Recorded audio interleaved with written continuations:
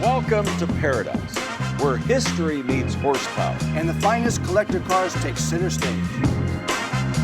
From world-class customs to modern marvels. And timeless trucks and curated collections. The best of the best is here. It's a thrilling showcase of passion, precision, and the pursuit of automotive excellence. You have a front row seat to the most exhilarating collector car auction in the world. Barrett-Jackson Palm Beach is speeding your way next on FYI.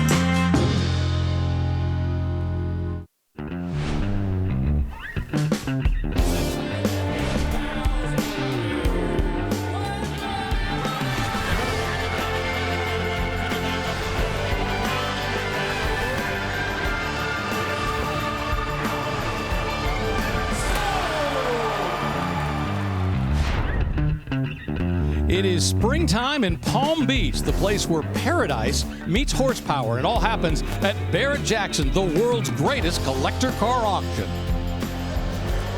Welcome to Palm Beach, where the sun shines brighter, the engines roar louder.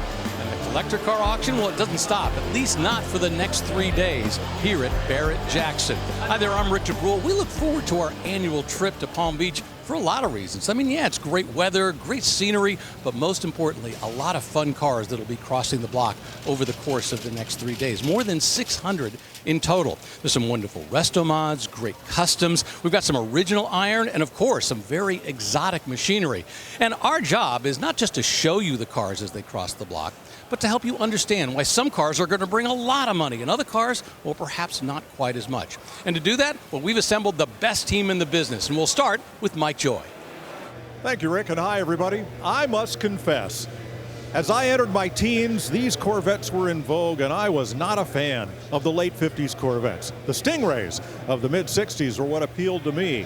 But look at this stunning 1961 in its original jewel blue. Yes, that's the original type Rochester fuel injection on this, the last year of the 283 cubic inch engine, 315 horsepower. The ribbon is an NCRS Top Flight Chapter Award. Come back to the interior, more jewel blue. The dash, the waterfall, the seats, the carpet, everything about this car is exquisite, as it should be. This was the subject of a multi-year Dave Evans restoration, right down to the dog dish hubcaps and the matching color blue wheels. I never liked these cars when I was a kid, but I've grown smarter as I've grown older. And this will roll across the block on Saturday. Now let's meet the host of Hoovie's Garage on YouTube. Here's Tyler Hoover. If you're a child of the 80s or 90s like me, you probably spent endless hours in the arcade playing Outrun, this racing game that had a red Ferrari Testarossa convertible, sort of looked like it in the game, a hot blonde in the passenger seat, and I absolutely loved it. So this, which is selling on Saturday, is sort of something similar. Obviously it's black, but it's a real Ferrari, a 1995 Ferrari 512 TR, and they never did any spiders or convertibles in the Testarossa, so this is a high-end coachwork conversion of it. But you see, it still has the side strakes, sort of the iconic Testarossa air inlets down the sides. And one key change from the 512 versus the Testarossa, no more pop-up headlights. You can see normal headlights in the front. But a big boost in horsepower, 440 horsepower out of the flat 12-cylinder. Gated 5-speed manual there inside. I bet this thing is an absolute hoot to drive. And I imagine April Rose has found something equally awesome. Thanks, Tyler. This is what Saturday is all about. We're going to see it going across the block. Star car for me, 1939 Lincoln Zephyr, built by Paul Tuttle Jr. It is stunning. Now, he sculpted these fenders along the side. Normally, stock, they come at a 90-degree angle right kind of by the door jamb here. He beautifully laid them into the body. Beautiful aerodynamic shape, and I love this fin he added between the split window. You'll see that in one of my favorite cars, the Bugatti Atlantique. It's just a taste of elegance that fits this car perfectly. Inside, beautiful cognac leather. Everything has been redone. Love the massive banjo wheel. Now take a look under the hood. Love the Art Deco air cleaners right there. Triple carbs. That's original flathead V12. It's been rebuilt, beautifully branded with that Zephyr logo on the block. It's got adjustable air ride suspension. I mean, this car is wild. I'm going to be watching it go on Saturday. I cannot wait, Rick. Well, as April mentioned, that Zephyr is one of the cars we'll see crossing the block on Super Saturday here at Palm Beach, along with the Corvette that Mike showed you and the Testarossa that Tyler had to preview. Now, let's talk about what's going to happen over the next 3 days. We have plenty of coverage today. We're on until 6 p.m. Eastern Time, live on FYI. Tomorrow we go on 11 a.m. Eastern Time, all the way until 6 p.m. on FYI. And 7 full hours on Saturday, starting at 11 o'clock in the morning Eastern Time, going all the way until 6 p.m. Eastern Time, all live on the History Channel. And coming up, plenty of fun machinery like this thing, a 2018 Moke E-Moke. Remember the Mini Moke? They built it for 30 years. Well, this is the modern version, an electric Moke. It'll be up on the block before too long.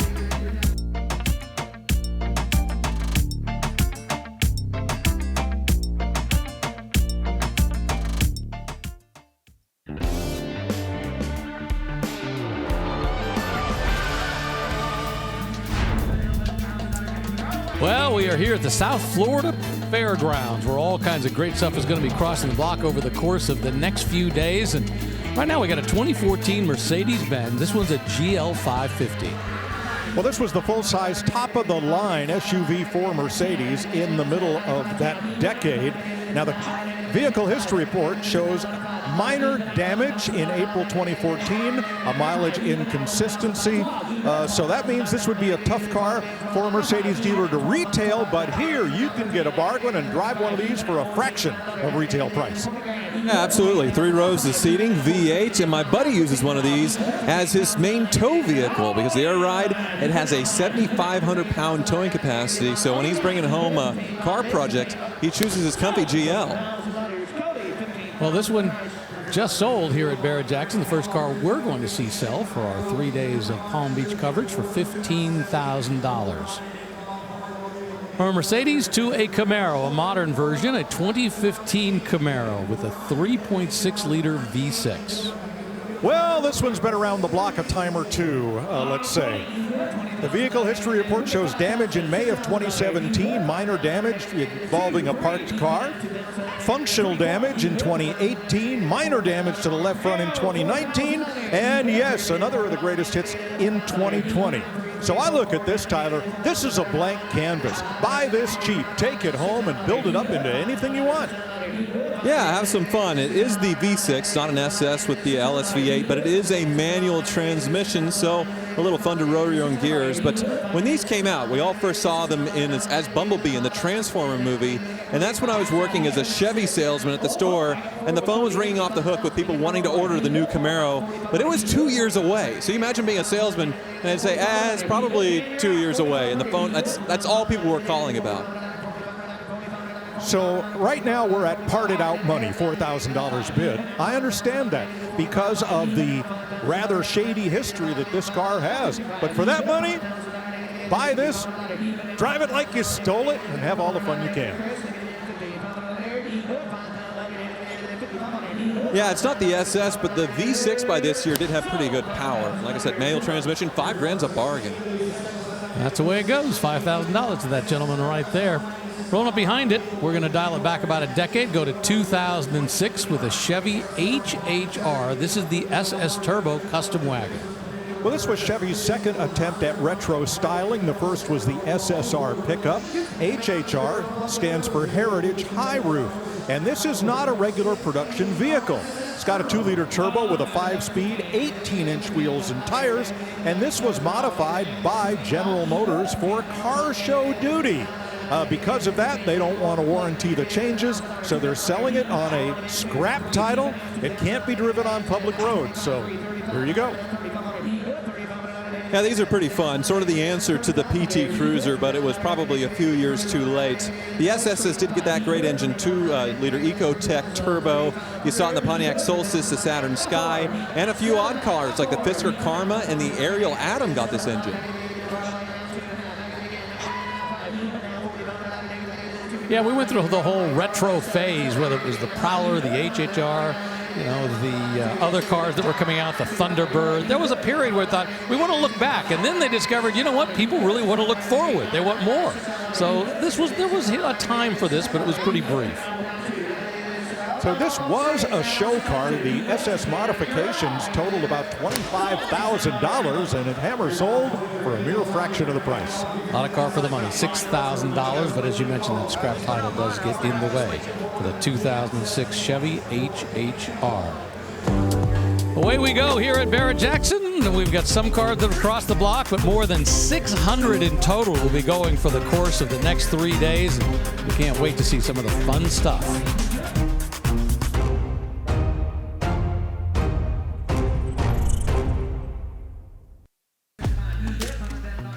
Welcome back to Palm Beach, the South Florida Fairground. Let's go directly to Mike Joy, who's got some special guests. Thanks, Rick. Craig Jackson, Steve Davis. Well, it's a beautiful day in South Florida. The tents and the buildings are packed with beautiful cars. The room is packed with people, and here we go. Yep, record numbers of bidders. You know, you watch the news and you think, oh, everything's down. Here, you got excitement. People are coming here to buy great cars. They're great hard assets. There's something to go live life with, and the camaraderie and the excitement is off the charts already, and it's just started. Nice docket, Steve. A lot of great mid-level cars, and, you know, as usual, you find something for everybody. Absolutely, and then we build that anticipation for Super Saturday. But real quick, Mike, the reflection to Craig's point, coming in here the last couple of days, thinking back to where we were in 2003 in Palm Beach. Fast forward to today, I mentioned this last night. We were going to do a ride and drive with the new, at that time, Chrysler 300 with 340 horsepower. The Hemi was coming back. Fast forward to where we are today with the cars, the excitement, the hobby, the enthusiasm, and the evolution of what we've done in Palm Beach is indicative, I think, of the whole collector car hobby. We're appealing to a new generation. We've got something for everybody at Barrett-Jackson. Can't wait until the next one sells. No matter what it is, there's going to be a buyer for it because they're selling all no reserve. Well, I agree with you fellas. I don't like my stocks much this week, but I do like going out in the garage, as I know you do, and seeing beautiful cars out there that are going to hold or hopefully increase in value. Absolutely, and I never I advise people, same as I buy cars. I buy what I love. I buy the rarest, best car I can, and I don't sell, you know, I've held most of my cars because I love them, but they've kept going up in value. Good. Let's see how it plays out here over the next 3 days. All right, thanks a lot, gentlemen. As cars cross the block, we are going to look at a 2012 BMW 750 Li that just hammered sold here for $7,250. Let's check into the McGuire staging lanes, and that's where April Rose is standing by. Hey, Rick. Yes, I am. Beautiful day here in West Palm Beach, surrounded by even more beautiful cars, just like this 2006 Buick Lucerne. This is the last of the big sedans for Buick. It's gorgeous. Now, if you were at SEMA in 2006, you would have seen this. It's a SEMA build. Beautiful paint on it, white glacier gold. It has sort of a gold sheen in the sun. If you were here in person, you would just be shocked. It's gorgeous. Gold pinstriping to separate it from that gray two-tone, a throwback to the 50s Buicks with those venti portholes along the side. Bronze tinted windows, which you need out here for the sun. Love the custom wheels. Now, you gotta see this. Over the top, quad exhaust, baby. Oh yeah, you need that. And for the tunes, 3,000 watt amp, 3 speakers. That is epic. Now, it's got that Northstar 4.6 with upgraded exhaust. A lot of love went into this build, Rick. It is on its way to you. I don't know, what are you gonna blast on that radio? Are you more country or rock and roll? Oh, purely rock and roll. You know what they should have done? They should have put a GSX label on that, because that's got just about everything that you could possibly ask for as it rolls up onto the block. This 2004 Mercedes, oh, there's a BMW that just sold, and right behind it is a 2004 Mercedes-Benz SL500 that is rolling up onto the block. Well, this is the poster car for Palm Beach. and environs. Boca Raton, anywhere in Florida where disposable income is high, everybody needs a 2-seat hardtop convertible, and this is the one. Second year for this styling cycle, 5-liter V8 automatic trans, the drop-top retractable upgraded stereo, Everest green metallic, and Tyler, only 34,000 miles. Wow, yeah, I would say the 3 cars duking it out for the front row of the Valet in Palm Beach. Maserati, Gran Turismo, Bentley Continental GT, and probably one of these. So yeah, 2003 was the first year of the R230, so we're in the second year of production. A lot of innovations with these, including the retractable hardtop, so all-season Cooper convertible, hydraulic suspension, and yeah, unique color too. I like it. Yeah, Everest green over stone interior. 34,000 miles means this made a lot of shopping trips over to Worth Avenue and back.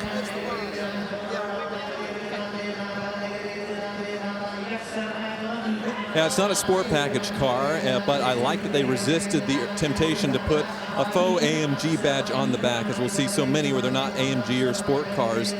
Stock wheels, it looks like, and yeah, the interior looks to be very tidy, very commensurate to the low mileage. I see an upgraded stereo, but otherwise very stock and tidy.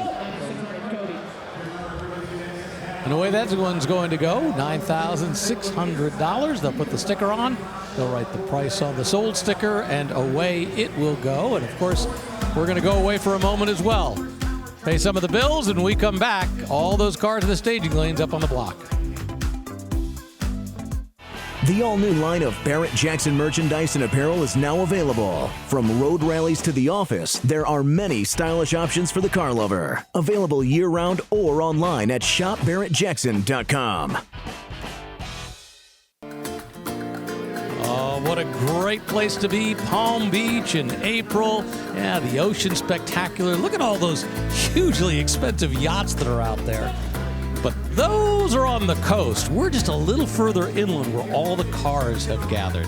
Plenty of Mercedes, plenty of all kinds of great stuff that will be crossing the block on day one of the Barrett-Jackson Collector Car Auction in Palm Beach.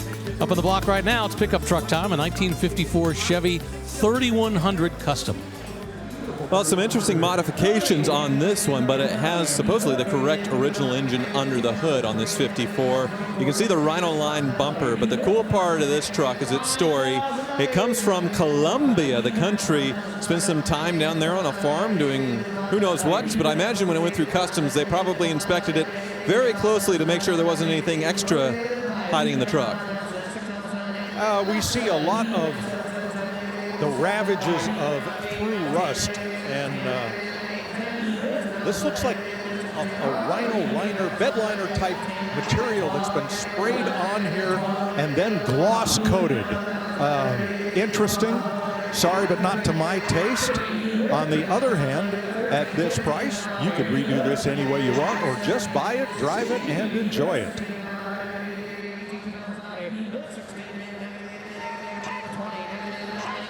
Yeah, a lot of interesting things. You got to wonder if they just fixed it with what they had in Colombia, as far as the tail lights, as far as the roll bar. The bumpers are definitely not factory beefed up, but looks like it could take a hit. You know, in Vermont, they used to use old license plates to rebuild up old bumpers. So here's the original bumper here, and then it's been reinforced with all this. Interesting touch. Well, that gentleman right there decided he liked all that interesting stuff. $21,500 for a 1954 Chevy 3100 custom pickup truck. Pulling up now, this is the car that April previewed just a few moments ago. A 2006 Buick Lucerne Custom. Doesn't look too much on the outside, but underneath there's a lot of fun stuff. No, I like this. You don't often see a Buick roll up on stage looking like a 7 Series BMW, but here it is with the Ventaports on the front fender. Very, very nice retro styling touches on this one, Tom. Yeah, I agree. These share the same platform with the Cadillac DeVille back in the day, and the same engine, the North Star.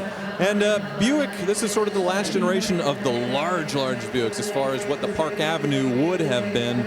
Of course, now they're more focused on crossovers, and a lot of things built in Korea and China. So they don't build them like this anymore. Well, they don't even build a car anymore. All the Buicks you can buy new are now SUVs. There's a Decal here crediting Rick Bottom Designs for this neat customization. Pearl white over a soft silver metallic. Sunroof, leather seats.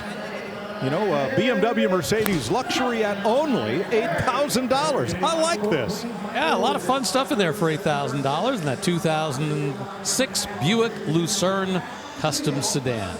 Love that car. A lot of fun to drive around in here in Palm Beach.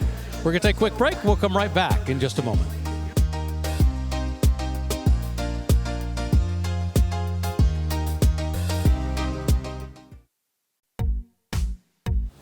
Welcome back to Barrett Jackson here in West Palm Beach. The crowds are just starting to gather around. This is where you want to be. Right now I'm in the staging lanes with this stunning 1972 Mercedes SL 350. Now this is the first year of the style for the SL, and it went till 1989. Now what's cool about this one in particular is it didn't get those front mandated bumpers from the government making you try to be safe. It looks so cool and stunning up front without that massive bumper. Now the Heart, 4.2 a foot. The Heart is a 4.5 liter V8, and if you have it on the block, you can see on the air cleaner it has the 3-pointed Mercedes star. Very tiny jump seat in the back. I mean, if you have kids, you got to make sure they stay smaller. You can kind of lay across it vertically. And what always cracks me up is I hear you guys call these wheels bunt wheels. These are 14-inch wheels. I'm just waiting one day for one of you guys to make a bunt cake out of these wheels. That would be fantastic. Rick? I don't think that's ever going to happen. We'll just keep calling them that. Thanks a lot, April. If you were somebody back in the 70s, that was the kind of car you had to drive. 1998 Jeep Wrangler up in the block right now. Well, it's interesting to see a Wrangler at its stock ride height with stock wheels. You wouldn't think that they came that low from the factory because we see so many that are modified. But yeah, the normal sport, yeah, this one, well, it looks like it has all-season tires rather than all-terrains, but very nice, well-preserved, and the better engine, the 4-liter inline-6, which was a workhorse in these things. I love it. And only 35,000 miles. I see a bargain there, Rick. Yeah, I agree. Only $8,500 for that one. All right, away it will go. And we're going to check in with the head of this company, Craig Jackson, and Mike McCullough, the guy who handles the consignments, and take a look at a car they're going to watch across the block on Saturday.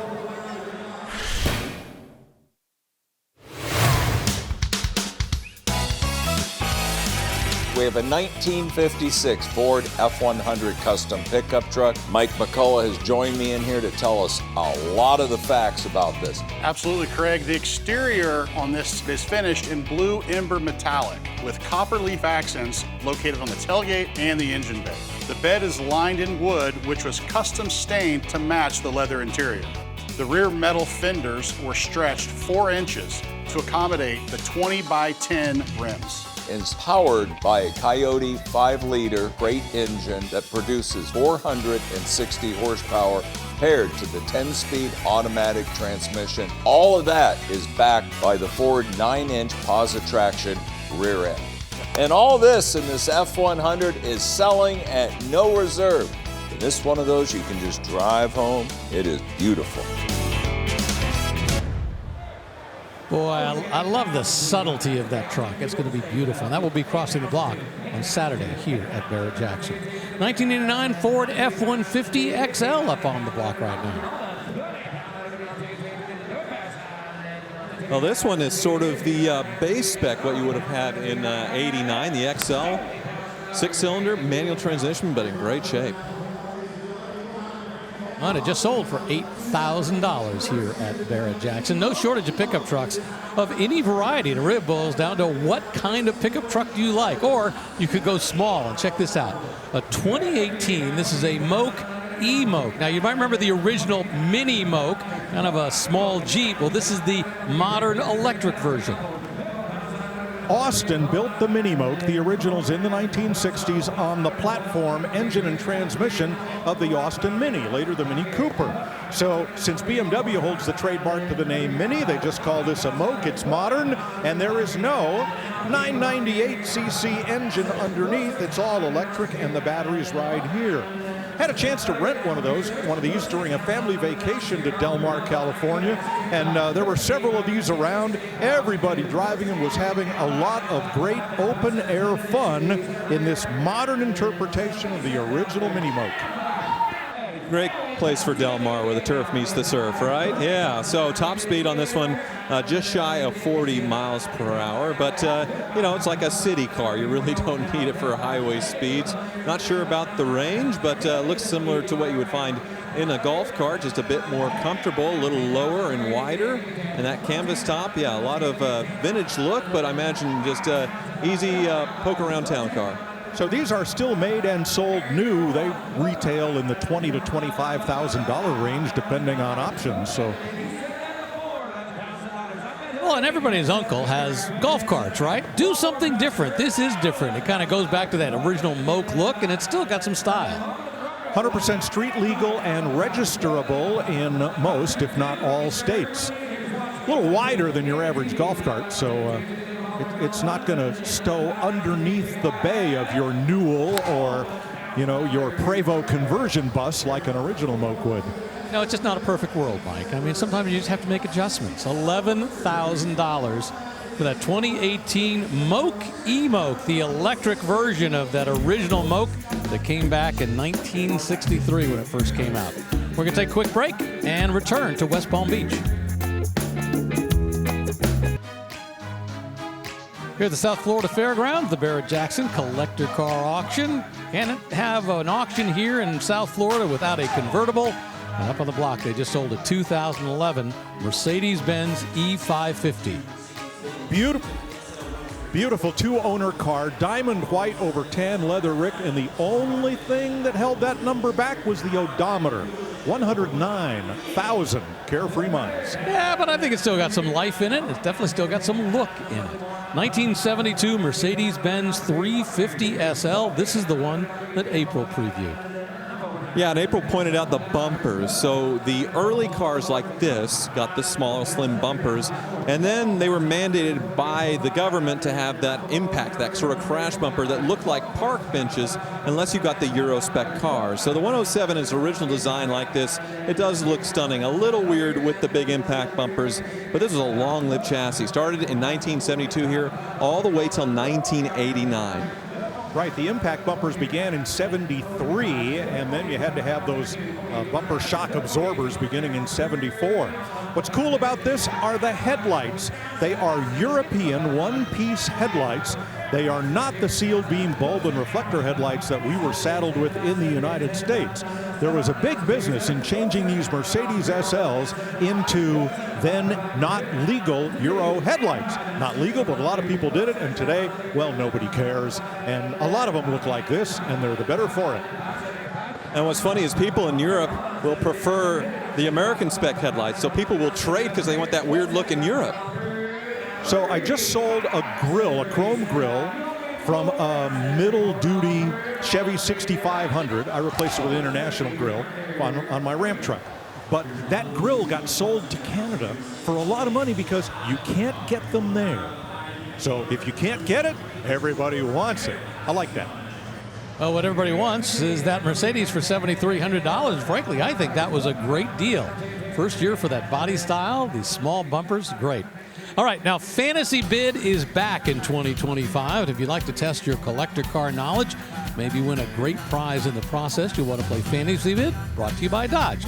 Okay, here's what you do. You go to promo.barrettjacksonfantasybid.com. That's where you'll register and you'll play. You'll try to predict the winning bid of select auction vehicles that are going to be crossing the block on Saturday, April 26th, this coming Saturday.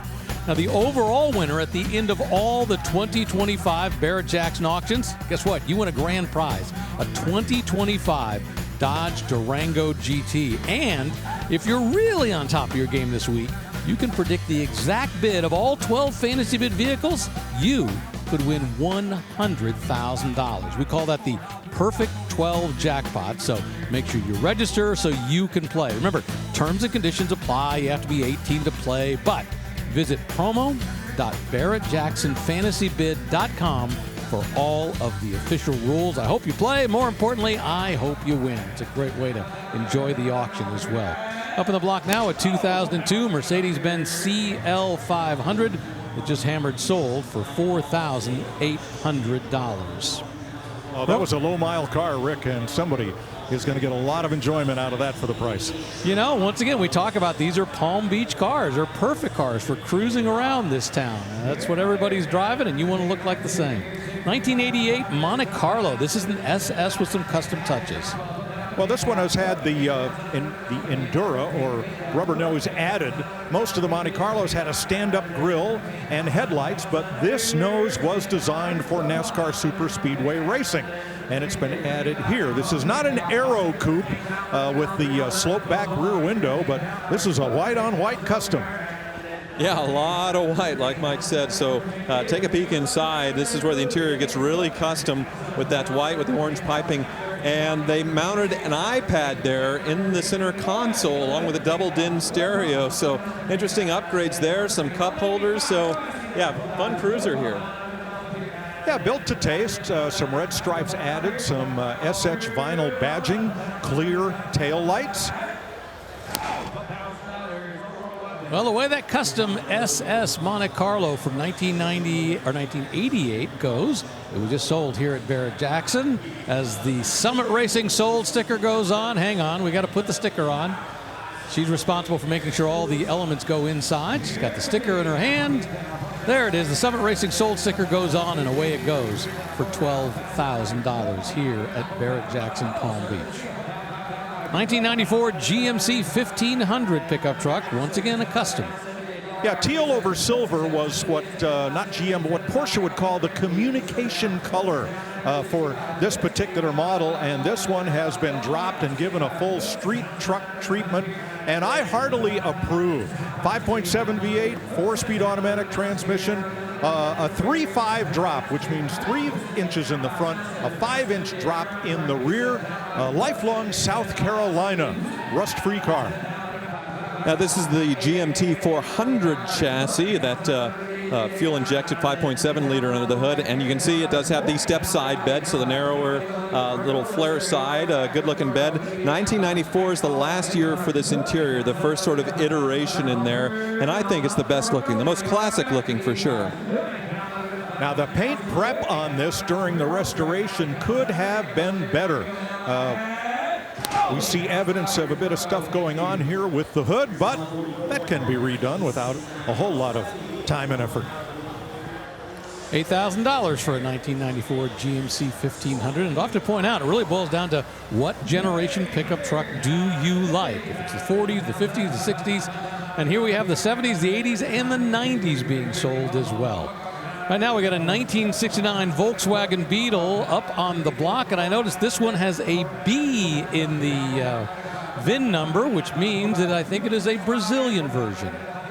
Machedo's Garage Classic Cars built this one, and the consignor very proudly raises the engine compartment and the, we didn't call them frunks back in the day. I think that started with Porsche with the Boxster, the front trunk, but of course, there it is. Pretty sharp redo. Yeah, I see this one for the hood has sort of a spring conversion on it because a lot of people didn't get the latch mechanism and would push it down without lifting and damage the hood on these Volkswagens or to the trunk.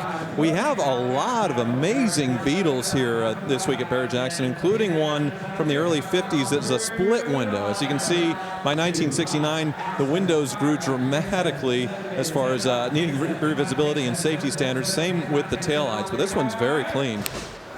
Yeah, this has the look of a 1967 or earlier. 1969 actually would have had the squared off bumpers, but once again, this is a Brazilian that's been brought up. $10,500. And by the way, Tyler, that Volkswagen you were talking about, a 1952. We do not see very many of those early 50s. I am really looking forward to it.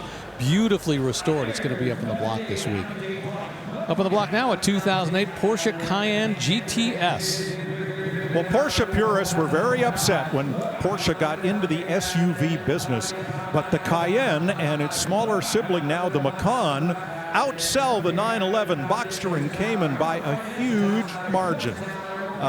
We've had a couple. My wife's daily is a Cayenne S, and I promise you, it is the best SUV you can buy. They are really fun to drive. This one's one step below the Turbo or the Turbo S. Thank you. And yeah, about 400 horsepower on the V8. But with the GTS, the one thing I really liked about them is you could order them around this period with a manual transmission. I don't believe this one has it, but it was a pretty rare thing to see. But pretty cool that Porsche still cared about the purists, even with the SUVs, that you could order it with a manual transmission. So they had the Cayenne S, and then this, the GTS. And the magic of the GTS across all the Porsche model lines is the GTS model combines a whole lot of performance options that if you added it to an S wouldn't add a lot of value. But when it becomes the GTS and all those options are bundled in, you have a slightly more expensive car, but at resale a much more valuable and I would say a much more enjoyable car. $7,700 for a 2008 Porsche Cayenne GTS. Don't forget Barrett-Jackson.com, the place to go to if you want to see the full list of cars that will be crossing the block over the course of the next 3 days. If you want to get a sneak preview of what's going to hit later today or maybe Super Saturday, that's where you want to go to. Up on the block now, a 1972 Beetle Custom. Well, we moved to 1972. And Rick, to my eye, I don't think a 72 would have had these covered glassed over headlights, at least not in America. Now, maybe in Brazil or wherever this one was born. And this is, again, Machedo's garage, much like the white one that preceded it. The engine bay on this is surgically clean. They have done a wonderful job in elevating this to a high standard.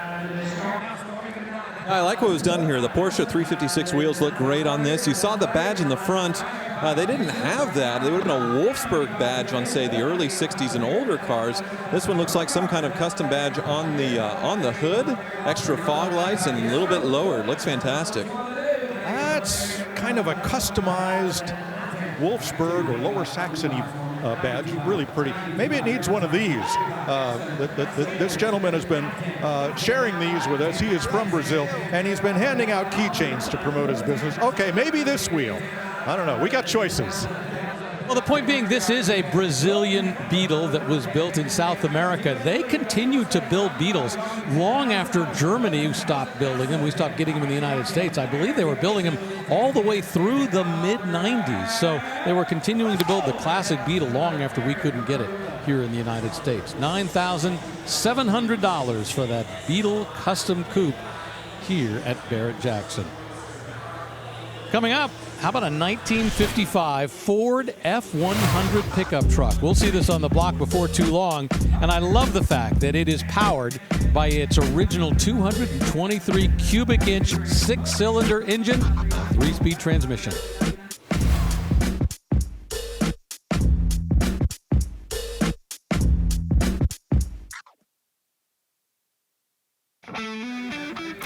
We are back in Palm Beach, the Barrett-Jackson Collector Car Auction. Let's check in with April Rose.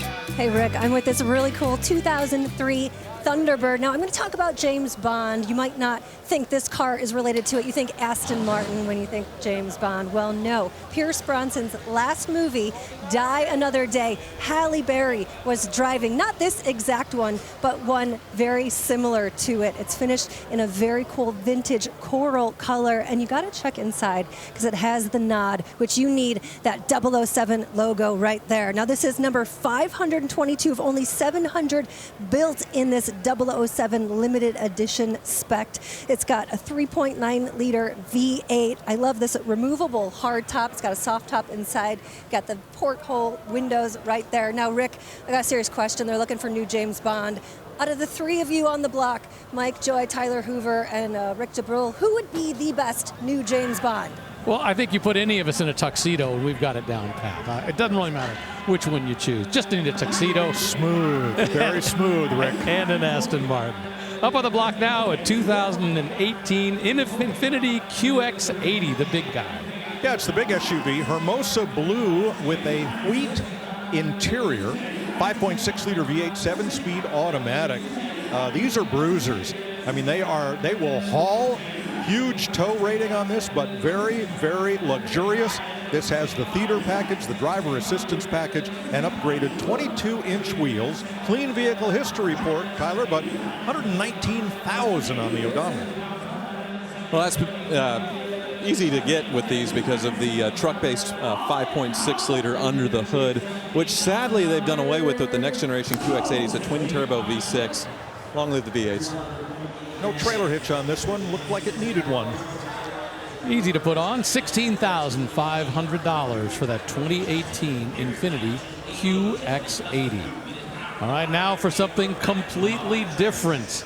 A neoclassic, a 1988 Tiffany Custom. All right, what you're looking at here, believe it or not, from the firewall to the back window, this is a Mercury Cougar, but a Cougar like you've never seen. The body was taken off, put on this tremendously lengthened frame, and made to look like a super sports car of the 1930s. Be the first on your block. Yeah, very ridiculous looking, sort of pre-war. Of course, the big giant fenders, the 4 horns on the front, and that crazy grille. But yeah, the same 5.0 engine that you had found in the period with the Mustangs and this Cougar, and the same digital dashboard that's kind of neat. But yeah, the trunk even looks like a trunk. It's goofy. The manufacturer called this a classic Tiffany, and they have an avid but very narrow following. Well, we also have a Clenay coming up later this week here at Barrett-Jackson. So we're hitting the full neoclassic range at $20,000 for that one. All right, we want to show you a car that the Vice President of Consignment for Barrett-Jackson, Mike McCullough, wants to watch cross the block later this week.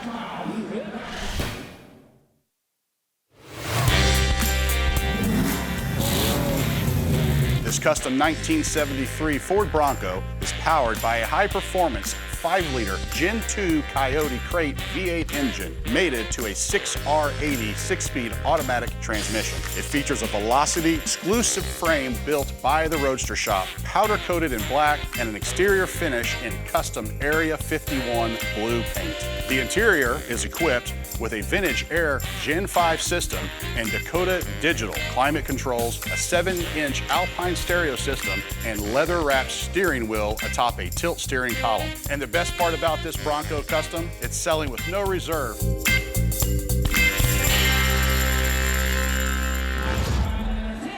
And no shortage of great classic SUVs with lots of custom touches crossing the block over the course of the next couple of days. Currently up on the block, a 2008 BMW 650i convertible.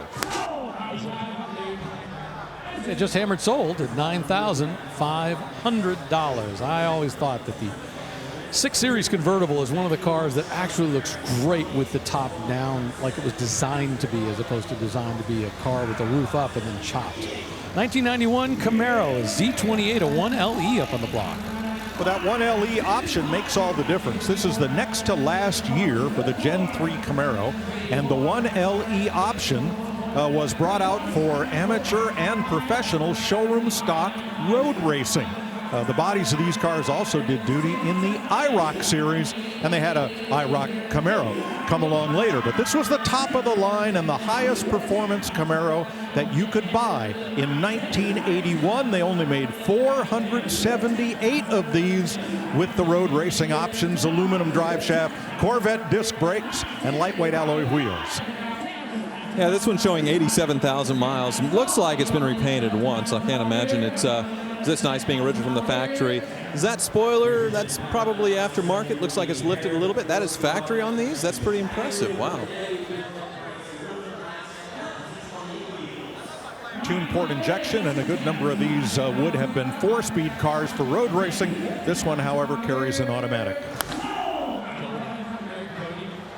Well, that's a fun car to get for $9,500. You know, a lot of people say you have to spend an awful lot of money to buy a car here at Barrett-Jackson.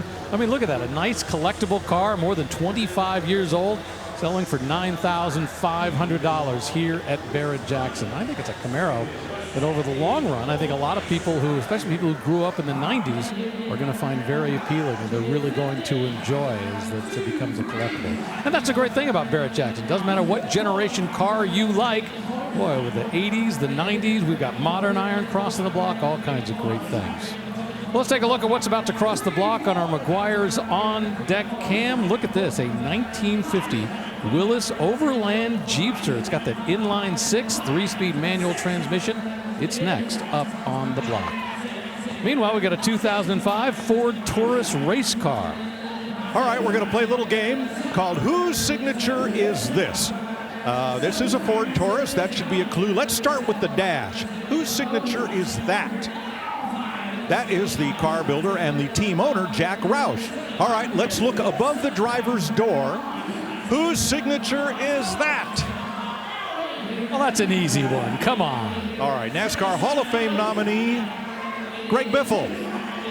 And this was a car that he would have raced, I believe, in the NASCAR Busch Series, where he was very, very successful. Also had a successful Cup career and did great things this last year with rescue operations and help when the hurricanes hit western North Carolina, and has been very well noted for that. So here you go, ready to go road racing.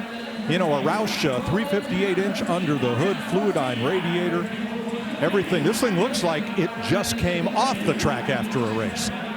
Yeah, what's interesting is back by the fuel filler, you can actually see a little bit of damage, and I almost wonder if that's where maybe when they were trying to get the fuel filler in, they might have hit the rear fender just a little bit. So I think you're right. I think this is exactly as it came off the track. Well, you never know. Now, there's been an LED strip added here for brake lights, tail lights, and tiny little turn signals.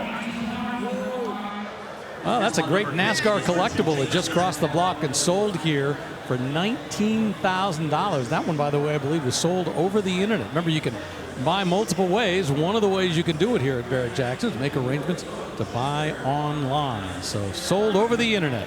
Well, here's that 1950 Willis Overland Jeepster that we told you about.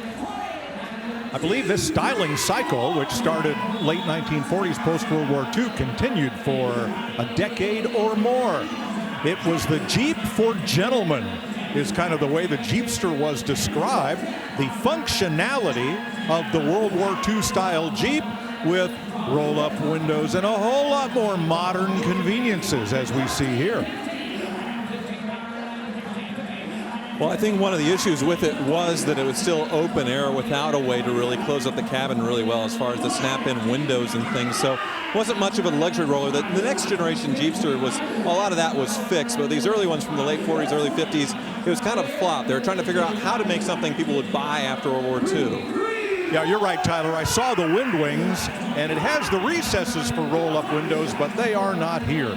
This would have had side curtains and bit of a top. Seating for 5, however, and it used the same seats as the Jeep station wagon, same dash, steering column, frame, engine, and all.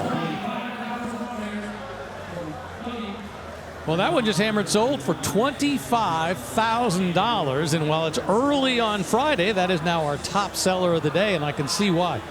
Beautiful cars going across the block, and that one is a really nice Jeep Willis.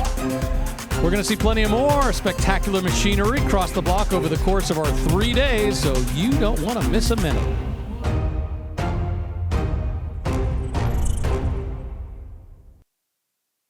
The all-new line of Barrett-Jackson merchandise and apparel is now available. From road rallies to the office, there are many stylish options for the car lover. Available year-round or online at shopbarrettjackson.com.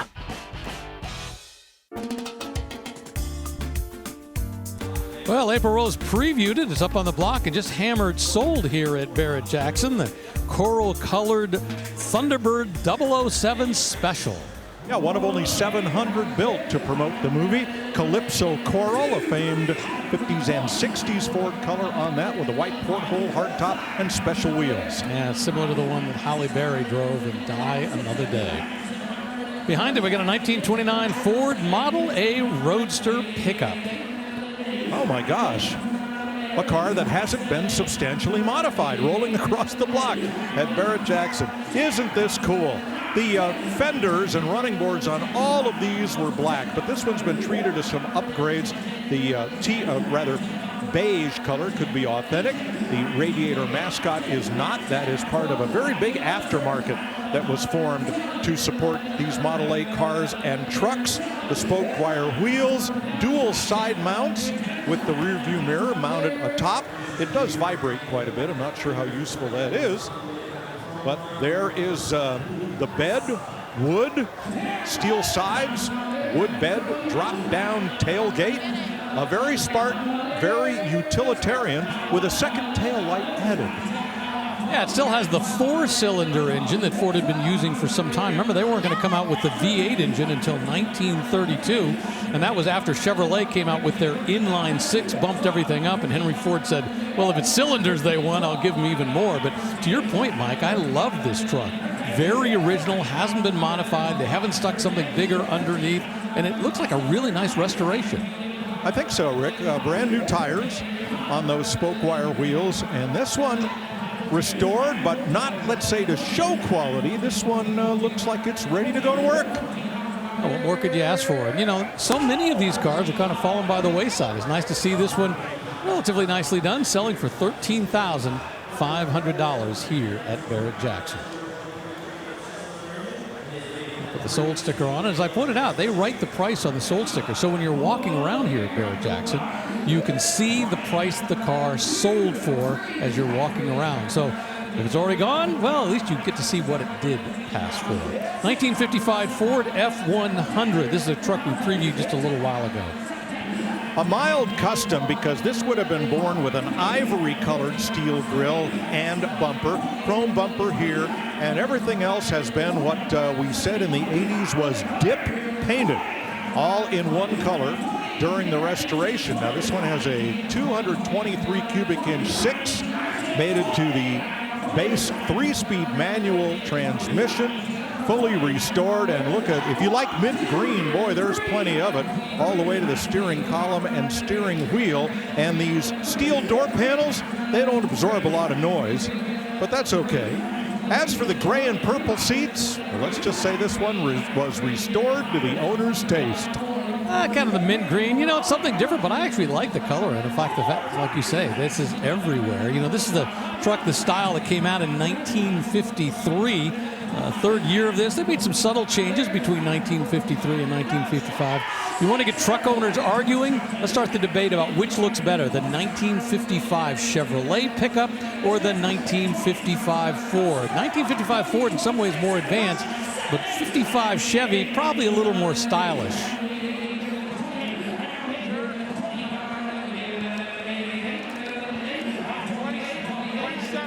Grill, of course, which would have come in probably a silver or an ivory color. Now it's just that pure paint, the same color that everything was being painted for the rest of it. Didn't have very many chrome grills back then. That was I believe it was still an option you could buy, but it was very rare that you saw people buy those. Well, guess what? Right now, this is currently the top seller. Remember, early on the day, the very first day of the auction, they build the auction kind of like a play. You know, they build it up as it goes along. You know how artists like to sign their work, and so they should. The restorer has done the same here with a bead of weld on this tailgate. Very impressive, and that is now the #1 seller of the day. Going to that gentleman right there for $29,000 for a 1955 Ford F100. Remember, it's got that 6-cylinder engine, 223 cubic inches underneath the hood. Very modern behind it, a 2010 Jaguar XF up on the block. Yeah, beautiful touring car. Great performance. Big, huge alloy wheels on this XF. A 5-liter V8 and 6-speed automatic. Polaris white over barley and truffle. 19-inch wheels, power sunroof, and only 14,000 actual miles. So why is this car here and not on the lot at some dealer downtown? Because people come to Barrett-Jackson to buy these cars and enjoy them. Luxury sedans are a big part of this whole Palm Beach area. So let's see if somebody gets a bargain here. And from a design perspective, I always thought this was a great step forward, this XF, in terms of the design world.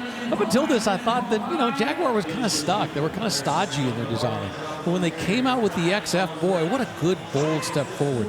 And it also had plenty of power as well. I think this thing is turning like 470 horsepower. Well, that's if you got the supercharged version. This is probably the normally aspirated version. And it's pulling about maybe 380, 385 horsepower. Not a long wheelbase version, but plenty of room inside for the family, and a lot of nice burled walnut. That is the barley color of the interior. The darker brown, the truffle, can be seen on the dash and steering wheel.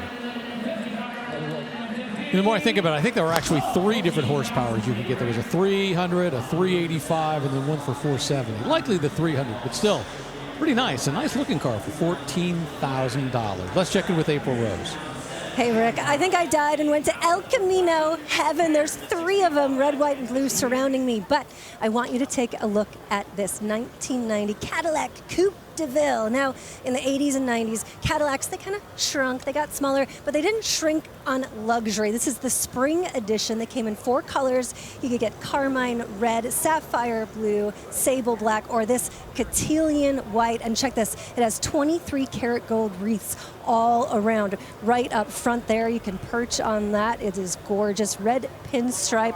Down here, you got the snowflake style wheels. 23 karat gold paint right there. It is fancy. You got the wreaths in the seat in that same red pinstriping color to match. Perforated seats to keep you spring fresh. I love all these old Cadillacs. You got the old digital displays up front there. It is just so cool. Now, this one's got the 4.5 liter automatic, as they all were. She is classy, and she's coming your way, Rick. Yeah, big and boxy, but still a Cadillac, and it was a lot of luxury back in those days. Up on the block now, a 2007 Jaguar XK. So not a race car, but an executive express. I'm not sure that this car is a proper successor to the E-Type or XKE of the 1960s and early 70s, but Ford, who owned Jaguar at this time, certainly thought so.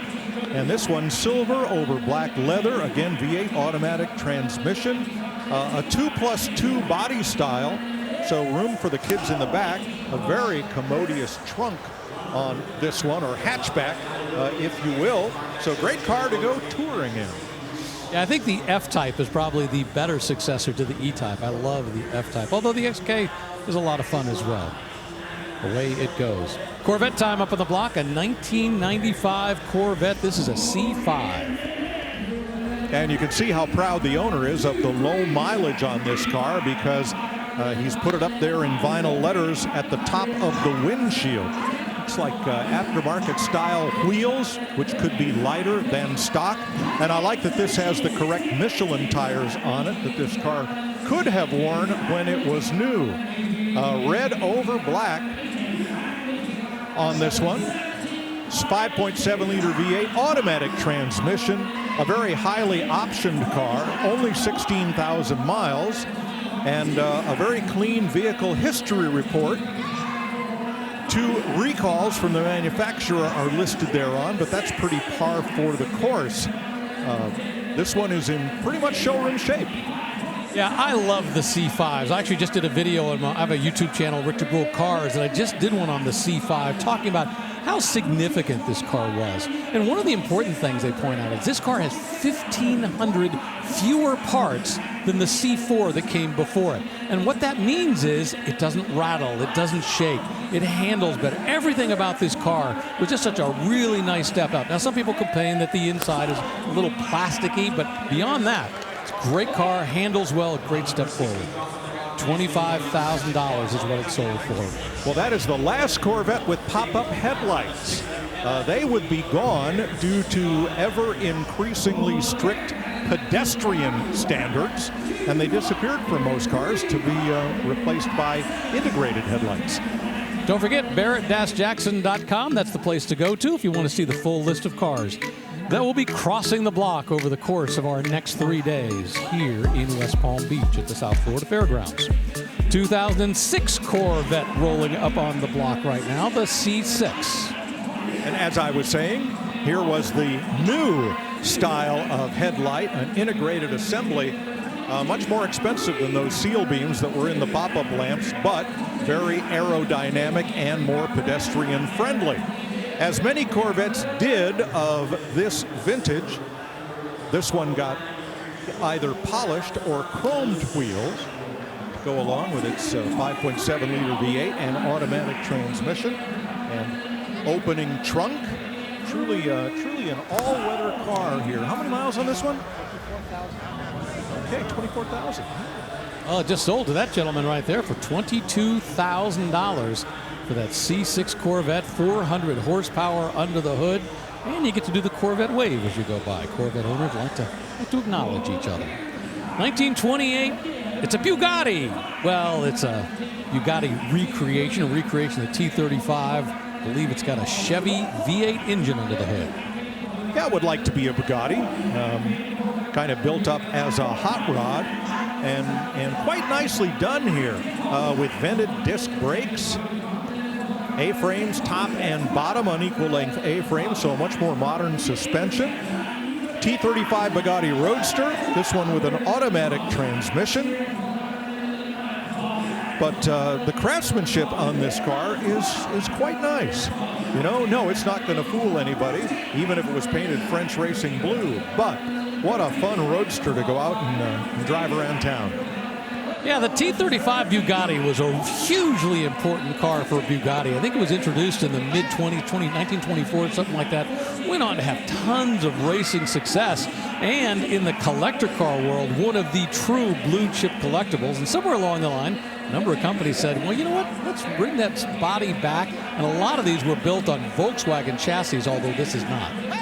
So I'm seeing Ford Model A tail lights, and I believe these are Ford Model A wheels, similar to what we saw on that Model A pickup that rolled across the block a little bit earlier.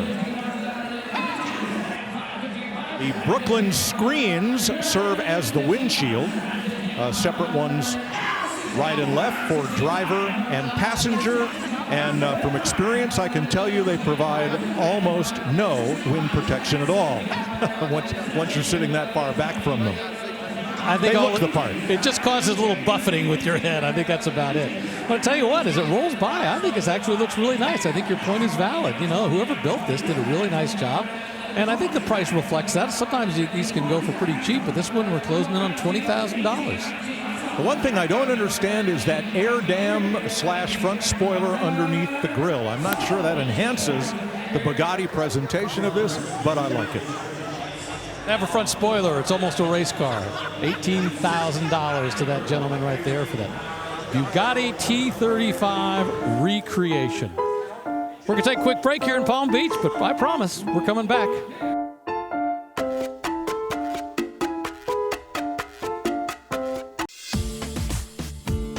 Welcome back to the Barrett-Jackson Collector Car Auction here in Palm Beach. And boy, what a wide variety of vehicles we've got. Some which are wide and pretty bold, like this 6-wheel drive Brabus that is out in the showcase right now. But look at those spectacular supercars right behind it.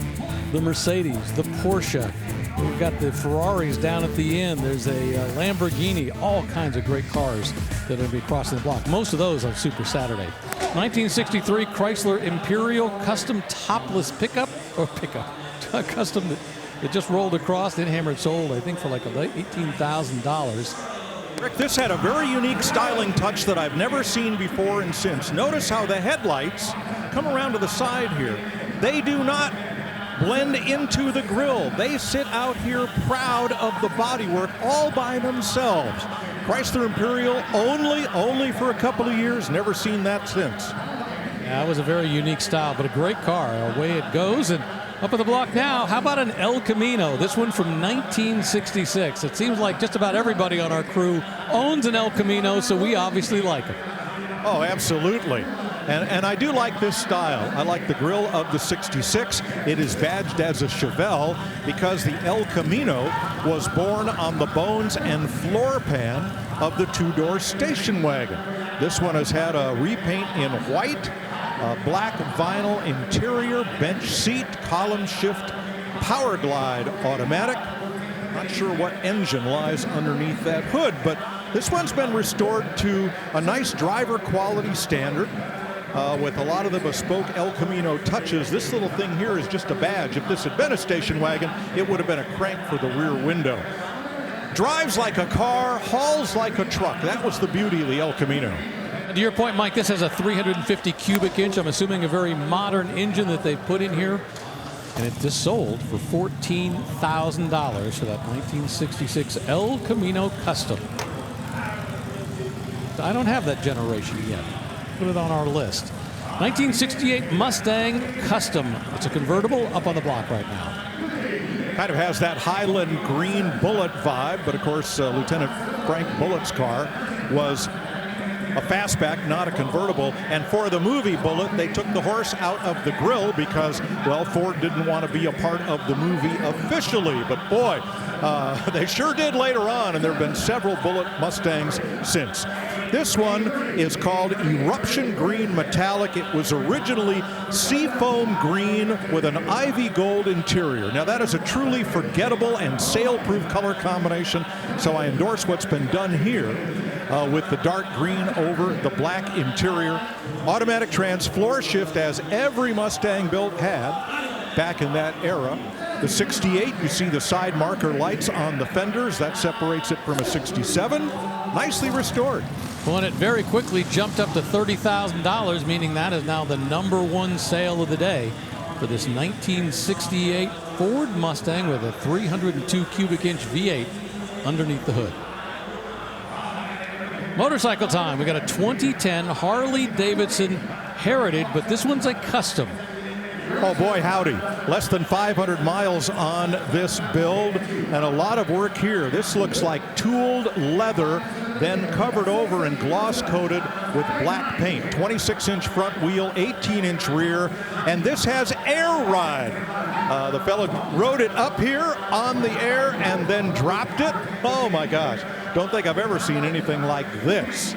Very cool. 2010 was the original build date of the motorcycle that became this gorgeous custom. Yeah, you know, it's interesting. In the automotive world, we're used to, you know, small front wheels, big rear wheels. In this case, it's the exact opposite.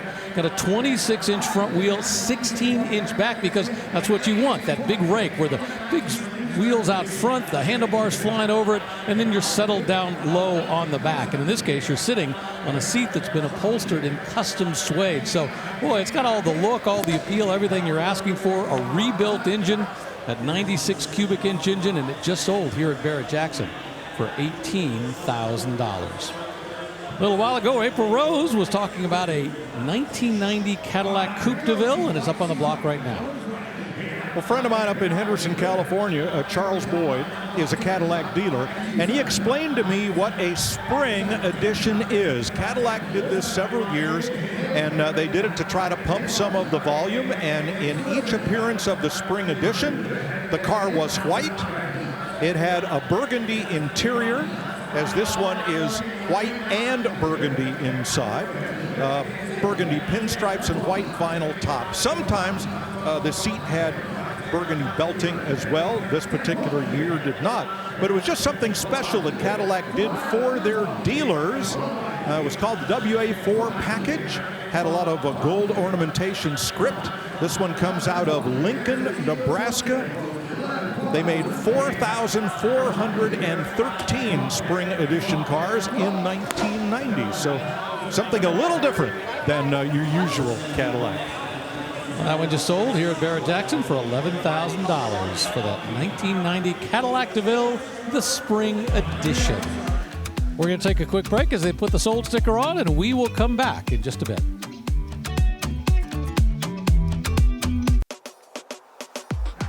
Plenty of El Camino fans out there, and this truck, this one right here, the blue with the white stripes, bringing in big money right now, currently bid at $48,000. Oh, love this one. Mulsanne blue with the white stripes, base coat, clear coat, fresh restoration, big block 454, black bench seat interior, big money. $47,000, then the back up the bid just a bit. And that gentleman right there, Camille, was working two different bidders on the auction block, bouncing before him. And those two folks were pretty happy that they just came away with a beautiful El Camino from 1972. How about another 1972? This one's a Chevy C10 pickup up on the block.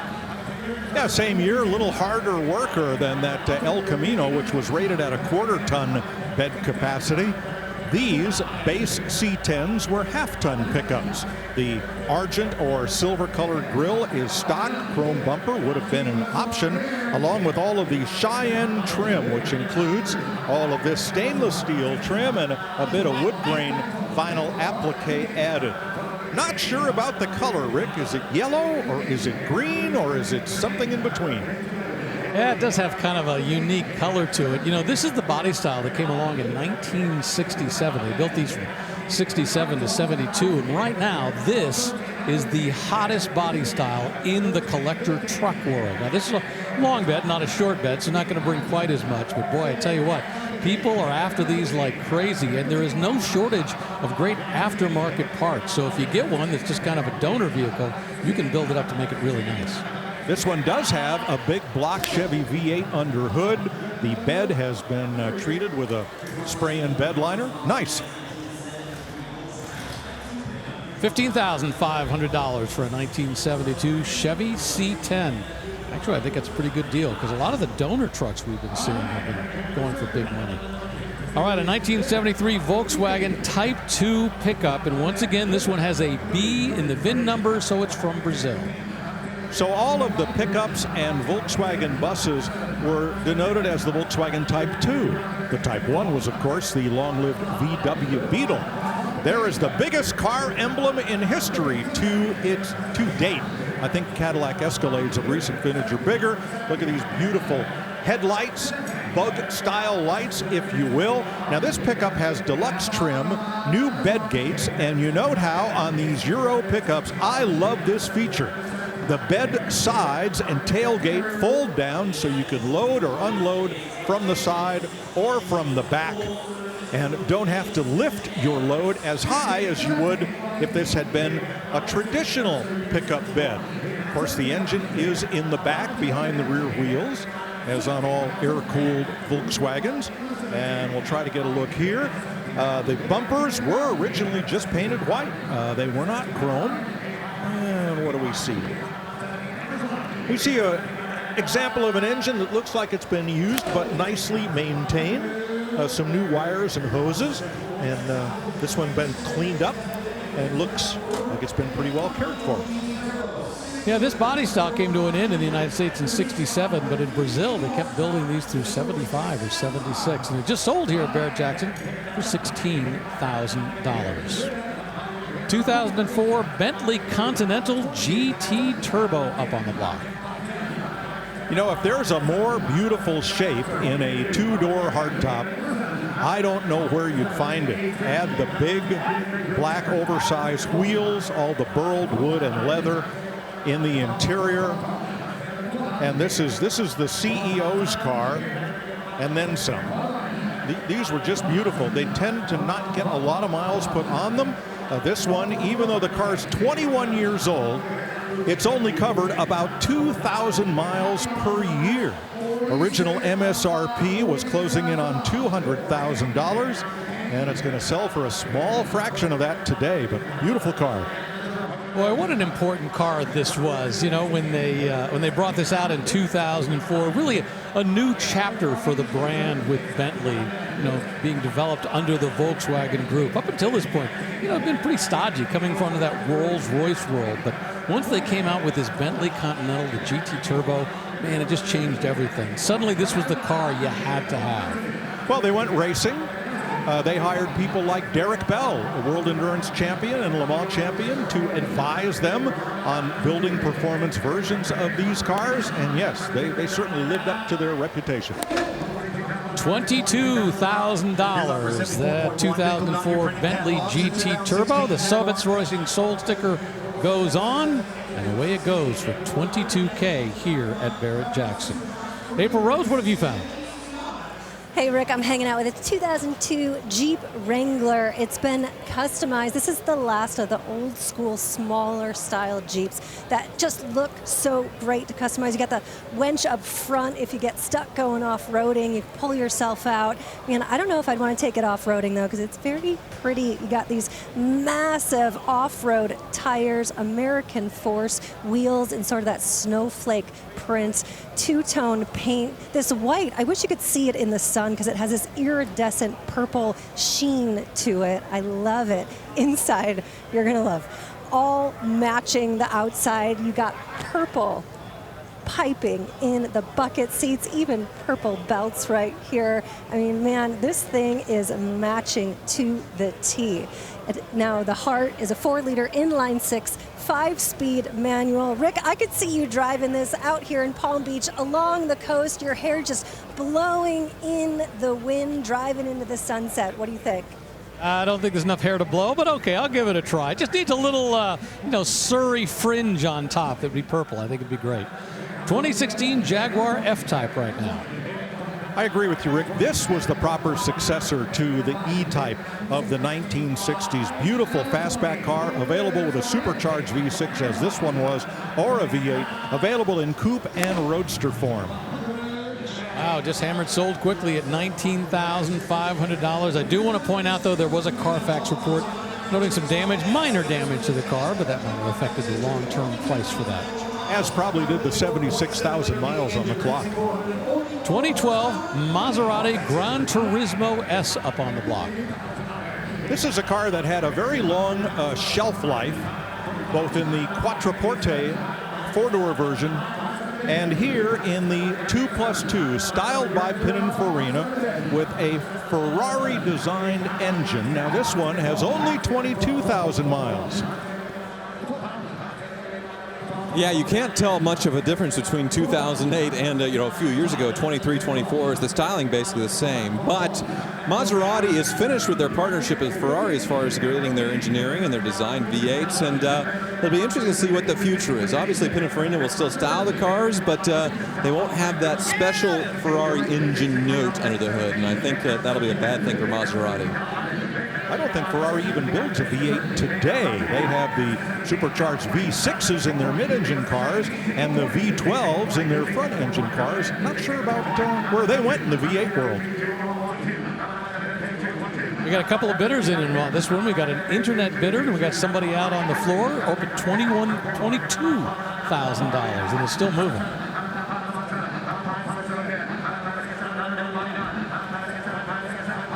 Well, in this one you have 4 seats, so you have a nice full-size coupe with this one. Something Ferrari was only making at the time as sort of a shooting break called the FF. So if you wanted an elegant Italian coupe, this is what you bought, and definitely a depreciation hero. These would have been not quite $200,000 new, so 25 grand for the low mileage, pretty good deal.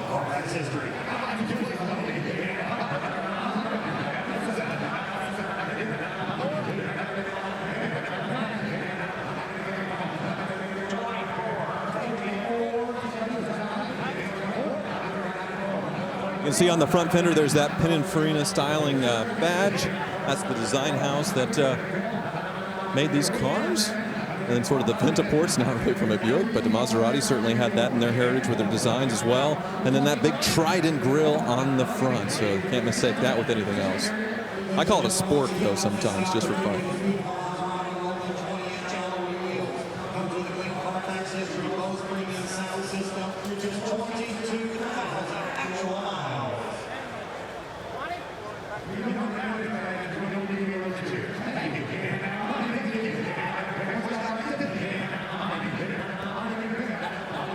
One other big benefit to these versus the previous GTs is getting a ZF gearbox. So the earlier Maseratis got a flappy paddle shift similar to the Ferraris, and it was a lot more finicky, especially in traffic. Getting a normal automatic was a big plus for these.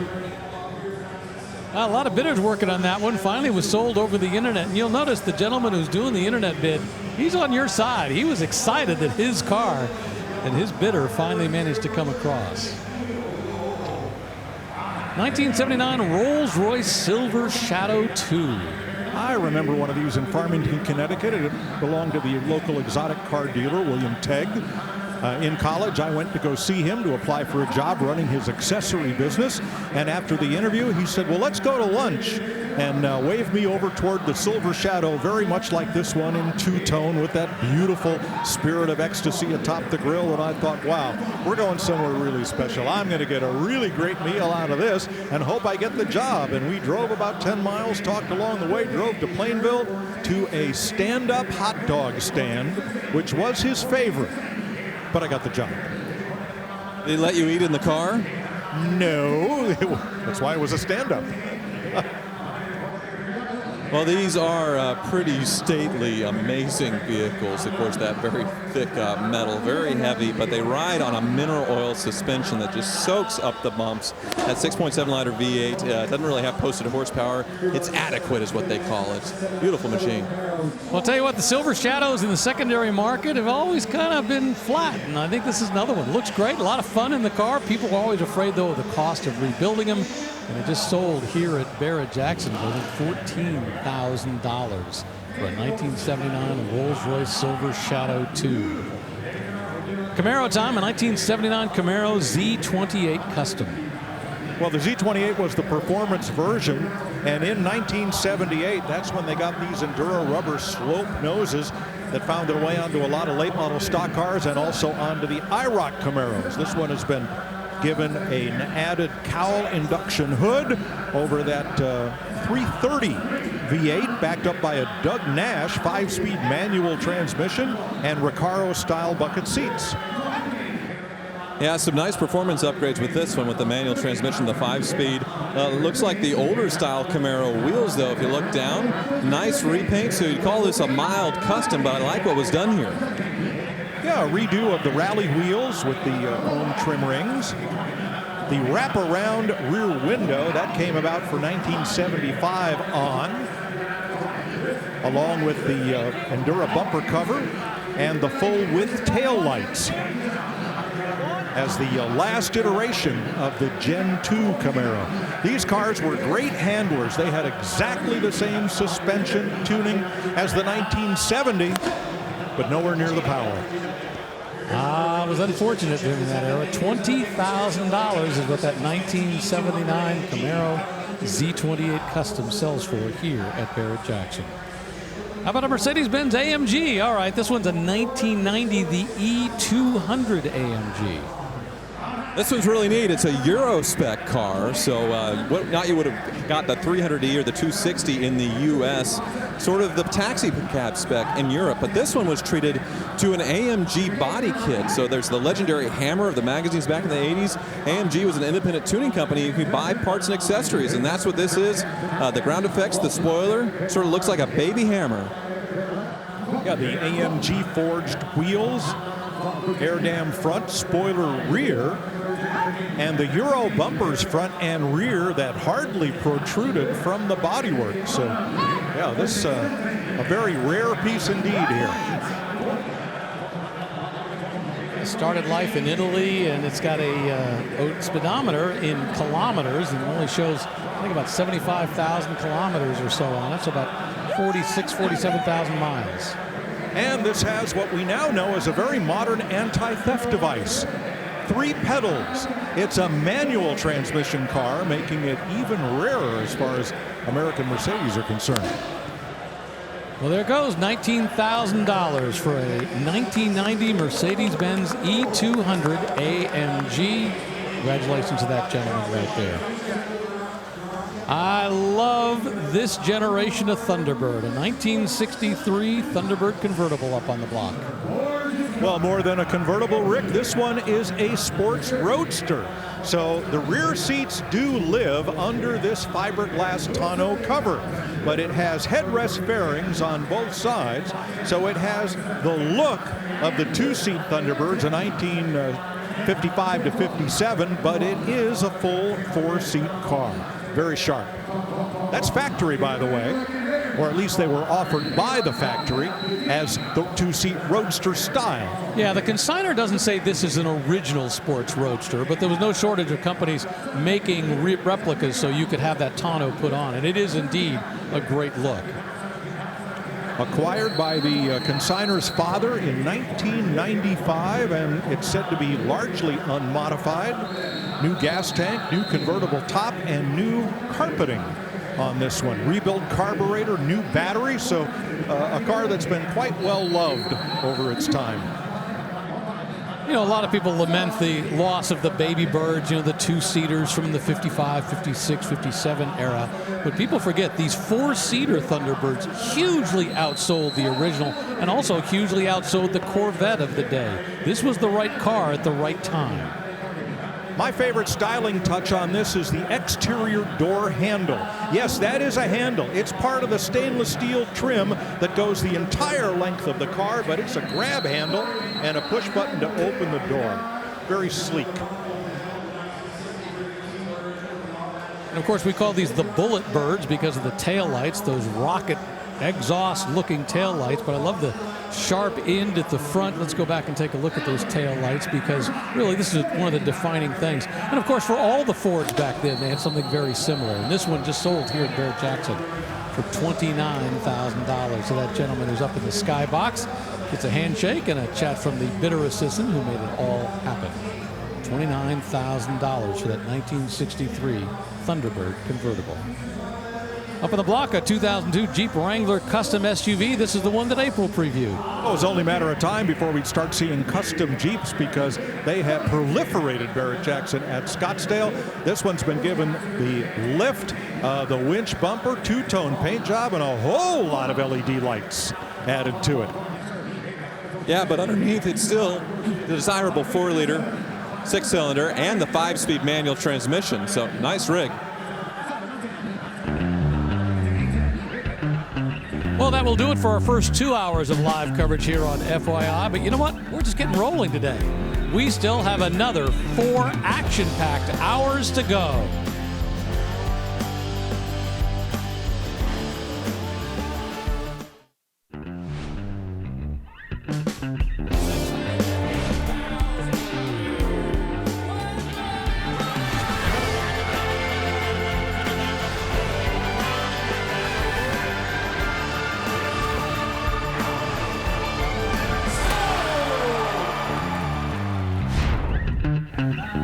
Welcome to the world's greatest collector car auction. This is Barrett-Jackson, Palm Beach. And you know what? We're just hitting our stride here on Thursday in the Sunshine State. The vehicles are getting better and better as the day goes by, so sit back, relax, and enjoy the ride here in Palm Beach. Just a moment ago, we saw a 2002 Jeep Wrangler custom SUV cross the block. Beautifully done. April Rose had her eye on this earlier. It's sold here at Barrett-Jackson, and right behind it, we've got some pretty serious muscle. A 1996 Dodge Viper RT10 Custom. Removable hardtop on all of these Roadsters. How about this color scheme? Red with yellow wheels. Yes, that is factory. 162 of them left the plant in red with yellow wheels. Yeah, the Ronald McDonald spec. But yeah, very, very cool here. The early Dodge Viper V10 engine under there, manual transmission, side exit exhaust. These things are wild and crazy and fun, and why not have the loudest spec possible from the factory, which is what this is right here. 966 Vipers were produced in 1996, 166 of them in this color scheme. The tail end styling of this very much resembled the Dodge Stealth, a steel body, a car produced in concert with Mitsubishi. Well, I was wrong. They modified the exhaust on this one for the rear exit. It's not a side pipe on this one. But one thing this still has from the early Vipers is no roll-up windows. If you wanted to put up the window, well, you have to pop it in. It's just a slide-in window, I suppose. Yeah, but the bubble top on there might have not been factory as well. They did sell them as accessories. You had to buy a toupee. It was canvas, and you just clipped it on very crudely. I like the toupee concept. You know, you think about this, it was really minimalist performance back in its day. You know, the Corvette, a little more comfortable. This thing, not so much. Boy, this was all about brute power.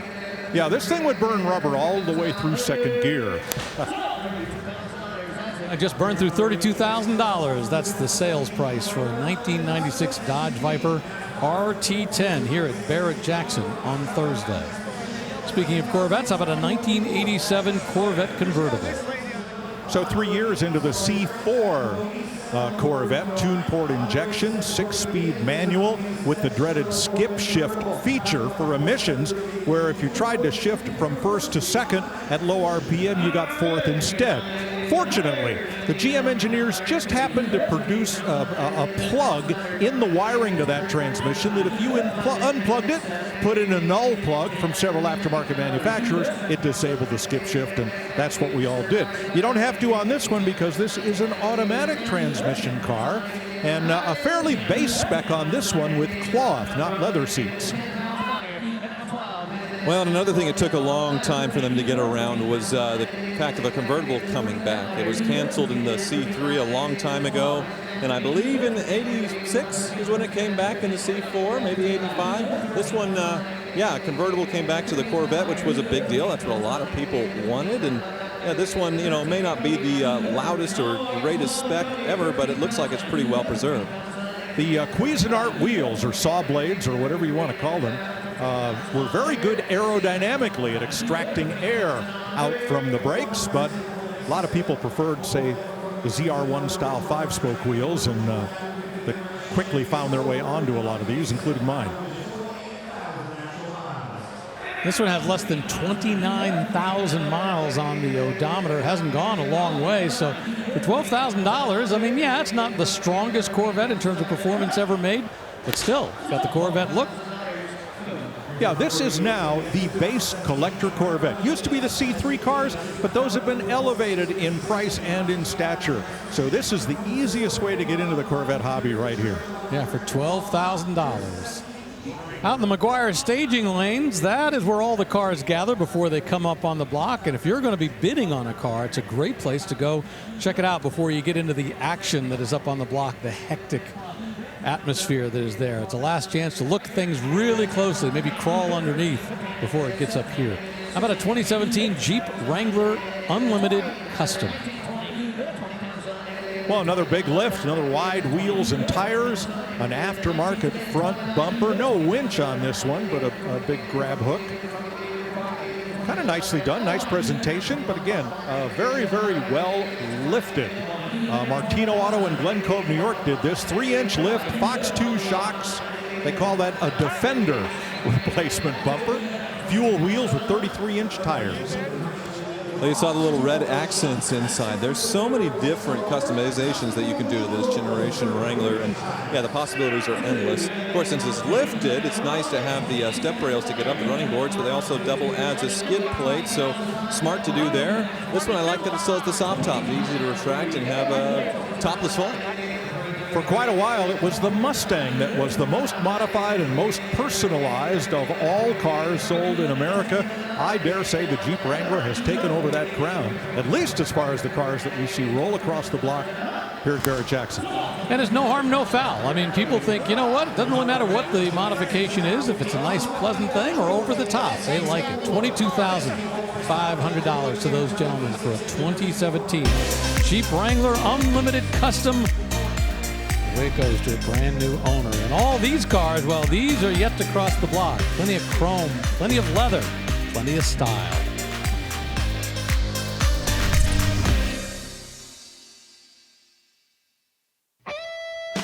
I mean, here's the question. Who would not want to be hanging out in Palm Beach in spring? It's such a beautiful place. There's so much great weather, the water, and more importantly, this time of year, in addition to all that beauty, we've got the Barrett-Jackson Collector Car Auction coming to town.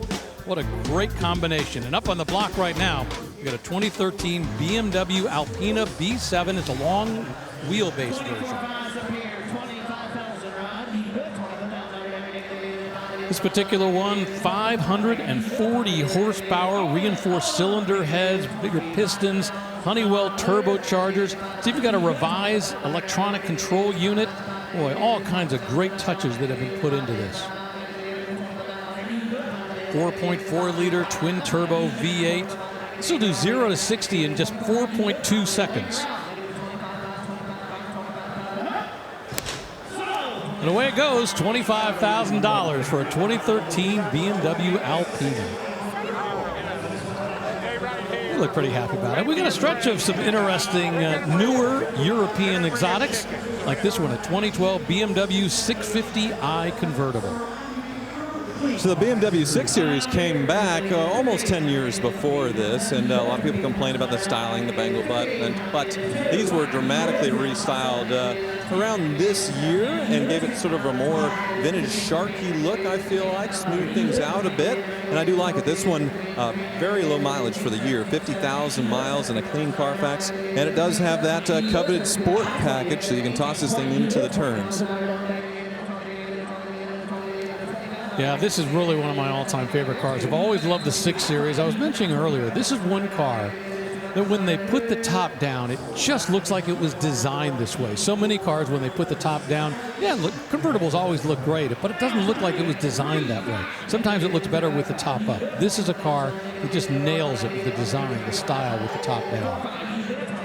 And I like how they sort of stealthily put in the rear window here in the back boot. Come back and take a look when it stops rolling to help with wind deflection. So right here, a little bit of German technology. It comes up this rear window and acts as a wind deflector for passengers, so they're just not getting beat up in the back seat. So these long convertibles, that comes in really handy. And yeah, it is a pretty good size for rear passengers. Those seats look like they're pretty far back, but yeah, fairly practical for a convertible.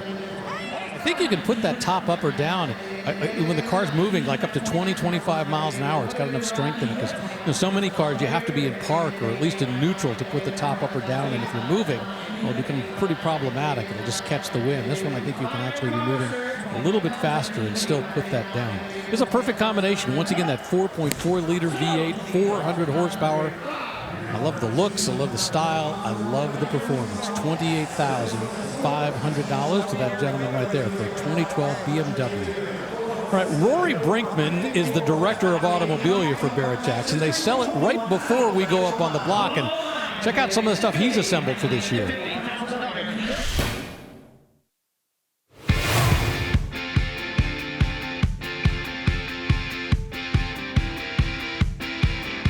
The Barrett Jackson 2025 Palm Beach auction is going to be spectacular with over 300 pieces of authentic automobilia selling at no reserve. Let's take a look at some of the great items that will be crossing the auction block. Neon, neon, and more neon will be selling at the 2025 Barrett Jackson Palm Beach auction. We're blessed to be selling over 20 vintage dealership and service station related neon signs, again, all at no reserve.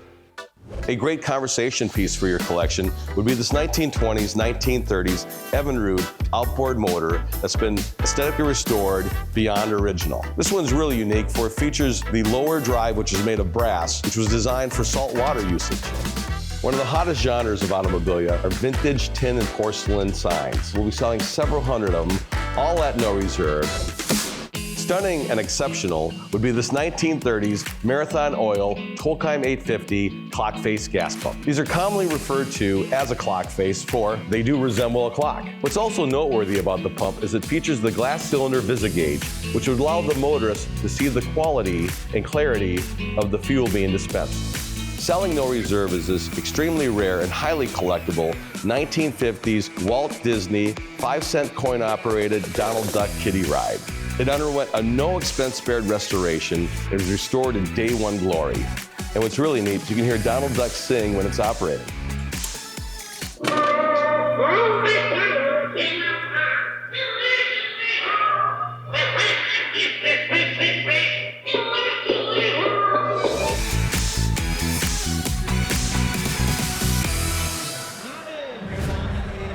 Just love all the automobilia, and once again, all that sells before the cars every day here at Barrett Jackson.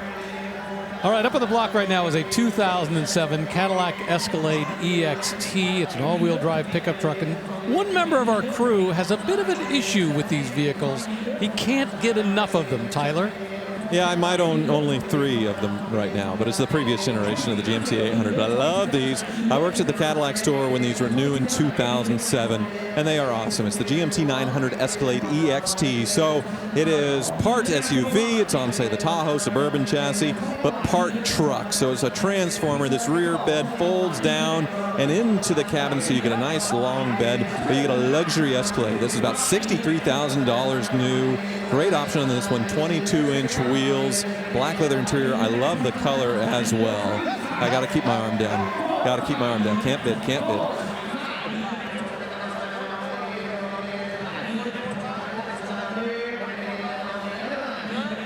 All right, Tyler, so what is it about these that got your attention? Because like you say, you own not 1, not 2, but 3 of the previous generation. Well, I'm not that bright, first of all, but also they're just so cool. They're from an era where, you know, MTV Pimp My Ride when I was growing up watching that, and everybody wanted the Cadillac Escalade, from rappers to doctors to, you know. You wanted to be a rapper? Is that it? Everybody loved these things, and they're just sort of pop culture icons. I feel like they'll definitely be a future collectible. At least in the Kansas area where Tyler lives. $25,000. That's what this 2007 Escalade AXT all-wheel drive pickup just sold for. Something really different coming up. How about a 1952 Oldsmobile Super 88 convertible? Underneath the hood, a Rocket V8 engine, 4-barrel carburetor. Look at that, mint green and dark green. Love it.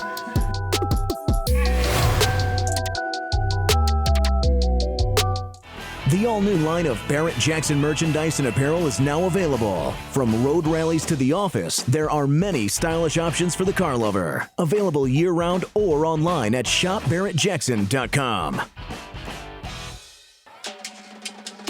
Just like any Barrett-Jackson auction, so much to see and do. A lot of displays. For example, this old Bell Huey that's sitting out there, Vietnam era. Get a chance to get in there and have your picture taken. Plenty of vendors, a lot of stuff to enjoy here at Barrett-Jackson on the South Florida Fairgrounds in West Palm Beach. Meanwhile, inside, got a really cool 1994 Corvette, but this one's special. It's a ZR1, and it's actually from the GM Heritage Collection. Yeah, as far as factory C4s go, this is the ultimate spec, I believe. The late C4 ZR1, which had about 400 horsepower thanks to those Lotus heads on the V8 engine. These were record setters when it came out for endurance back in the late 80s. But by the end, they had more power, and this one, very interestingly, was in the GM Heritage Collection all this time until now. They're turning it loose. It was a test car, maybe a press car, so it has some miles, 18,000 miles, but you're basically going to be the first owner outside of General Motors on a 30-year-old ZR1. Yeah, that's pretty interesting. You know, GM can only own so many cars. Every now and then they have to shift things around because as something new comes off the line, they have to figure out where are they going to put it and what part of the collection. So here at Barrett-Jackson, it's not uncommon for us to see some of the GM Heritage Collection cars crossing the block. And this one is pretty special because, as you mentioned, a ZR1, it's got that 32-valve engine, you know, that they built up. The only downside on these, I think, is it looks so much like a regular C4 Corvette. But this one just sold for $39,000 as they put the Summit Racing Sold sticker on there. She'll write down $39K, and away it goes. All right, this is the second of the cars from the GM Heritage Collection. This is a 2003 Oldsmobile Aurora, and this one only has 44 miles on the odometer. Not only that, it is the very last Oldsmobile Aurora to be built, and everybody who worked on the factory line in 2003 signed under the hood. So they called these in the final 500 of the Aurora. You got the North Star V8 under the hood, and come around, you can take a look at the window sticker. I'm guessing this is why Oldsmobiles weren't selling all that great back towards the end, because you were paying 40 grand for a fully loaded Aurora back in 2003. That's a lot of money. A lot of people, they just went up and bought Cadillacs or a Buick. So Oldsmobile was sort of extra. They didn't really have a place for it, a bunch of rebadged cars. Personally, I love them, and this is the very end of the line. Oldsmobile was such an iconic car company. And you got to remember, back in the earliest part of the 20th century, Ransom Olds was going head-to-head with Henry Ford to be one of the biggest car makers in America. Eventually, he went out of the Oldsmobile company and then started Rio, the Rio Car Company. How many people have 2 car companies named after them that produce cars? Ransom Old was really significant. It was unfortunate when finally the situation arose within the General Motors world. They needed to cull off a few of their divisions, and Buick survived, but Oldsmobile and Pontiac, most importantly, went away, and I'm always kind of sad about that. Yeah, Oldsmobile was the first to go, but then in the recession, it was Pontiac and Saturn that went out. But yeah, this is a pretty cool opportunity straight from the GM Heritage Collection. Obviously, they put it away for, well, 20-some years, and it has no miles on it. Basically brand new in the wrapper, and a fully loaded at that. Navigation, leather interior. It's a pretty cool relic. You don't really see them on the roads much anymore at all. First time I've seen one in a long time. Oldsmobile was trying to come up with a sleeker design to kind of reinvent itself. Obviously, they weren't quite able to pull that off in it. Oldsmobile Aurora out of the GM Heritage Collection just sold here at Barrett-Jackson for $18,500. April Rose, what have you found? Ooh, yeah, baby. 1959 El Camino. This was Chevy's answer to the Ranchero that came out a few years earlier. And of course, I'm obsessed with the bat wings, the Impala-style fins that go completely horizontal. Good party truck. You can kind of rest your beer in here. No, you're going to piss off the owner because you'll scratch the paint. I also love these cat eye taillights. Now the surround has been blacked out for an even more sinister look. All black paint, gleaming stainless down the side, custom handrails. Now, you're not going to believe the inside of this until I show you. If I told you, you wouldn't believe it. Gleaming red leather interior with that V stitching, custom center console that locks, and of course, thank you to whoever built this. They put those cup holders in there, always a necessity. Now the heart, a 350 dressed up a bit with red valve covers and a shiny air cleaner. Now I gotta tell you, Rick, El Caminos were like catnip for guys, okay? I had a 67. Every time I went to the gas station, guys are just surrounding me, asking about it. These are amazing. I love El Caminos. Yeah, I have no doubt it was the El Camino that attracted everybody to the no other reason for them to come and talk to you. I can't imagine any other reason guys no would way. have been gathering around that El Camino. I just can't possibly imagine. By the way, our top seller on the auction so far today, at this point on Thursday, is an El Camino in 1972. It sold for $47,000. Right now, we got a 2015 Jeep Wrangler, currently bid to $20,000. And a very customized one at that. They call this the Angry Bird grill here, so it kind of has that angry look. The hood looks like it's from like a 392. It's sort of the Hemi style, Mopar style there. But under the hood, normal V6, so no big drivetrain modifications. But obviously, you see the suspension lift, you see the 22-inch wheels. And one thing I like, the roof is aftermarket. It is fiberglass, but they sort of have it swept sort of as a fastback. And one other cool thing that I like in the rear, when they add the brake light into the third, the spare tire, that big LED there, extra safety and looks cool. $23,500 for a 2015 Jeep Wrangler. How about a 1967 Impala SS convertible? Well, this thing is beautiful and absolutely massive. So 1967, the Impalas were very big at this point, but starting to look a little more sporty. And this one under the hood, well, it's the smaller engine, the 327 cubic inch V8. And I kind of like that they resisted to go and modify this thing and make it super custom. Looks very stock there. Could you get an SS with a 327? I think you could. It was just the trim package? I think it was just a trim package at that point. And what's important about this is the original engine that came into this. So not only did they resist the urge to put something big in, they maintained the fact that they were going to keep the original engine. This particular body style came out in 1965 for Chevrolet. And I love this look. The style, they call this the Coke bottle styling, with the way the fenders kind of rise up over the rear wheels. It's just an absolutely beautiful design for 1967, which is the third year of this body style. 4-speed manual you can see in there, but I'm not seeing a tachometer, just a big clock. So they also resisted the urge to add a tachometer. Crank windows. may not have been optioned with air conditioning as well. So interesting option Impala back in the day that they stayed faithful to.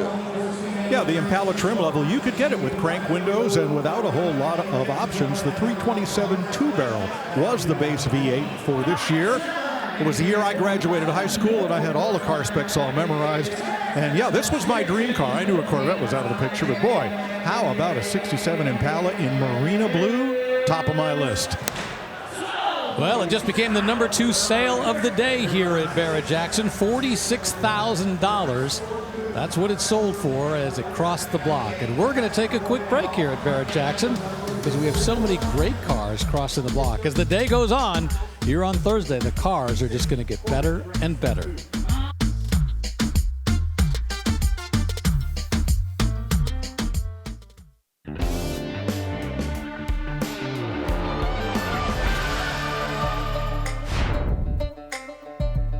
So much to see, so much to do here at Barrett-Jackson. Doesn't matter what you're interested in, as long as it has something to do with cars. Could be art, could just be the car itself. How about a great combination? First you buy the Ferrari, then you buy the artwork. What a perfect combination. That's just one of the things you can see and do here at the South Florida Fairgrounds during the week that Barrett-Jackson is here. Up on the block now, we got a 1974 Volkswagen. It's a deluxe 15-window custom microbus from Brazil. Well, this one's very fun with its customizations. You can see the Porsche Coupe-style wheels, but also go up high and you have a pop-up sort of Westfalia-style roof there, where the Samba top would have been. And a full camper on the interior with the curtains. These Brazilian-built buses find their way in the U.S. quite a bit, usually customized like this, and they're very fun. So that roof goes up a foot or maybe two, so that you can stand in comfort inside. This camper. Pop-out Safari windows, all new chrome and stainless, mint green and white, and a 1500cc four-cylinder engine with dual carbs. There are the Porsche-style wheels with Porsche center caps. Yeah, look at the full kitchen inside of here. So you have the sink, you have a little dinette in there. Very fun. I know Rick spent a lot of time in buses growing up, traveling the U.S. He probably didn't have this kind of luxury, huh? I like the bottle opener right there for opening Coke bottles. Not that you have to do that anymore, but yeah, very cool. I believe the tax laws say that if your vehicle has a sink and a way to cook food, you can mortgage it as a second home. Let's try that with this. Well, let's try it at $25,000 for that 1974 Volkswagen Beetle turned into a camper. I love this one up on the block right now. This is a 1957. It's a Beetle sliding ragtop. This is a German-built car. Boy, I love this small oval window in the back, the way the turn signals are on the front. Very unique, very old. So here in the center of the hood, we see the Volkswagen Wolfsburg crest that was applied to all of these early Beetles. These little opening here for the horn, the covered headlights, the separate turn signals, and those kind of pop-out rear-view mirrors are not standard. But otherwise, wow, what a timepiece. And this one's been dressed up quite a bit with those fender mirrors and this. You see the side skirts, the little luggage rack on the back, and yeah, a rag top. I like the louver window. As if the window wasn't small enough already, you need the sunshade, I suppose. Well, in the 50s, we called those Venetian blinds, and they were in the windows of a lot of homes. Oh, wow. It just goes on and on. Little mud flaps. All kinds of cool touches.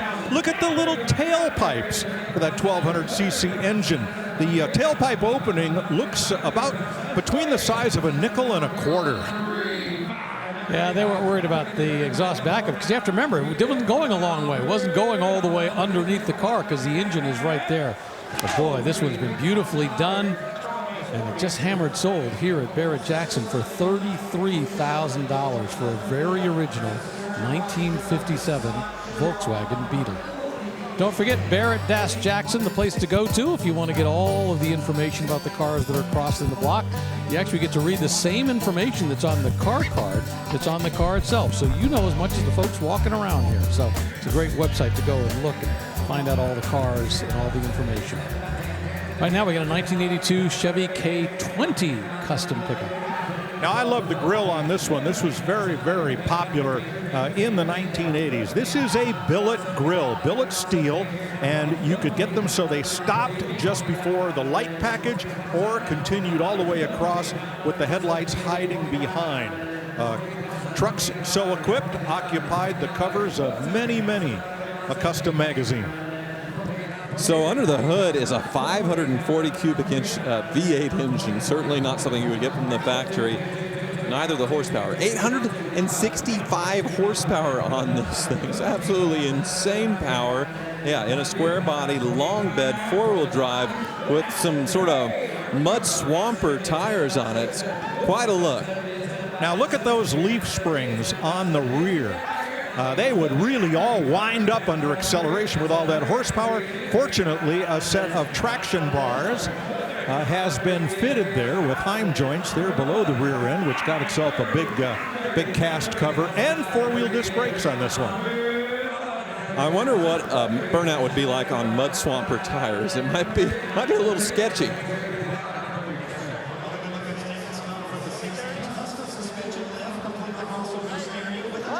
Nice new silver paint. It's got a step bumper on the back. So built to go and haul as well as have fun in the sand or wherever you want to take this.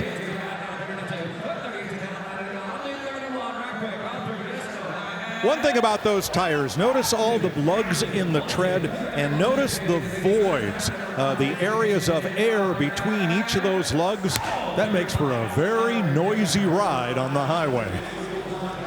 Yeah, everybody knows when you're driving by. $31,000 for that 1982 Chevy K20 custom pickup truck. All right, El Camino time. In this case, it's a first-year El Camino in 1959, but this one has been customized to a wild degree. This is the one that April previewed for us. Yeah, and here's another billet grill. This one's set between the headlights. Everything else is pretty stock. Now, if your El Camino had these crossed flags, similar to an Impala, usually in the grill, that would mean this would have a 348, the big W block engine would be underneath. This one's been swapped out to a 350 cubic inch small block. Well, it's interesting they blacked out the chrome and stainless in different areas, as April Rose pointed out, in the front with the headlights and in the rear with sort of that cat eye to give it a sort of more sinister look in the back. What a cool look on these. Don't you have a 59 at home, Mike? I have a 60, which is the same body and the same very similar gull wing type fins, but the cat's eye tail lights were gone and replaced with round tail lights and a stainless strip across, similar to the Impala. Yeah, the first 2 years of the El Camino were built on this full-size chassis, and then it went away, right? For several years until they brought it back on the Chevelle chassis. Yeah, they had to wait till 1964 until the Chevelle was introduced to bring back the El Camino, which was not a huge seller in full-size Chevrolet because the 60 El Camino had to compete with the Ford Falcon-bodied 60 Ranchero, which outsold it. Yeah, Ford went a completely different direction, going from the large wheelbase that they had in the beginning, and not just, not going to a mid-size. They went to the Falcon chassis, as you pointed out, the small version.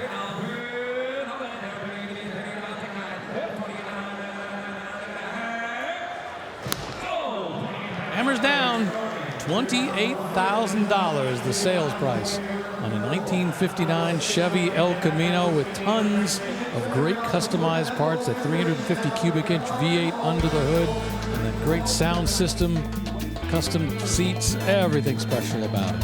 You like Corvettes? Well, we have no shortage of them here at Barrett-Jackson. Stick around.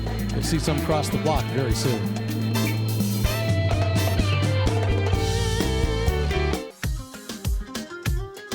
It is an absolutely beautiful week here in Palm Beach. Well, some years we come here, we get a little bit of rain, maybe a thunderstorm in the afternoon, but this week humidity's low, storms aren't even in the picture, and boy, what a great place to come and spend April. All that great ocean front and all the great cars that Barrett-Jackson brings to town. Up on the block now, a 2013 Camaro ZL1 Custom. Well, very highly modified under the hood, Rick. It has a supercharged LSA engine, 768 horsepower. A ported blower, custom pistons with oil squirters, a forged crankshaft, complete rebuild, 768 horse. Black over black, black custom weld wheels, Michelin's in the front, Mickey Thompson's in the back, and 28,000 actual miles. Yeah, I think it would have been hard to believe when this car came out in 2013, the ZL1 with all that performance, that just a decade later we'd be talking about the end of the Camaro line, that it had come to an end. Now, General Motors and Chevrolet keep saying the Camaro itself, the name is not gone. We're not quite sure how it will eventually come back someday, but this concept, this sporty muscle car, is gone. Kind of ghost stripes across the tops of the front fenders and a carbon fiber hood. And away it goes, $32,000 for that 2013 Camaro ZL1 Custom. From a black Camaro to a black Ford Thunderbird. This one's a 1957. Well, that means you get a 312 cubic inch V8 with a 3-speed automatic. This is an air-conditioned car, very highly optioned with air conditioning, the porthole hardtop, power steering, and power brakes. Ed Ribeiro is the restorer here. We finished the interior with new seats, door panels, dash pads, and a new steering wheel, new logos on the exterior, as you say. A Bluetooth-capable radio. I think that's a very popular and appropriate upgrade for this one. Yeah, it looks like it's very well done. In the Barrett-Jackson T-Bird world, the famous name is Minter as far as the restorations on Thunderbirds, and he tends to go all out when it comes to the restoration or the chrome going over the top to where it looks better than it did as new. I feel like this restoration's a lot more faithful to how it would have left the factory.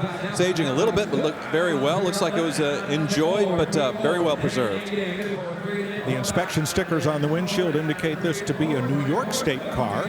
Normally, we would shy away from those because, I mean, that's the Rust Belt. That's the heart of the Rust Belt. But clearly, this is a car that's been enjoyed and babied and kept away far from the ravages of road salt. Yeah, it's probably been...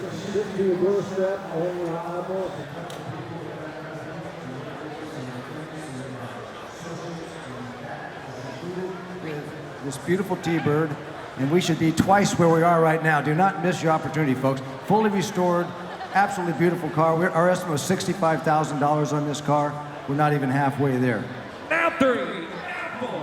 Well, Steve was saying this car deserves more bids. He's working the room, but like what I was saying, I don't think anybody's driven their Baby Bird in the winter probably for many decades now, so pretty safe wherever it is in the country. It's not being on the salted roads, but yeah, looking under the hood.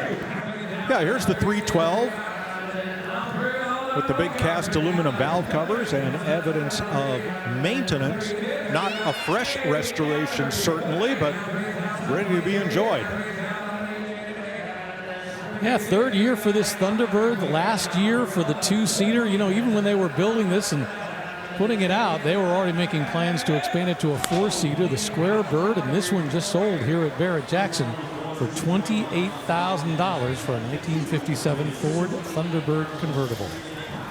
A little while ago, we previewed a car that was going to cross the block, and it's arrived, a 1952 old Super 88 convertible. Well, this is a car that is of, or formerly of, John Staluppi's Carves of Dreams Museum here in Palm Beach. And boy, the paint shows it. It is beautiful. This is a Super 88 convertible powered by a Rocket 303 cubic inch V8, 4-barrel carburetor, 3-speed hydromatic transmission. Hey, Cliff, can we lift the hood on this one, please? My buddy Cliff McLeod, he's in charge of the block here, and wow. Tyler, that looks better and new. Absolutely, yeah. Stunning restoration that we usually see with the Cars of Dreams as far as the quality there, that Rocket V8. But with this one, yeah, you gotta love green. The mint green with the green top and interior. All the bright work looking fresh. Beautiful. Where would you ever find that stainless steel trim today to restore one of these? And there's as much of it inside as there is outside. Those Rocket 88 logos front and rear. The Oldsmobile Globe on the trunk. surrounded by the individual letters spelling out Oldsmobile. GM's #2 brand behind Cadillac in terms of luxury. I love the styling on this. You know, they went to new styling in 1949, as with Chevrolet. And the Chevrolet has more of those pontoon fenders. This has a straighter side, which is really going to kind of lean forward to where things are going to go in the styling world in the mid-50s for General Motors. But boy, I love the fact that they've got those big chrome strips. You know, this is the Super 88, not the more luxurious Olds 98.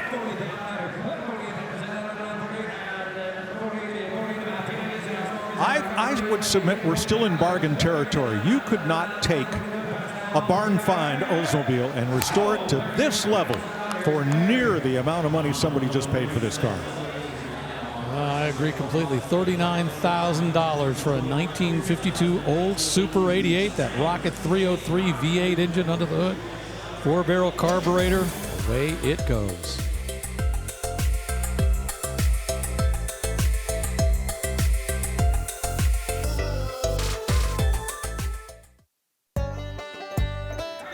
Welcome back to the Barrett-Jackson Collector Car Auction. We're at the South Florida Fairgrounds, West Palm Beach.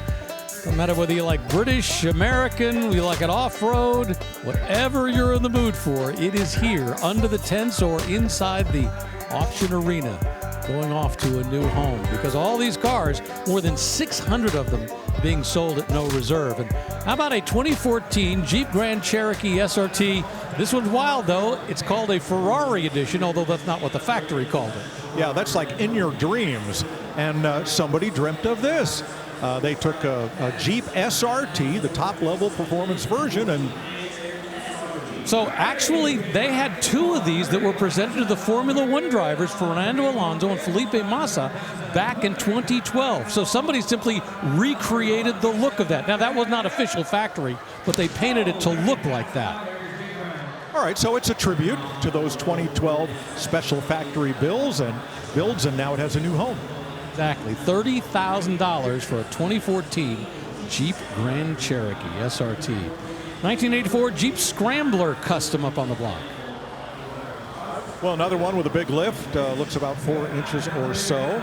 A big Defender-style bumper with a Smitty-built winch, custom grille, matte paint, and you'll note the doors have been replaced by doors. They still latch, they still open, but it's kind of the breezeway treatment for those doors. Yeah, the Scrambler would have been the truck version, which this one still is, although they put a top all the way across it. So interesting modification there. 304 cubic inch V8, but you can see they beefed up the roll bar here and put a rear-facing seat in the back where you would have had the truck bed. But yeah, everything looks to be very well done, but definitely very custom. Well, I'm going to feature on these doors because where I am around Boone, North Carolina, you see a lot of kids driving in their Jeeps and they've taken the doors off. That's just not safe. So get one of these from the aftermarket where it still latches, still keeps you inside. That's pretty fun. But you get all the fresh air you can handle. Yeah, it seems like they were pretty concerned with safety. A lot of upgrades in that sense. You have the fire extinguisher mounted to the roll bar along with a jack to get you out of the sand. And yeah, the roll bar is definitely very much beefed up from what you would have got from a Jeep. And it looks like sort of a aquatic, like a boat style sound bar there for your tunes. Fun build.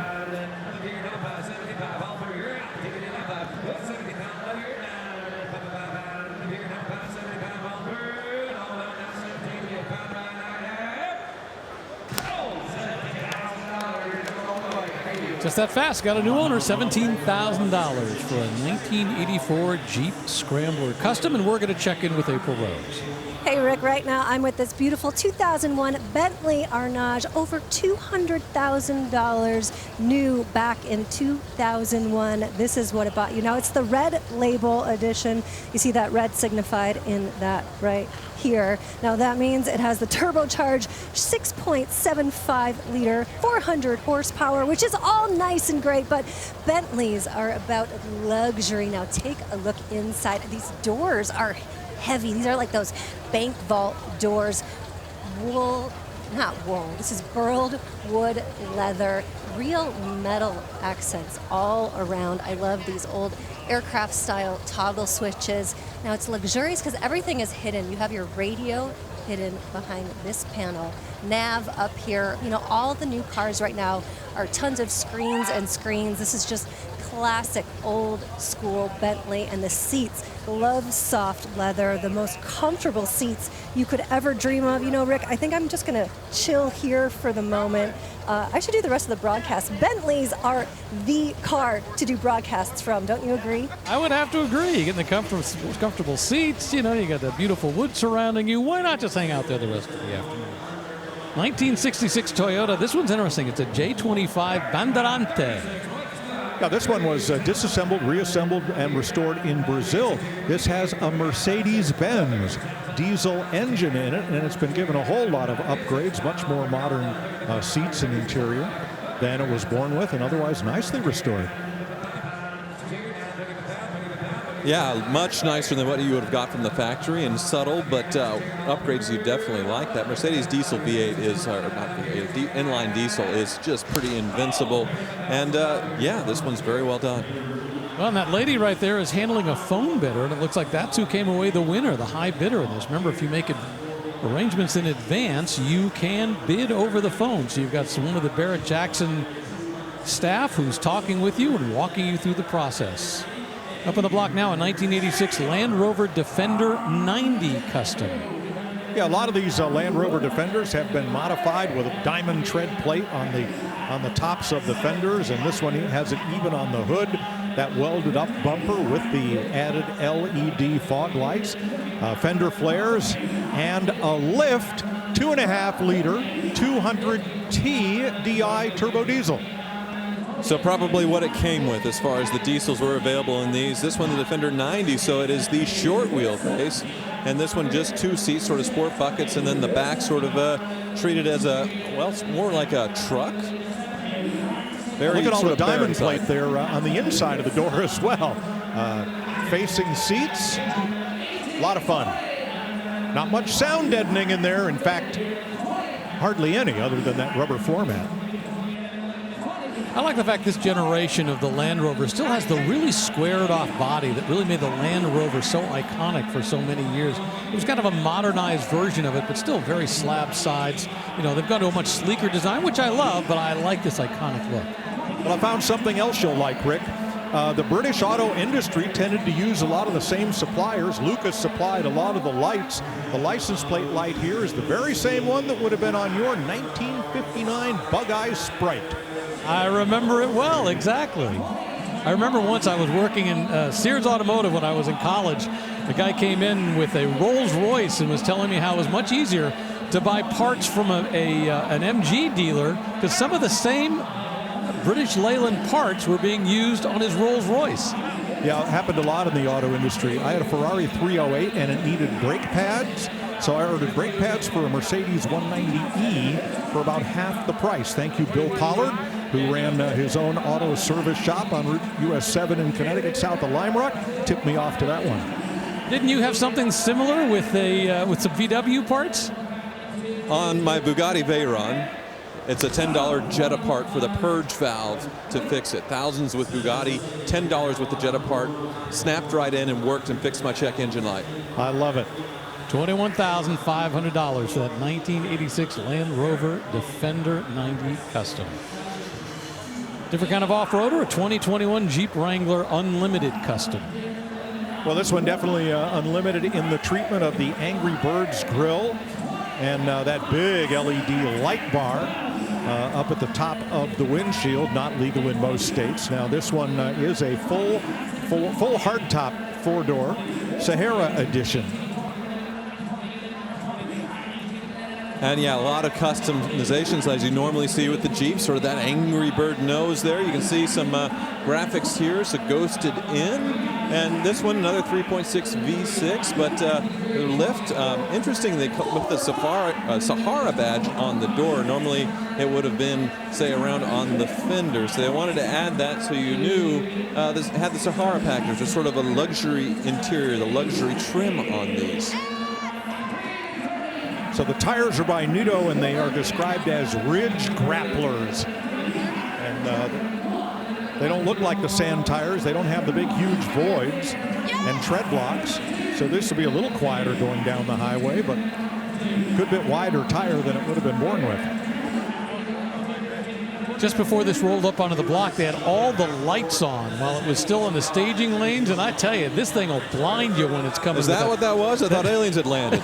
Full light bar. And that's why I say not legal in most states. Hella, the well-known German lighting company, they do make a line of LED accessory lights that are DOT approved. And I would lean in that direction. We got an internet bidder. We got somebody on the block. Folks are still going at this. We're at $31,000. Who's willing to close the deal?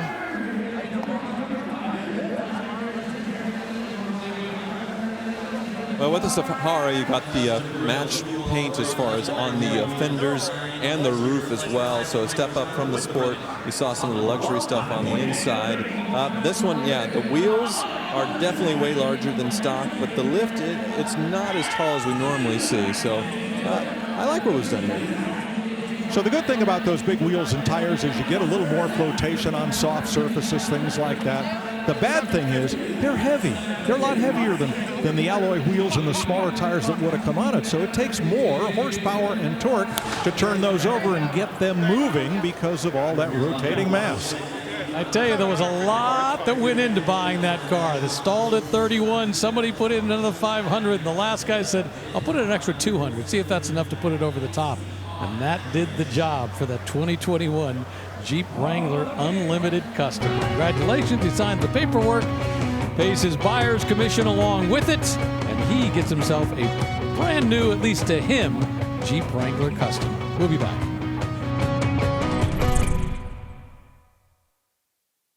The all-new line of Barrett-Jackson merchandise and apparel is now available. From road rallies to the office, there are many stylish options for the car lover. Available year-round or online at shopbarrettjackson.com.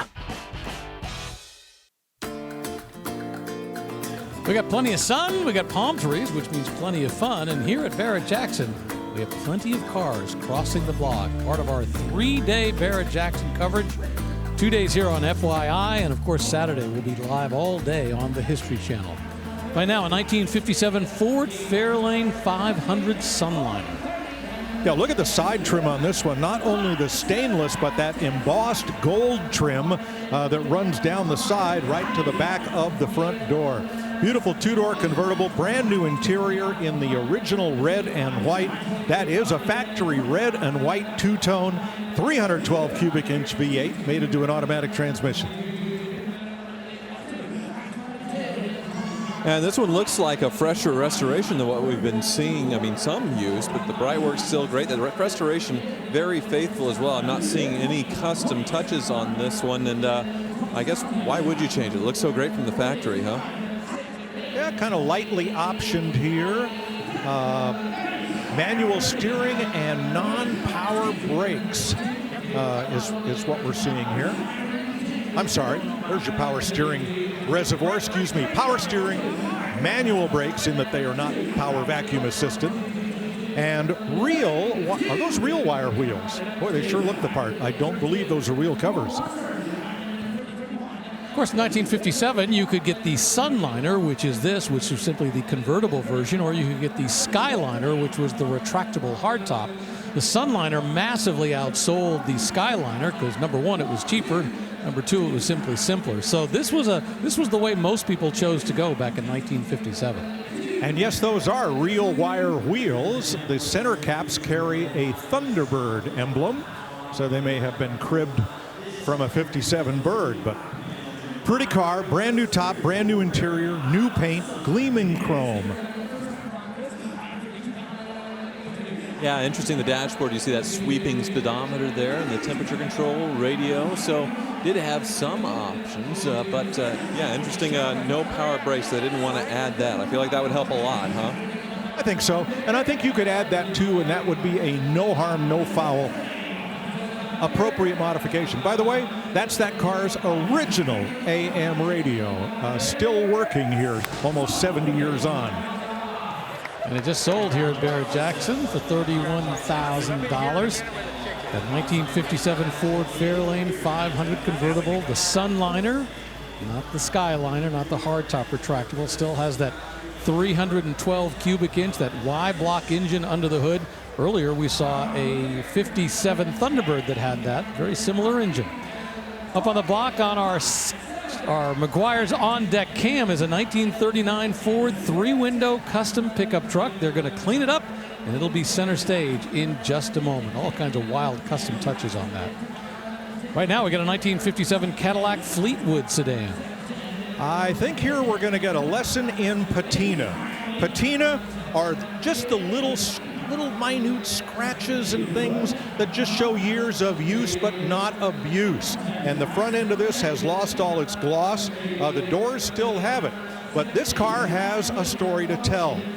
Famed American disc jockey Alan Freed, who coined the term rock and roll, owned this car, and I guess previously was it owned by musician Buddy Holly, and Alan Freed convinced him to sell him the car. It's quite a story here on the car card. The Fleetwood was the top of the line Cadillac for 1957. Little trailer hitch here for light towing duty, and a green interior in both cloth and vinyl.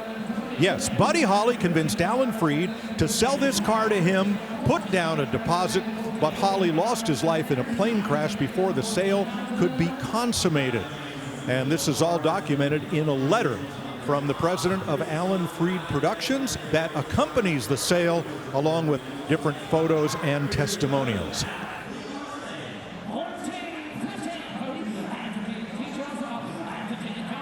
Quite a story and quite a survivor here. The engine has been rebuilt, but yeah, everything else showing a lot of patina. The interior looking to be in great shape if it is original.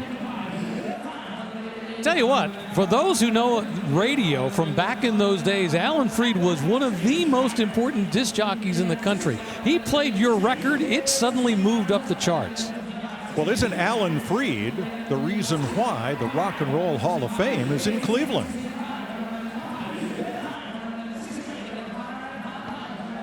Wow, so much history attached to this, and I guess that's the thing. You know, it doesn't look special on the outside, but once you start to know about it, it really, to me, adds a lot of value. I mean, to think that it was Buddy Holly's, then owned by Alan Freed, those are two of the biggest rock and roll connections you can ask for. This car was once displayed in, I believe, the Tampa area, and you could have your picture taken with the car, this piece of history, for a $10 donation to charity, as evidenced on this poster of the event. I think for the history attached to that car, it's pretty spectacular that it just sold for $17,000 here at Barrett-Jackson. All right, a wild custom up on the block right now, a 1939 Ford 3-window custom pickup truck. Yeah, this is really cool. Sort of what a period hot rod would have been back, you know, in the 50s or 60s, where they used what they got to customize the car. So in the back, you have a Chrysler rear quarter, real steel on this one in the back. And then under the hood, or I guess there is no hood, you have a Buick Nailhead engine, sort of straight piped out, straight from the headers to the side exit exhaust, and kind of a grease lightning sort of looking paint scheme. This is really fun. Well, let's have a look on our chassis cam. There's that Nailhead V8, so-called, because the bolts holding the head to the block were vertical, looking like a bunch of nails there. Gleaming chrome, torque converter, automatic transmission, drive shaft painted to match the car. Wow, plated exhaust, beautiful. Looks just as sharp underneath as it does up top. The Buick was the choice of a lot of hot rodders and drag racers. TV Tommy Ivo, a childhood star, ran a Buick rail job, Buick-powered rail job, and when that wasn't enough, he built one with 2 engines, and when that wasn't enough, he built one with 4 Buick Nailhead V8s and did exhibition races all across the country. Well, I tell you what, getting good attention in the room. We're at $42,000, meaning if it's sold right now, it'd be the number 3 sale of the day. Let's see where it goes. All right, help me here. Am I looking at Chrysler or DeSoto taillights? I think it's DeSoto. Pretty sharp. Well, they say they're 59 Chrysler rear quarters, but easily they could have been the DeSoto. There you go. Yeah. So, but and the steel, the fact that they use actual quarters, the actual steel, and not just fiberglass is all in. It's amazing the quality of work here, and $43,000. I think it deserves every bit of that. I love this, and the way they incorporated the split bumpers with those quarter panels in the back is just exquisite. Paul Herman, the Body and Soul Shop in Gallatin, Tennessee, is responsible for this build for a family in Franklin, Tennessee. What a sharp piece. Well, it just sold $43,000, meaning that is the number 3 sale of the day here at Barrett-Jackson, the very first day of our coverage here in West Palm Beach for that 1939 Ford 3-window custom pickup.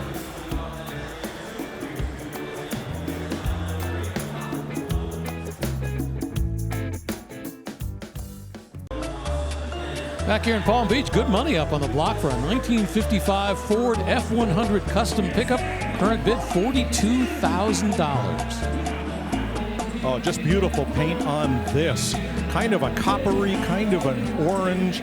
Not sure exactly what they call it, but there's a 289 with a Holley carburetor, 3-speed automatic, new differential, 17-inch rev wheels on this one. Pearl orange, they call it. Yeah, you can see the modern headlights upgraded, but otherwise very well done with the trim work and that orange paint. Lowered just right with these, with the mag style or the wheels. And yeah, beautiful wood bed in this thing. Well, the dial bid back just a bit to $41,000, but those folks come away the high bidder on that 1955 Ford F100. Now, coming up in just a moment, we're going to see a car sell for a great cause. It's this 94 Dodge Viper, the black one you see right there. That'll be up on the block selling for a great cause. And just a few months ago, when we were in Scottsdale, we had a very special car raise some great money for worthy causes.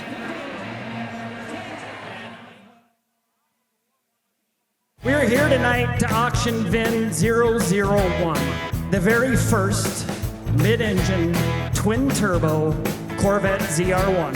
It makes 1,064 horsepower. It's an exceptional car for an exceptional charity. $1 million! Well, and here's their chance to buy America's hypercar, already at $2 million.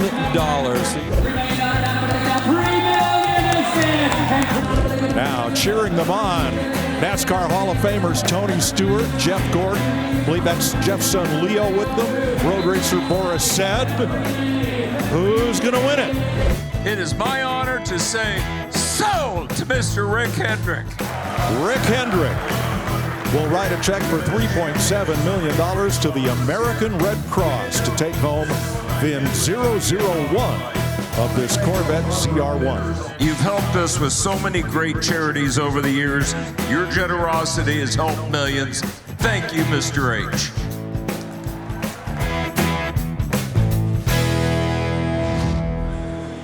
Boy, just one of the many great moments where we've seen cars sell for worthy causes. Happens all the time here at Barrett-Jackson. Once again, we'll see that Viper up on the block very shortly, helping out the Florida Highway Patrol. Right now, a 1969 Chevy K20 Custom. Well, note that in 1969, Chevrolet did not offer a crew cab. A company called Scott Built Conversions lengthened the frame, doubled the cab volume in Oklahoma for the dealership in Nebraska. Recently, Truck Haven in Unionville, Tennessee, came up with the sheet metal to rebuild this one to a high standard. You want a crew cab truck? You don't want a modern one? How about this 69? Well, not only is it a crew cab, but it's a long bed, and this thing's so long it almost didn't make the turn to come up onto the block, almost like limo length. Interesting, they did the front doors in the back as well. Yeah, something pretty unique. Better have a long garage, though. $27,500 for that crew cab conversion from 1969. Roadrunner time in 1970. Plymouth Roadrunner Violet Metallic is the color. Yeah, don't call it plum crazy. That would have been a Dodge. Call it Inviolate. That's two words. One word, it means something different. But look at the reflective stripes down the side. That is the dust trail from the Roadrunner trying to get away from the Coyote. Now, you may not know this, but the top speed of a Roadrunner is about 20 miles per hour. A good Coyote can easily outrun a Roadrunner, but that wouldn't have made for a very good cartoon, would it? Well, but you need the anvil, and you need all those other things to get in the way. The Acme Company, yes, exactly. And of course, with the tradition, it does have the horn, so let's see. There we go. Meep, meep. Neat. There's a great story about that horn. It was not a Volkswagen Beetle horn. Let's just leave it at that. Urban legend says that's what they used. They did not. It was a military unit from the Spartan Horn Company. Anyway, this is the cartoon car of legend. The right color, the two-door hardtop body style, the upgrade over the two-door sedan body. Very, very sharp right here. Let's get love in the room. We're at $45,000, still moving. That right now makes it the number 3 sale of the day. Let's see where it ends up.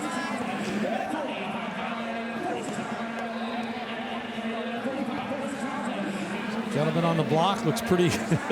he's in it. He's like, come on, bring the hammer down. I'm sitting here, I'm waiting. I got the high bid. Hammer it sold.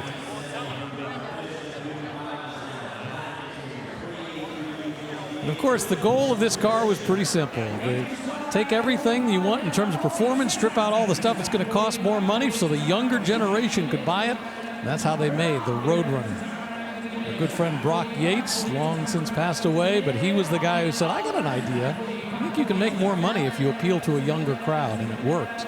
Well, he was asked by the head of Plymouth, how do we get our GTX to appeal to younger people? And Yates said, take everything out of it that doesn't make it grow fast and sell it for under $3 grand. Sold for just $45,000. Now they're going to sell a car for a great cause. Major Matthew Williams, and this is a charity vehicle. Tell us about the cause, Major.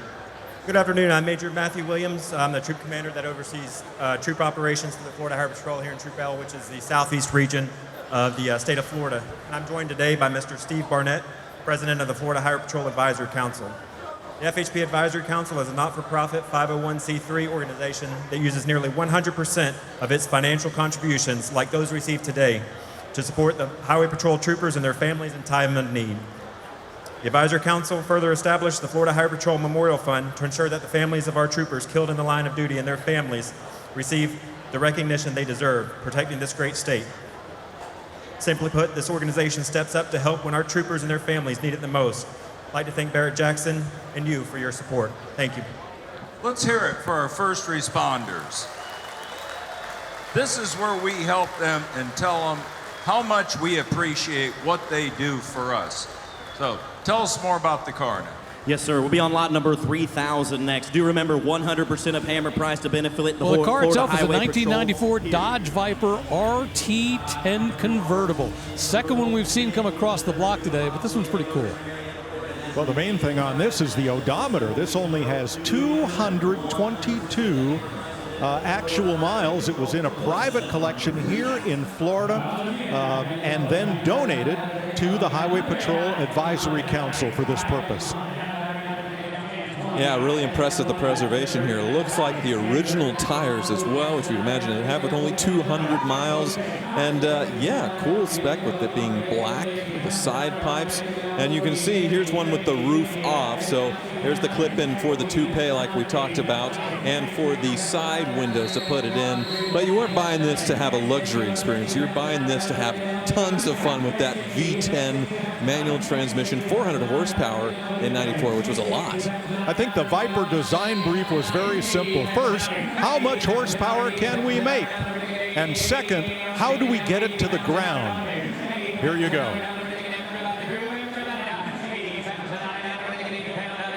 Yeah, the Viper, not all that sophisticated. Of course, the design very futuristic, but you know, as far as the principle underneath, you know, pretty basic. And you can walk up to a first-generation Dodge Viper, and anybody can pop the hood. It's not locked. You just pull in down here and raise the hood up. Here's Craig. Until just a couple weeks ago. Brand new, going, you write the check to the Highway Patrol's fund. 80. The point Craig Jackson was making is the same thing that happens at all of their charity auctions, that every single penny of the purchase price goes directly to the charity. You write the check to the charity. Barrett-Jackson does not take out a commission on these. And in this case, it's going to the Florida Highway Patrol Advisory Council.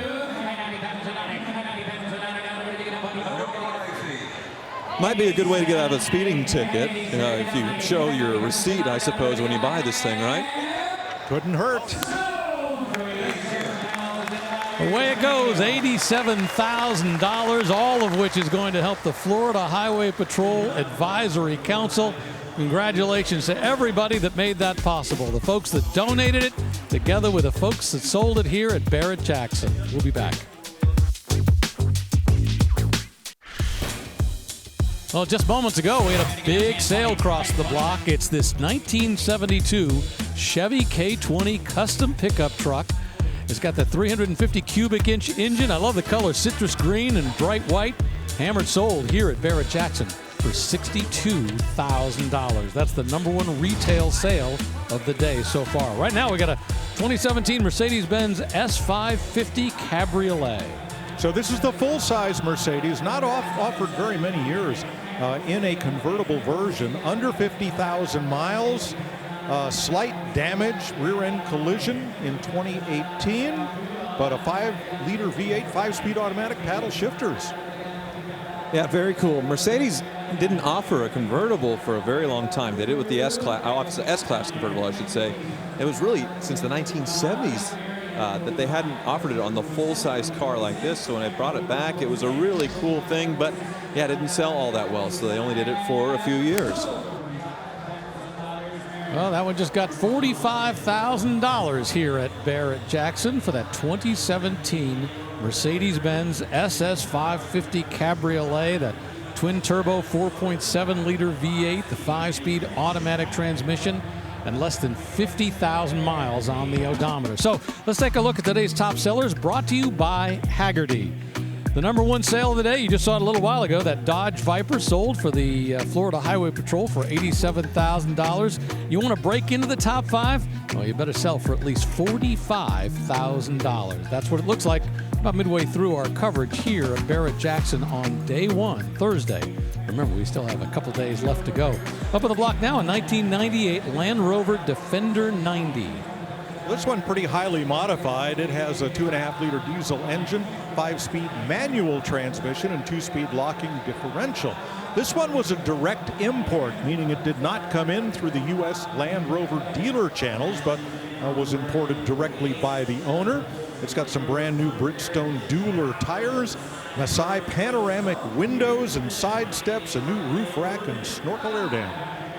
Yeah, I believe the diesel and the 5-speed would have been what it came with, but these windows are certainly a big upgrade. It's aftermarket, and it makes it look like a much more modern car, you know, versus the normal just pop-in vintage-looking windows. So that brings it into the modern era as far as the looks. But yeah, you can see right-hand drive, so it didn't start in this country most certainly. And look at the snorkel. It's pretty fun. I guess you get the water line all the way up above your head, theoretically. I wouldn't want to try it.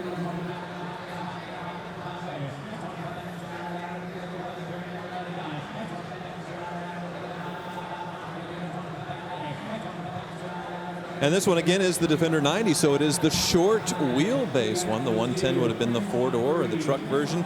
You see there's another accessory there, the big jack to get you out of trouble, say you got stuck. And no ladder though, but they have a step up to put things on the roof. Now consider that jack. I think that's a neat little bit of whimsy there because it doubles as the rear bumper. By the way, I was just checking the VIN number on this one, Tyler. So it's S, which means the European region. A is the second digit. That means it was for the United Kingdom, which makes sense. That's where so many of these were sold. That's why it's a right-hand drive. But just want to make sure it hadn't been like a South Africa car or something.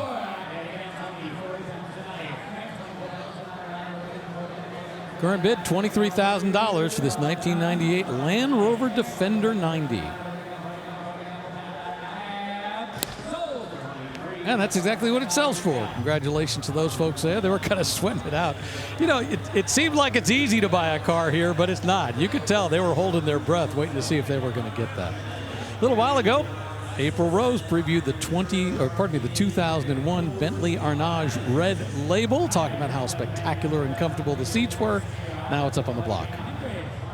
Yeah, April talks about that red label, which this one has the red B signifying the 6.75 liter V8. But in the first few years, he could also get the green label Arnage, and that had a BMW sourced 4.4 liter.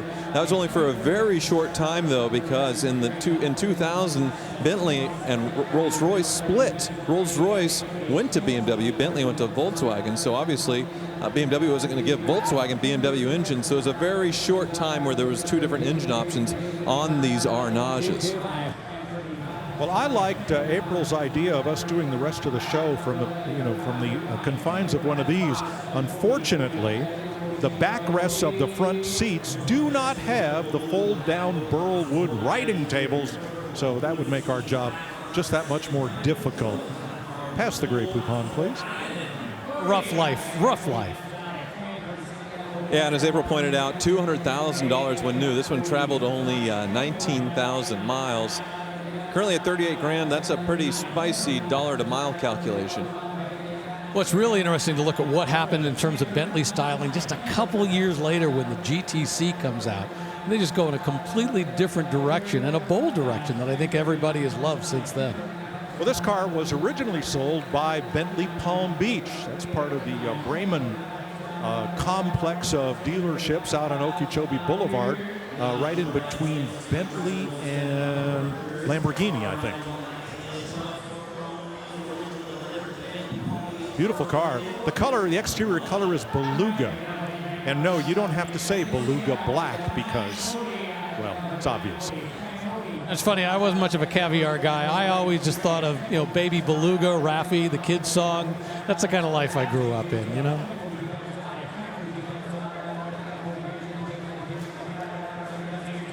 Well, solid numbers, $40,000, meaning this is going to crack into our top 10 because right now it's $39,000 for a 1994 Corvette ZR1. And sure enough, this 2001 Bentley Arnage Red Label just hammered sold for $40,000, and that's going to edge that Corvette out of the top 10. So at this point in Barrett-Jackson on Thursday, that's what it costs to get into the top 10. Now coming up, something truly unusual, a 2019 Karma, but this one's a Karma Revero, not a Fisker Karma, a plug-in hybrid, got a 2-liter turbocharged 4-cylinder engine together with some electric motors, 400 horsepower.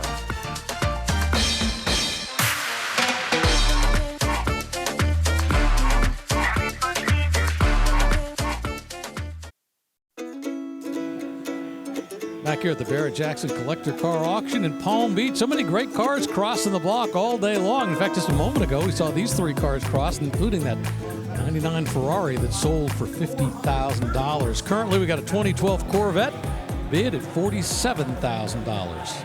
Very, very low mile car, Rick, under 20,000 miles on the clock. Looked like it's been babied. Automatic transmission car, but the Grand Sport, kind of the sweet spot in the Corvette lineup 2012. Yeah, with the Z06, you couldn't get it with an automatic transmission. So if you wanted that look, sort of like the Z06 and the performance, the handling, all that stuff, but wanted it easier to drive automatic, this was the car to get. $47,000, the sales price for that 2012 Corvette Grand Sport, all 430 horsepower of it. Congratulations to the folks up in the Skybox. From a Corvette to a Mustang, a 1970 Mustang. This one's a custom fastback. Well, for my pal Jim Owens, who runs Mustang marketing for Ford, yes, this is Grabber Blue. That's kind of an inside joke. But this one's powered by a 351 Cleveland V8 paired with a 4-speed manual transmission. It has the reflective stripes and the look of the Boss 302, but it's not. And it has the 3 important S options. It almost a shaker hood, not quite. It's a scoop. It has a scoop, it has the spoilers, and it has the rear window slats. Those are the big options. Yep, sneaky engine upgrade, even though, yeah, it's not obviously a Boss 302 from the factory how it started life, but her shifter with the manual transmission, so you can have some fun there. I saw the gauges were upgraded with modern digital gauges and upgraded air conditioning as well, so this will be a nice driver. Yep, there's the spoiler and the rear window slats. Now these have little latches here. You can lift the slats up to clean that rear window. And of course, in 1970, Ford won the Trans Am Series, one of America's biggest racing series, with Parnelly Jones and George Fulmer driving Budmore Mustangs in Grabber orange. Those Ford had the Grabber colors. Plymouth had and Dodge had the high impact colors, and even Little American Motors got into the game with the big bad colors in 1970. Where was General Motors? Nowhere to be found. They had racetracks they were naming after. By the way, we have a Rebel machine that's going to be selling this week here at Barrett-Jackson, which is pretty cool. By the way, I looked at the VIN number on this. This started off as an F code, so it did have a 302. It wasn't a Boss 302, and now it's got the 351 Cleveland, so they've upgraded from a performance perspective. Love the color. If you're in a Porsche showroom, one of their current colors is Shark Blue, very similar to Volkswagen Cornflower Blue, and a very close approximation of this Grabber Blue. I'm sure that's exactly what they were thinking the whole time. Got an internet bidder involved in this one. Well, if this were a Boss 302, the first number would probably be a 7 or an 8 instead of a 3. So I think they've done a nice job here in building a tribute to the Boss 302 without all of the, let's say, complexity, uniqueness, and expense. And the Summit Racing sold sticker goes on. Away it goes for $38,000 here at Barrett-Jackson. From 4 wheels to 2, how about a 2023 Harley-Davidson? This is a road glide. Now, this is a 120th anniversary edition with some custom touches.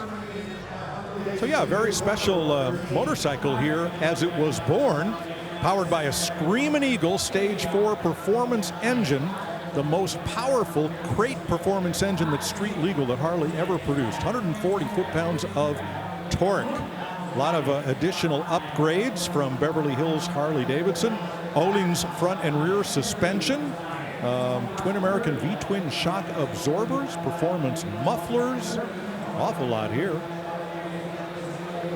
Yeah, they wanted this to ride nice. You can see it has sort of like the off-road style you'd see like on a Ford Raptor or something, the little reservoir for the shocks, for the fluid to go up, say, if you were bottoming out the suspension. Give it that really nice, cushy ride there. Interesting exhaust. Look at the design down here for the dual exit exhaust on this thing. Of course, the paint job, stunning on this thing. Beautiful. So in the 50s, if you wanted your hot rod stripe, you looked for Von Dutch out in Southern California. But if you wanted your Harley stripe, Mark Brody was the guy. He was a very renowned artist, and he traveled around to Harley dealers across the country doing old school pinstriping as we see here. Sadly, he has passed on, but a lot of his work remains, such as this. Nicely done. And of course, is there anything more iconic than simply Harley-Davidson? You know, the company goes back to 1903, which is why this was the 120th anniversary edition. And, you know, I remember hearing an interview with the CEO of Harley-Davidson who talked about how they were one of the most recognizable brands in the world. He said, yeah, but of those brands, we're the only one people tattoo on their body. It looks like here, like Mark Brody pinstriped this at a Black Hills meet in 2023. Nice touch.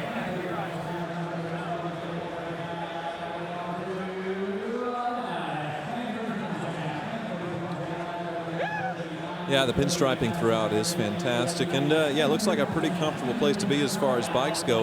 You come back and look at the instruments here. You have a sort of, I guess, infotainment is what you would call it, I suppose, with some toggle switches on the handlebars. So, yeah, pretty comfy cruiser. A comfy cruiser that just sold for $30,000 here at Barrett-Jackson. Let's check in with April Rose. Hey Rick, I'm out in the staging lanes where anyone can come and check out these beautiful cars up close. It's their last stop before they roll across the block right up to you. Now check this out, coming soon, 1952 Beetle. Now this emblem up here is Wolfsburg emblem. It's made in Wolfsburg, Germany. That's where they were built. I love the little wolf on top of the castle. You got the moat, some alligators maybe hiding in there. Now, if you take a look at the fenders in the front, you see no turn signals at all. But what you do see in this B-pillar hidden right there, it is such a cool look. Now, it's very rare to see these early Beetles, and they stick out by this one tell. You got the split window right in the back. That ended in 1952. And I love the detailing. You got sort of a W back there in the trunk.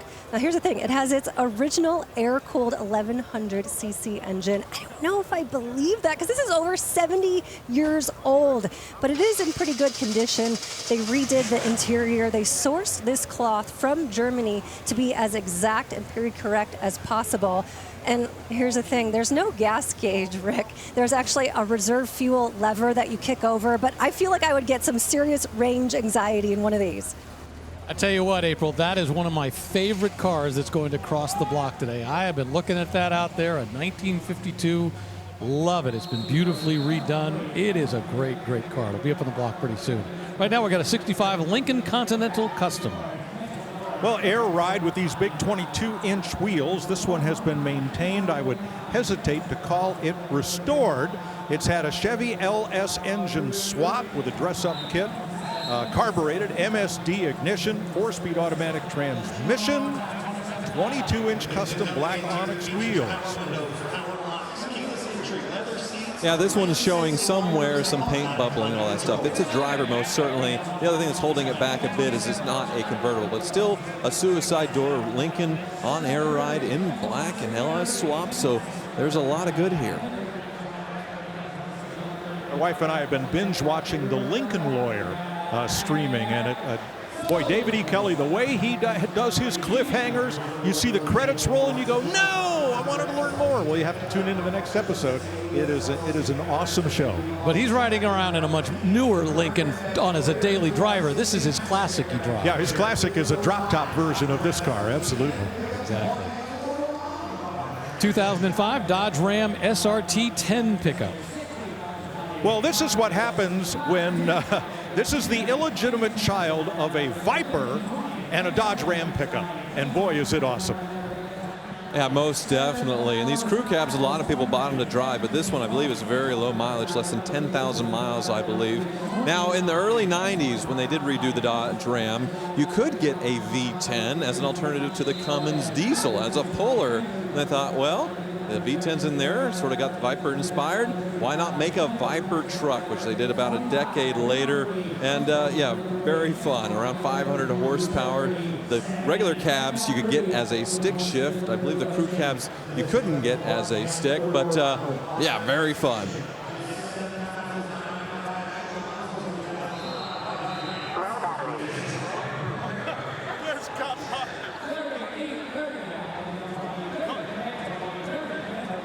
Well, they say absolute power corrupts absolutely. So, yeah, here you go with the V10. 7,100 actual miles. Those big, huge Viper wheels, enormous disc brakes. Just what a cool pickup. Tell you what, we're at $32,000 for the money. It's going to get a lot of attention in this, and you got a lot of performance and very low miles.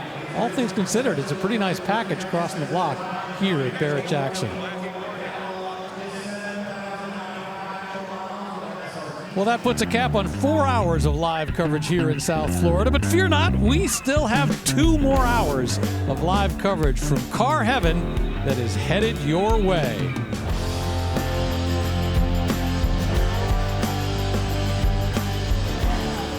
We are cruising along here on Thursday at Barrett-Jackson in Palm Beach. Up on the block right now, a 2005 Dodge Ram SRT 10 pickup. Well, here's kind of a funny thing. If you put the rear spoiler on your Ram SRT 10 pickup truck, you put the tailgate down and, well, you have a little bit of an obstacle when it comes to loading it up because the spoiler is on the rear quarter. So, you know, these things really weren't built to haul your refrigerator home from Home Depot. You know, you really want to just have fun with these.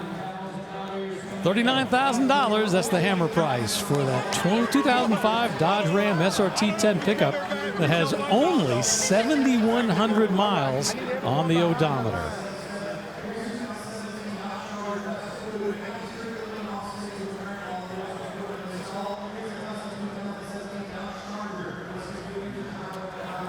Well, now for something completely different. This is a police version or highway patrol version of a 2017 Dodge Charger. It's a black and white. It has the spotlights. Here's Steve Davis. Car, it was lot 77. It's now on the auction block. This 115 is now the highway patrol cruiser right here. And while I'm at it, this thing is absolutely amazing. It's the real deal. Look at it.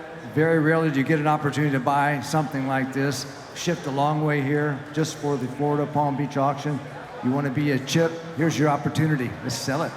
All right, let's go. So he was explaining they had to move one car around. It occasionally happens here at Barrett-Jackson. And what happens is they moved a car from one location on the docket to another. But unfortunately, the folks in the back didn't get the information. So in the room, they were showing the wrong car on the big screens. And Steve just wants to make sure that everybody knows exactly what they're bidding on. So they do a good job of making sure that all of the people in the room are aware of what's on the block so it's no confusion. I mean, it's pretty obvious, but just in case. So this has the big bull bar in the front, the loudspeaker, the Whelen caution lights, both on the bumper, in the headlights, in the roof, the black and white paint job, everything. Now, can you drive this on the road?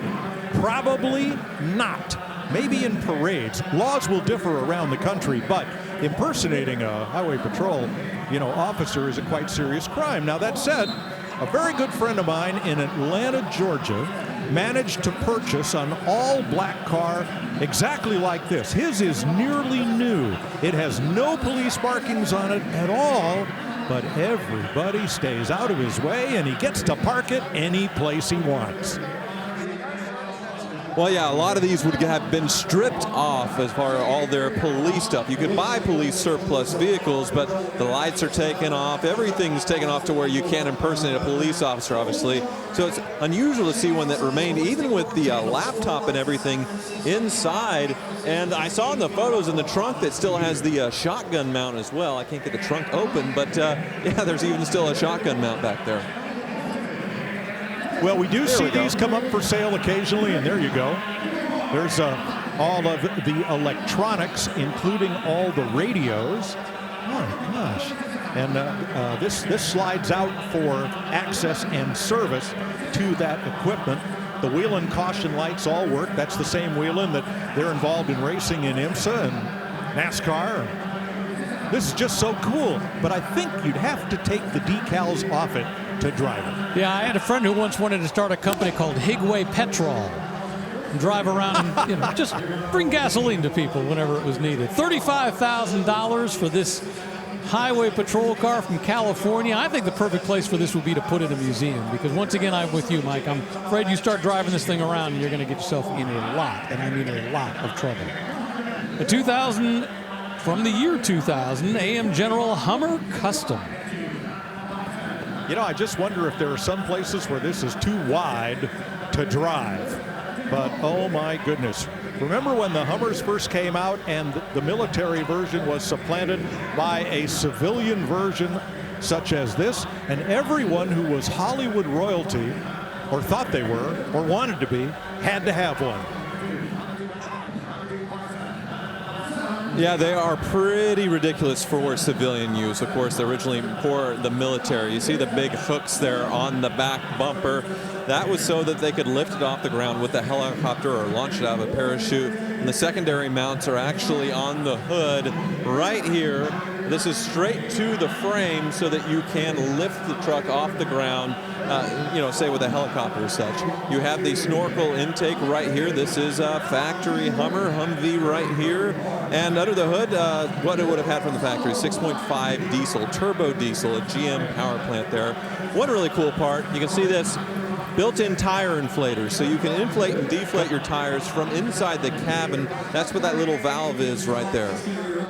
Kind of the sad thing about this is, as wide as it is, there is seating only for 4. 2 in the front, 2 in the back. Everything else in the middle is all driveline. And that's not by accident. That's the way it was designed when the original Humvee, the military version, and the H1 civilian version was simply taking that and adding a few more creature comforts inside, but they weren't expanding the seating capacity. Yeah, you can see the inside is much more luxurious looking than what the military would have had. I actually bought a military surplus Hummer one time, and they don't come with a key. So anybody can walk up, start it up. A lot of people, if you want to do that, you have to add a key. These, they have keys, but the engine's mounted so far back. Look at the distance between the driver and the passenger, because in between you is that diesel engine. And away it goes for $34,000, that big beast of a car. And coming up tomorrow, we're going to see a pretty interesting car cross the block. And the great thing is it's going to be sold for a great cause, and it has ties to an NBA legend.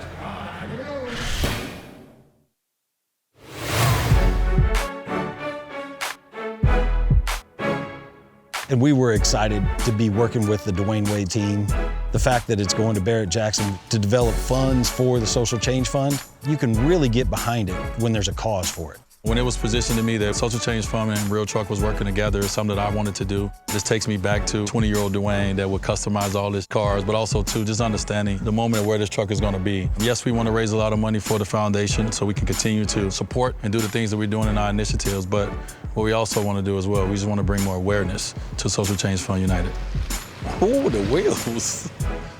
First of all, right away, I see gold trimming, so you know we champions over here. We win trophies around here. One of my favorite parts, amp research steps. So if you want this truck, you got to wake up every day and feel like you're a champion. Yes, walk out and be like, you know, I feel like a champion today, you know, and boom. There you go. Had to highlight some of your accolades. Y'all missed a couple. Oh, shoot. The whole thing would have been that if we listed all of them.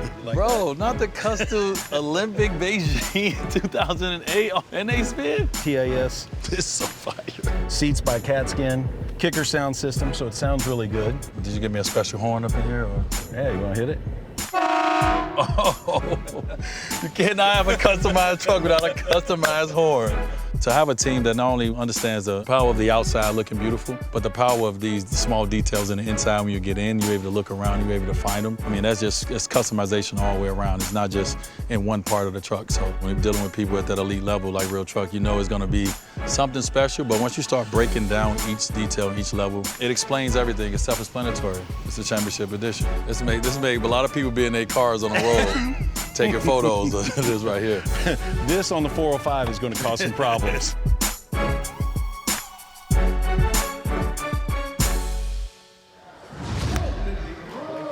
And that will sell tomorrow to benefit that great cause. Meanwhile, up on the block right now, we had this 1956 Corvette, 283 cubic inch, 245 horsepower, just sell for $51,000.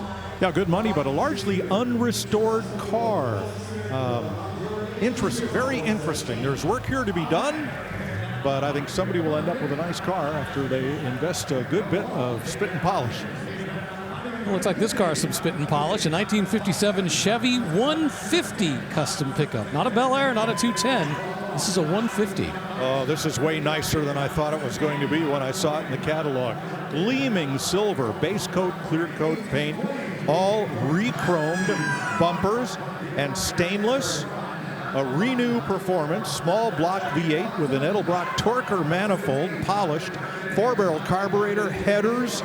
This thing is just too nice and beautiful, more so than any base 57 Chevrolet deserves to be. Yeah, nicely upgraded with that 383 stroker under the hood. The only thing indicating that as far as the bling is that badge there on the rear quarter. So yeah, gone is all the Bel Air, or I suppose the Bel Air option, and in favor of this with a subtle two-tone, and I really like what was done here. So this emulates the Black Widow cars of 1955 that were built for NASCAR competition. Of course, they were black with a white two-tone. This gleaming in silver with American racing equipment torque thrust D wheels to clear those disc brakes. Beautiful black and white two-tone, very basic interior as the 150 would have had. But here we are at $35,000. And I'm with you, Mike. I love the fact that they built this out of a 150. You know, this was the mundane car back in 1957. This was the fleet car. This was the one the government would order back in those days. Doesn't have all the big trim and the chrome work. And the body style is the base two-door sedan body style. which if you're going to turn this into a short track stocker, it would be the strongest of the body styles. But, you know, you really wanted a two-door hardtop, and for that you would have paid extra. You have to remember, in 1957, in terms of, you know, other than the Corvette, you only had one Chevrolet to buy. There was no Chevelle. There was no Nova. It was just one, and this was it. You just had to question as to which trim line, Bel Air, 210, or 150. And this one just sold here at Barrett-Jackson for $36,000. Congratulations to that gentleman right there. Moving up to 1968, how about a Chevelle SS 396? Wow, beautiful bright blue Le Mans blue metallic SS 396 with the double bump hood, fully restored, 325 horsepower V8 4-barrel carburetor, and the Muncie M21 4-speed. They had 3 different 4-speeds, the wide ratio M20, the close ratio M21, and then the Rock Crusher, the one you wanted for drag racing, but boy, it was noisy for the street. So this is the one you wanted. This is probably the most potent mid-size Chevrolet you could get at any regular Chevy dealer. Another one of those specs that you memorized around when you graduated high school, right? Well, yeah, and then when I was speccing my Z28 Camaro, yes. Yeah, the M21's the one you want for the street. Yeah, great package and great presentation here as far as the restoration. Very high quality throughout and looking very fresh. So, yeah, I think the money's showing that. Another New York State car with a current New York registration there on the windshield. Rally wheels with center caps and trim rings. And one important detail that I see on, well, at least one of the headlamps is the Guide T3 etching, the triangular etching in the center of this headlamp. That's the original headlamp as supplied by General Motors. And if you see those all the way across, it's just a good indication that the restorer went the extra mile to sweat the details. They're not any brighter or any better than modern or repro headlights, but that's the way it was born. Which is why new old stock parts command such a great price these days. We're at $50,000 bid, meaning that right now this will be the number 5 seller of the day, or at least tied as the number 4 seller of the day now that I look at it. I see it, Rick. You know, this car was not born with base coat, clear coat paint, but boy, does it gleam. And that's the way they do them now. So that's what buyers expect. Well, that's what that buyer expected, $50,000 for that 68 Chevelle SS 396. All right, time for some Hagerty Fast Facts for our next car that's rolling up on the block, lot 119. It's a 2019 Karma Revero.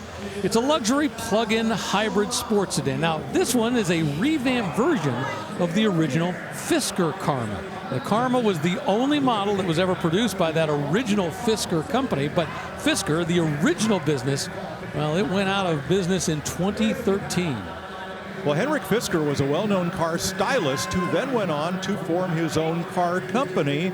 And boy, he has more lives than a cat, because this, I believe, is his 3rd attempt at an automobile producing company. As you said, born from the ashes of Fisker.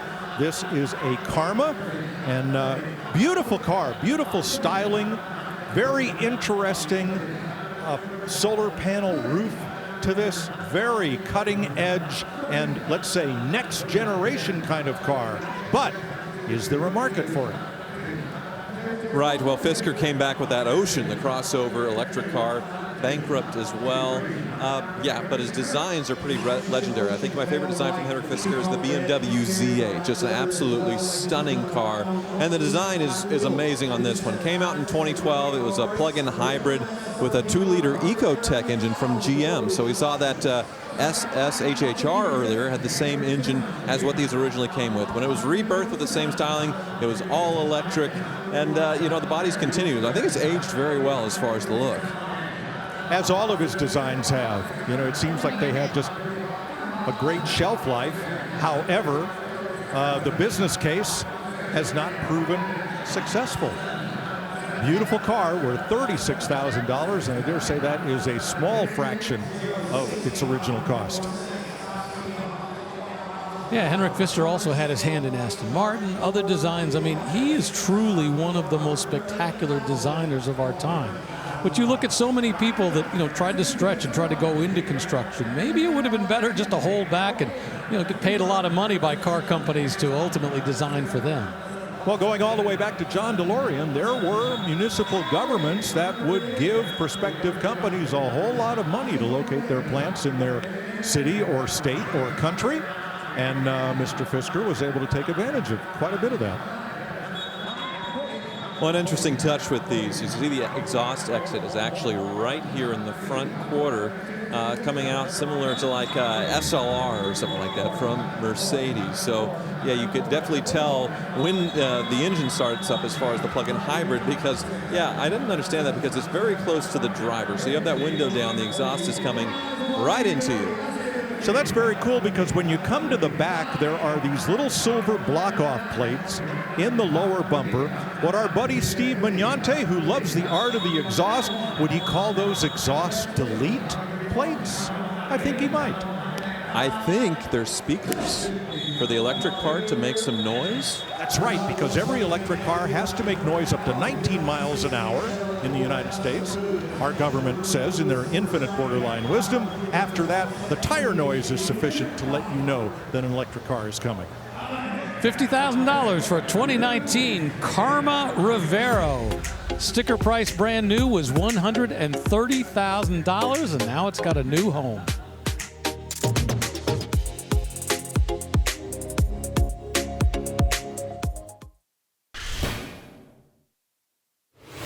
At a Barrett-Jackson auction, every car is unique in its own way, but some of them you'll see it once and then never see it again. Like, I never thought I would see a 1953 Allard that's been reimagined and modernized, so it has that vintage look, but then you see the modern coilover suspension, and just to show, every car can be LS swapped. This one has an LS3 under the hood, and it looks fantastic. But there's even more outside. Check out this 2020 Rezvani tank. It started life as a 2020 Jeep Wrangler, but then got a crazy composite body, custom 20-inch wheels, a lift, and just looks insane. The original cost was over $200,000.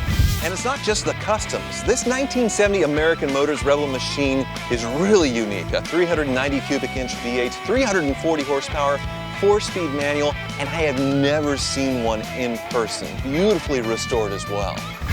And then there's this 2006 MTI Racing Catamaran that was used in the 2006 Miami Vice film.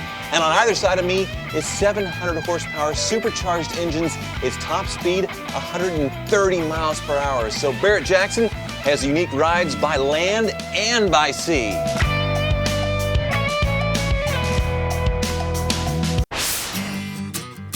Well, when you're in Palm Beach, it's a party, but when Barrett-Jackson's in town, that party turns into a gala. That's right. That's exactly what they had here inside the auction arena last night.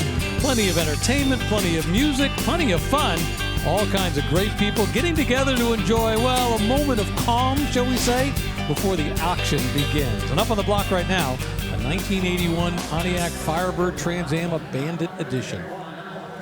Well, this one with brand new 17 by 9-inch snowflake wheels, and the special edition treatment, which included the big gold screaming chicken on the hood and all of that gold pinstriping, like acres and acres of it. Yeah, lots of gold in the interior as well, excuse me. That's sort of the engine turn finish there.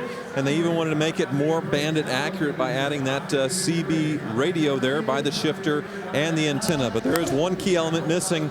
That's the T-tops for it to be screen accurate. You know, Pontiac never made a Smokey and the Bandit edition.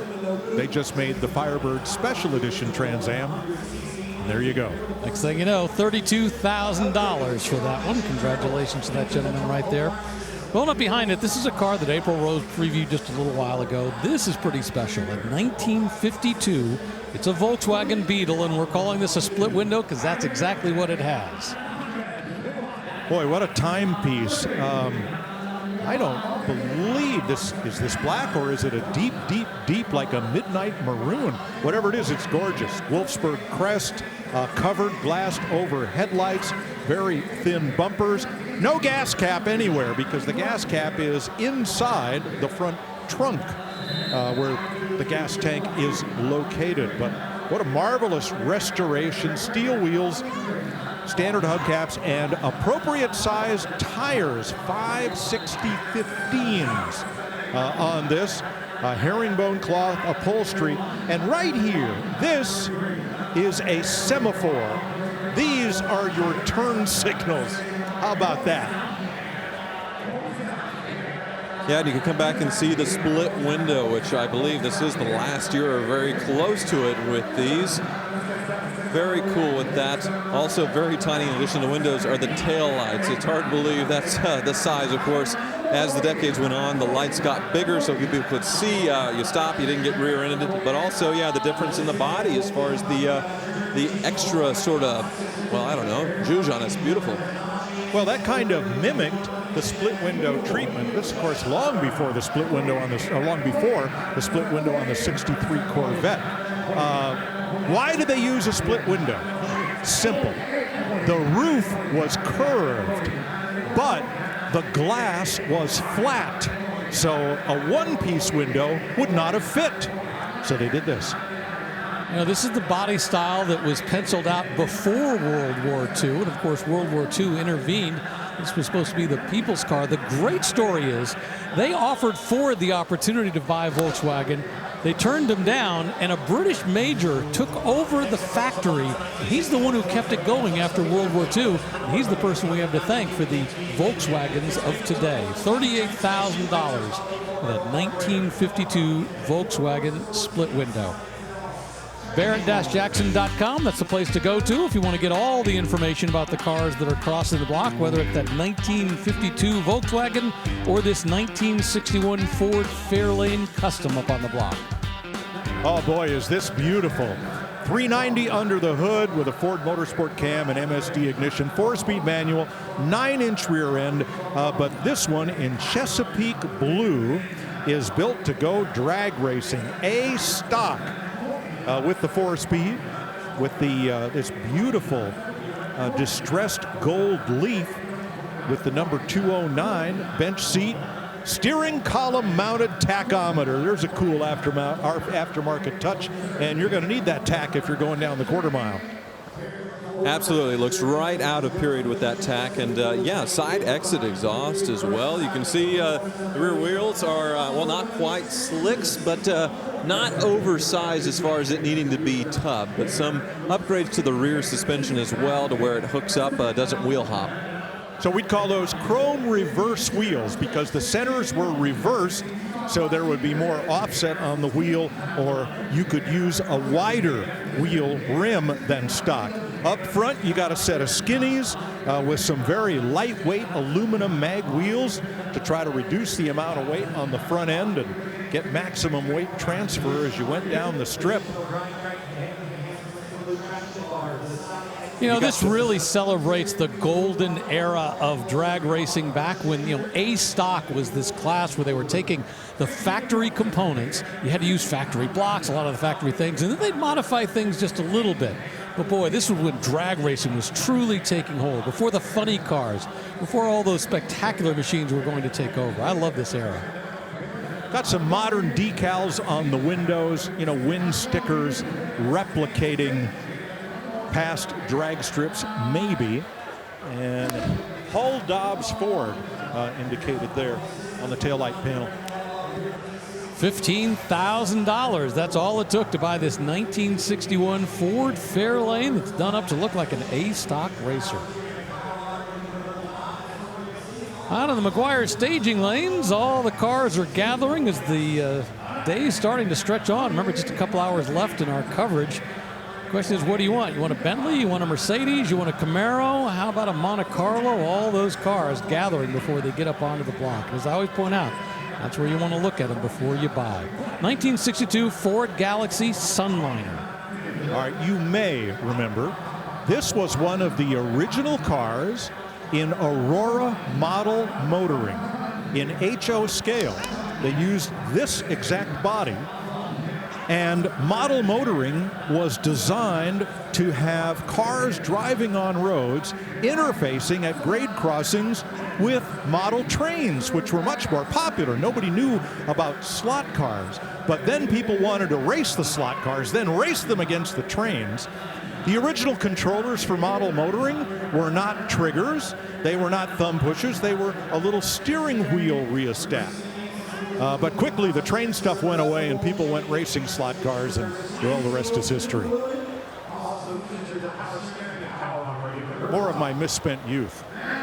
You know, model trains and slot cars. Way over my head as far as all that stuff, yeah. Game Boys for me, but yeah, this still is a beautiful car, most certainly. High quality restoration on this Sunliner, and yeah, great look.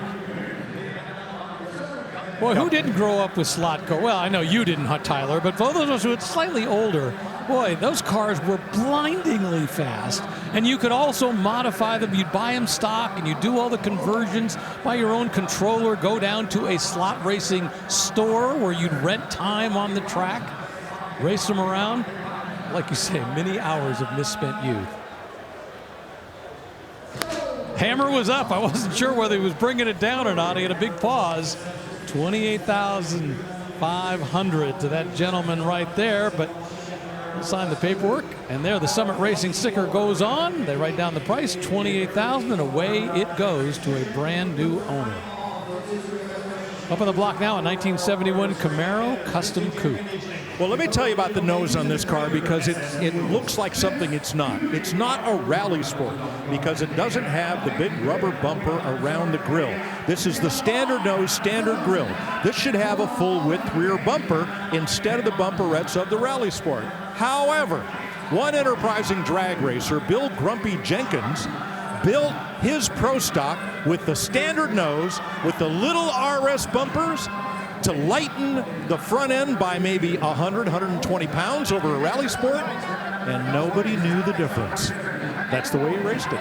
So that's the way a lot of people build them now, is just like this. But in between those two bumperettes, there is zero impact protection.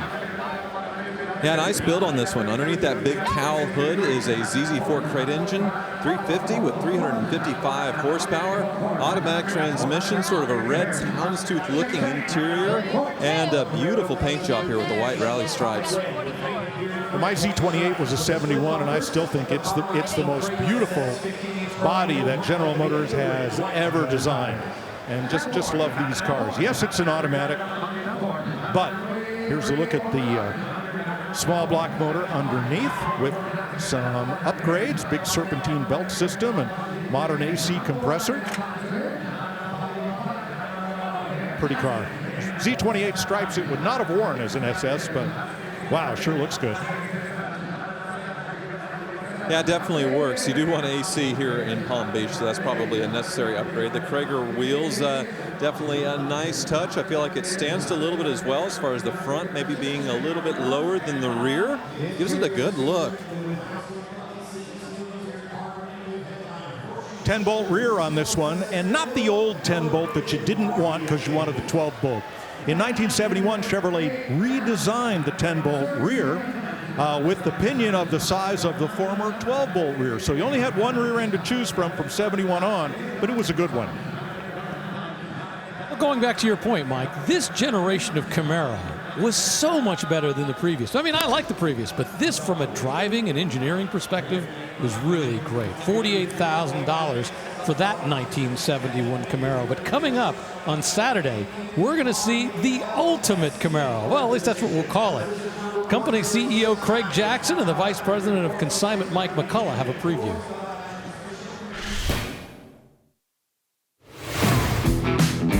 Joining me today is Mike McCullough to tell us about all the modifications that have been done on this professionally built resto mod known as the Ultimate Camaro 598. It has over 4,000 man-hours documented on the build of this. This is powered by a custom Nelson Racing fuel-injected, all-aluminum 598 cubic inch Scott Shafroth big block V8 that's rated at 800 horsepower. And Craig, all of that power is backed by a Tremec 6-speed manual transmission that sends power to the Detroit Speed 9-inch posi-traction rear differential. It was built on a frame jig with all new structural sheet metal and body panels and finished in mega blue metallic exterior with highly modified bodywork, including 2-inch dropped rocker profiles, recessed firewall. It has widened rear quarter panels at 5.5 inches. Which is nuts. The way they floated in, you don't really tell when you look at the car how well they did it. It looks very factory done. The inside is also really custom, but the way the roll cage and the entire interior comes together is truly amazing. Very nicely done. You want a bad to the bone Camaro? This is your opportunity.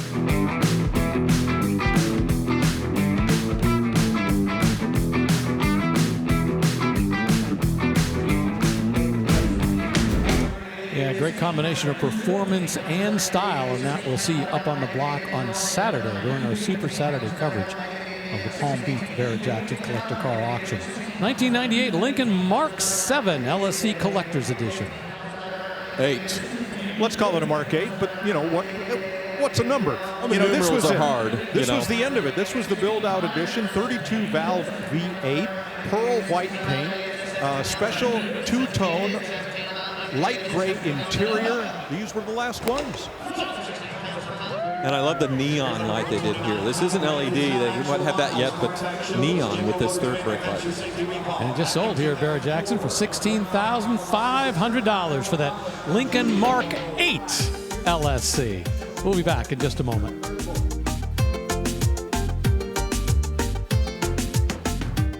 The all-new line of Barrett-Jackson merchandise and apparel is now available. From road rallies to the office, there are many stylish options for the car lover. Available year-round or online at shopbarrettjackson.com. Welcome back to Barrett-Jackson in Palm Beach. Now for something completely different, a 1960 Mercedes-Benz 190D. The nickname for these was the Pontoon, sort of because of the look as far as the fenders going to the front to the back. After this, they had fins with them, but this is sort of the birth of a legend here when it comes to Mercedes diesels and midsize right here. 4-cylinder diesel under the hood. And this one, yeah, showing a lot of patina somewhere, but overall in really nice shape.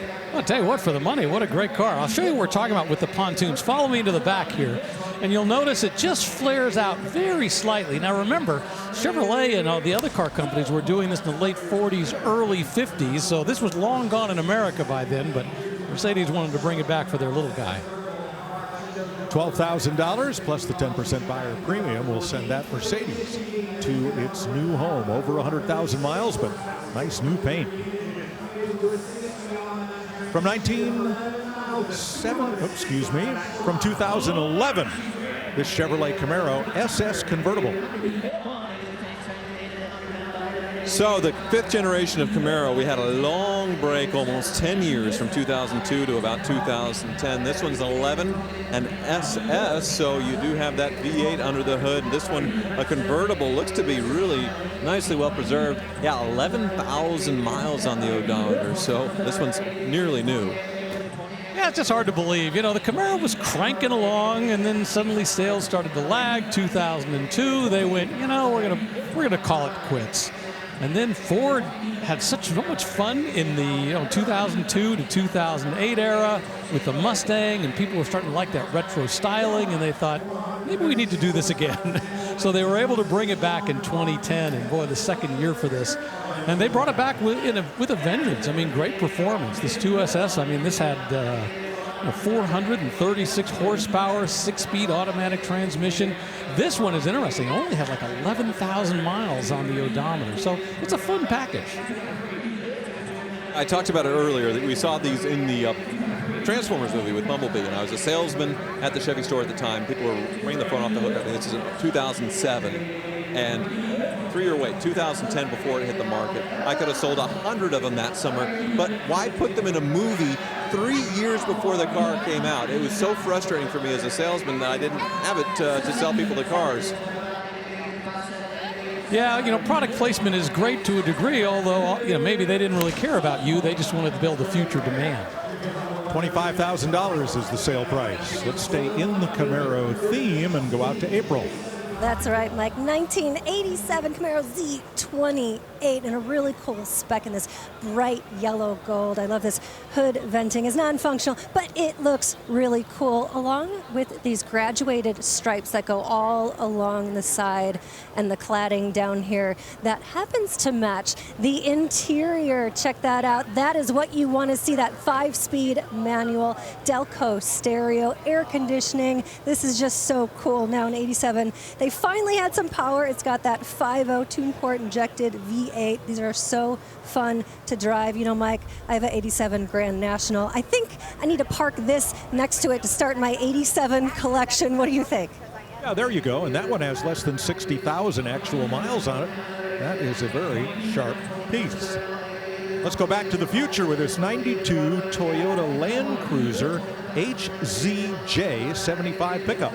Well, unless I'm mistaken, I think when they talk about HZJ, what they're referring to is that this is an Australian build. I think it was originally, well, it's a left-hand drive, so maybe I'm wrong. I was thinking that the H was referring to that. This was imported into the United States from out of the country, so, but it doesn't say where it came from.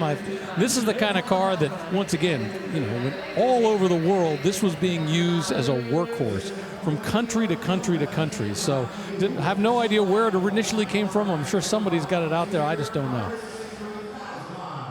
Yeah, I'd have to do some research as to HZ, the first two characters in the VIN, as far as what country this would have been produced and delivered to. This one's been a workhorse, 262,000 kilometers on it. Yeah, we didn't get this in the U.S. We got the Toyota pickup, later becoming the Tacoma. But yeah, this Land Cruiser much larger. The engine, though, is familiar. The inline-6 diesel engine that they put in a lot of these. Pretty invincible. 5-speed manual transmission. And yeah, much more squared-off, blocky look from everything else they had in the 90s. It was getting a little bit more modernized. I personally love it, as well as the graphics. The Toyota graphics in the 80s and 90s with the 4-wheel drive just look fantastic. This truck just came to the U.S. in 2024 under the 25-year exemption, and it now has a new owner for $30,000. So here is lot 133. This is a 1993 Chevrolet C10 pickup, but this one is an Indy Pace truck. Well, rolls up. Indy Pace trucks, pretty unusual. They never actually paced the Indy 500 with a truck that I'm aware of, but apparently this says this was the official vehicle of the 77th Indy 500. It's got a 6-liter Vortec engine under the hood, 4-speed automatic transmission, fiberglass bed cover in the back, and nice and clean up front. I'm not sure what the mileage is. Let's see. Oh, it says it's only been driven 12,000 miles since this LS engine was put into it. So that's a pretty interesting swap that they've made up front. Yeah, all the gauges have been completely swapped out as far as what you would have seen from the factory because of that 6-liter Vortec, which would have been about 345 horsepower. It's the same one as my Cadillac Escalade at home. But yeah, same engine there. Major upgrade from the 5.7-liter that these would have come stock. Yeah, it's lowered. That's how it was from the factory. Had these wheels. But, you know, the big dog at the time was the 454 SS pickup truck. This one has a lot of that look, but it didn't get the engine. Of course, the graphics in the 90s were just so much fun as far as the multicolor and the Indy car down the side. So, love this thing. So let me add a little asterisk. No, a truck didn't pace the Indy 500, but a Chevy SSR, the convertible pickup, did pace the Brickyard 400. I don't think anybody knows what to call those SSRs. You call them a pickup, but what was it? Well, it's built on a Trailblazer chassis, but yes, it was a convertible pickup. And they're fun. 1993, the 77th running of the Indy 500. I think that's the year that Emerson Fittipaldi won the race, you know, having come over from Formula One. When you think about it, you know, Emerson Fittipaldi, I believe, won his Formula One championship, his first one in 1972. And then he was winning the Indy 500 in 1993, 21 years later. Quite a career. $18,000 is the hammer price for that Indy official truck of the Indy 500. Well, let's move from Indy to NASCAR for this 1984 Chevy Monte Carlo SS.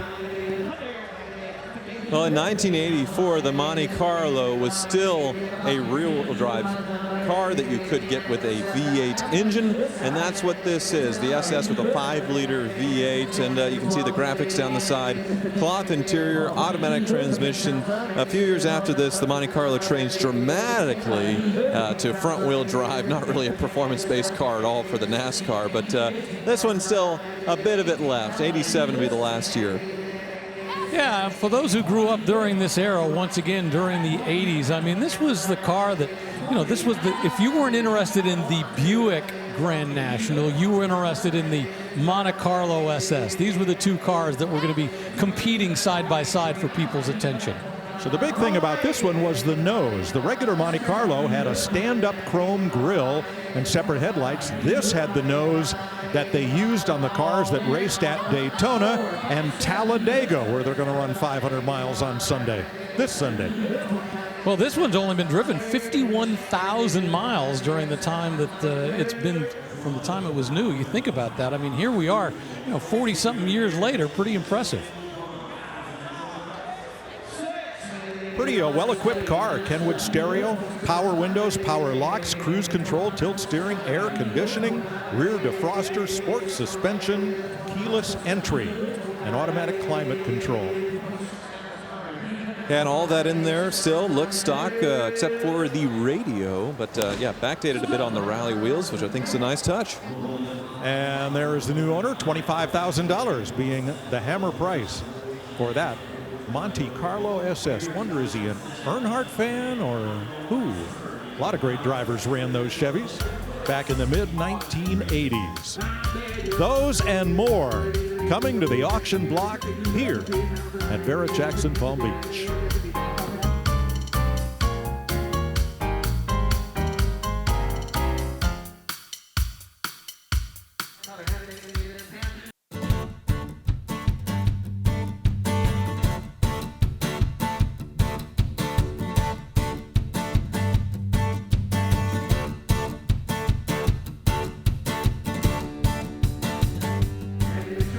A lot of beautiful cars and trucks waiting their turn on the auction block, currently occupied by a 54,000-mile 2006 Mercedes-Benz SL 500.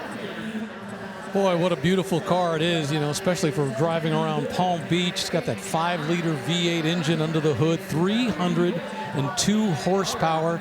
This is exactly what you wanted back in 2006, 20 years ago, when you were driving around. You wanted pure luxury, you wanted performance, you wanted style. This was it. The problem that has cropped up with so many of these cars since then is the cost to repair them. And what panics an awful lot of people is, like the musical chairs. Am I going to be owning the car when it's got a big expense that's going to crop up? Oh, I feel like the aftermarket has come into play with these, where it's not as terrible. So yeah, that top is pretty complicated with the hard top going down and all going to all season. So that's something to watch out for. The suspension being hydraulic is another thing you want to check out. Make sure that's all working before you buy it. Looks good with this one. Obviously, the low mileage certainly helps. But what I like about this one is it's sort of the period as far as those aftermarket wheels. Looks like something you would have seen in the Pimp My Ride era, where everybody was putting chrome 20s on their cars, and the grille aftermarket as well. AMG badge added. They didn't do that unless it was an SL55 with that supercharged V8. Yeah, those are 20-inch chrome Asante wheels. They were luxurious, but they were heavy. Certainly not a performance ad, but consider that this car has covered less than 3,000 miles per year from new, so it's a garage queen. To your point, Mike, I mean, this is not a performance car. This is a performer that looks great, but it's not about how fast you can go. Well, at $15,500, you can have a lot of fun for very little money. We're going to stay in the Mercedes line and go to their midsize car, the E-Class. Here is a 2013 Mercedes-Benz E350 Cabriolet.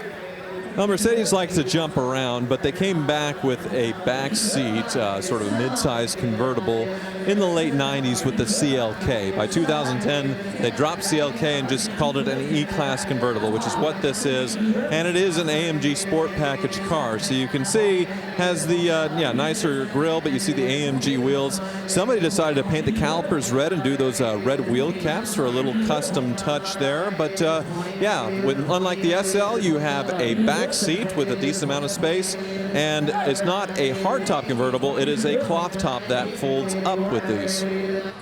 All right, when you say a decent amount of space, let's look into the back of the passenger compartment.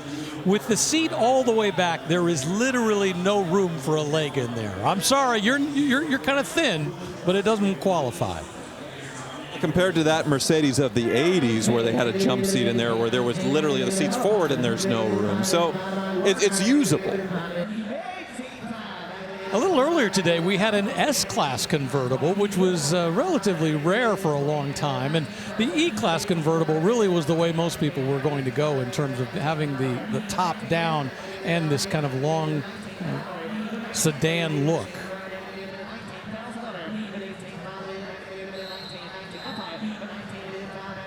This one, I can't believe it's 94,000 miles. Whoever owned it really took care of it because the paint's still gleaming, the leather's still nice. Just shows you take care of your Mercedes, whether it be a lot of maintenance or not, they can, look new for a really long time. All right, this has the Air Scarf neck warming system. Explain that, Tyler.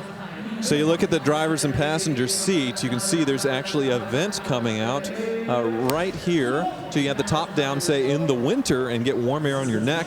Year-round top-down driving. Same with cold air, say, in the hot Palm Beach sun. That's very cool. Excuse me, that's very warm. I like it.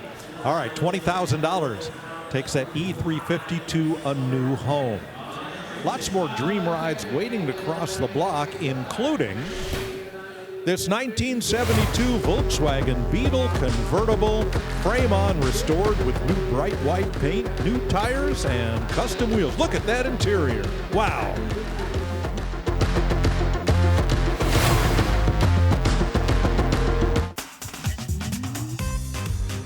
Welcome back out of the McGuire staging lanes. All the cars getting ready to cross the block. Just a wide collection. Look, we got an MGTD, we got a Volkswagen Beetle, we got pickup trucks, we got Jeeps, all kinds of great stuff. Up in the block right now, we got a 1987 Camaro Z28.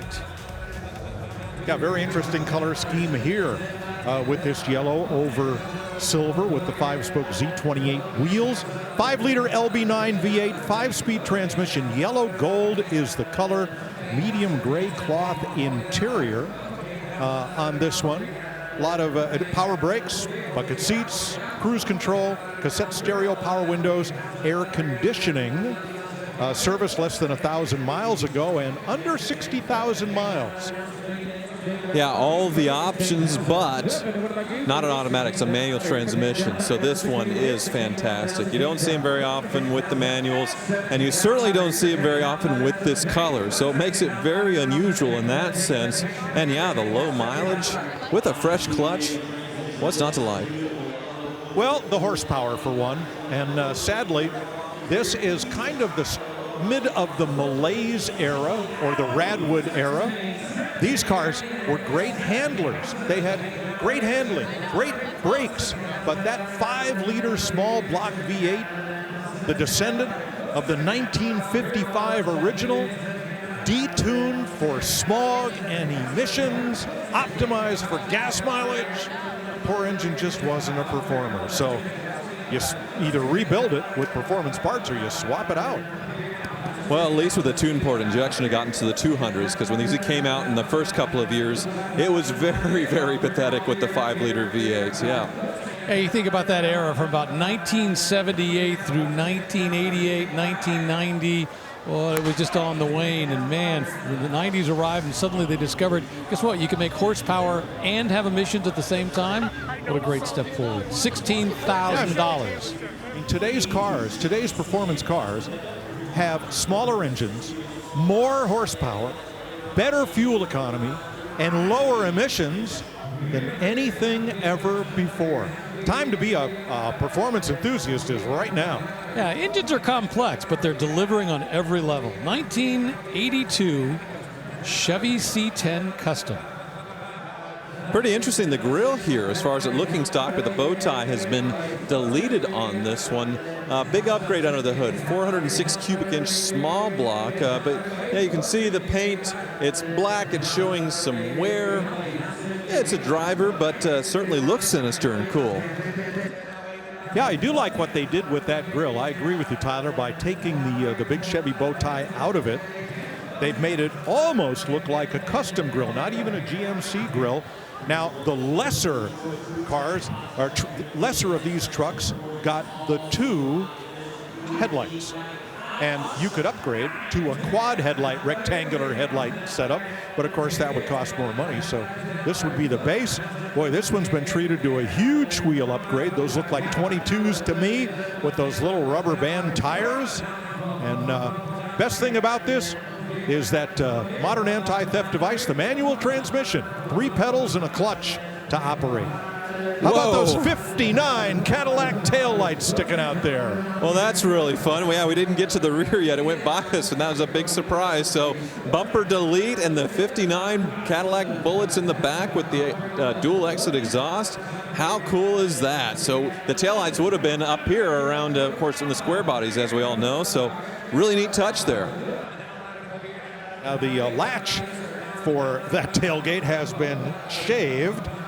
And it's also, is it under here? Okay, yeah, there's your latch for the tailgate. So very, very cool presentation, kind of hiding in plain sight there. Now the interior looks like it's been upgraded quite a bit as well. Bucket seats in there. Nice clean dash. Probably digital gauges, it appears. Yeah, definitely upgraded digital gauges. So a lot of good with this one. Well, those Cadillac taillights didn't bring enough, I don't think. $15,000 for that 1982 Chevy C10 pickup truck. You know, the great thing about Barrett-Jackson is sometimes you see things you don't see anyplace else. Some really unique stuff. So Tyler Hoover went out looking for some unique rides. At a Barrett-Jackson auction, every car is unique in its own way, but some of them you'll see it once and then never see it again. Like I never thought I would see a 1953 Allard that's been reimagined and modernized, so it has that vintage look, but then you see the modern coilover suspension, and just to show, every car can be LS swapped. This one has an LS3 under the hood, and it looks fantastic. But there's even more outside. Check out this 2020 Rezvani tank. It started life as a 2020 Jeep Wrangler, but then got a crazy composite body, custom 20-inch wheels, a lift, and just looks insane. The original cost was over $200,000. And it's not just the customs. This 1970 American Motors Rebel machine is really unique. A 390 cubic inch V8, 340 horsepower, 4-speed manual, and I have never seen one in person. Beautifully restored as well. And then there's this 2006 MTI Racing Catamaran that was used in the 2006 Miami Vice film. And on either side of me is 700 horsepower supercharged engines. Its top speed, 130 miles per hour. So Barrett-Jackson has unique rides by land and by sea.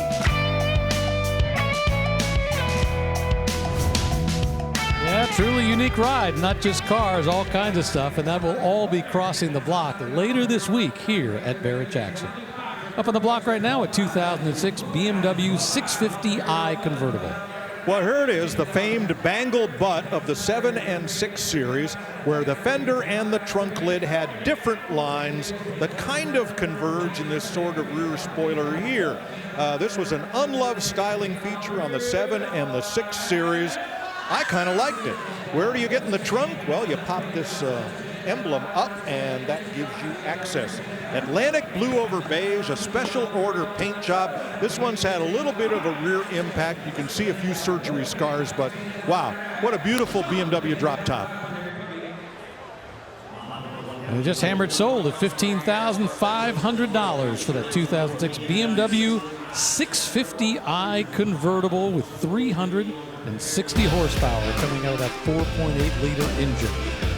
We're going to take a break. Closing in towards the finish of our coverage here, but there's still plenty of cars left across the block, so you want to stick around for every one of them.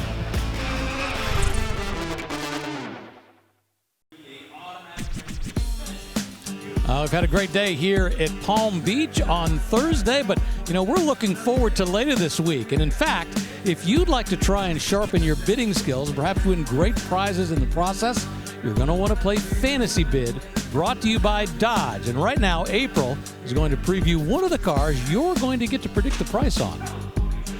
Hey, Rick, that's right. I'm with this 2003 Mustang Cobra SVT 10th Anniversary Edition. Now, when you hear the guys on the block saying just brand new in the wrapper, this is what they're talking about. It is still wrapped, has all the delivery wrap around it on the leading edges to protect it from any dents or bugs or anything that could happen to it, so you know it hasn't been driven. And on that note, there's only 6 miles on the speedometer, on the odometer, and there's that original window sticker, $36,000. Hey, I would buy that new. Now inside, you got all the goodies. You got the Mach 460 audio system, 6-disc CD charger, 2-tone red and black bucket seats. Now, this is what you really want to see. Her heart. Get up front there. Oh, baby, because she is supercharged. She got a 4.6 V8 6-speed manual SVT performance suspension, independent rear end. I mean, this is great on the track, great on the road. I wouldn't want to drive it because there's only 6 miles on it. Rick, what do you think? Yeah, that's kind of scary. I don't think I'd want to do it either. Thanks, April. Now, that Mustang will cross the block this Saturday. That's April 26th. So register to play now. Remember, terms and conditions apply.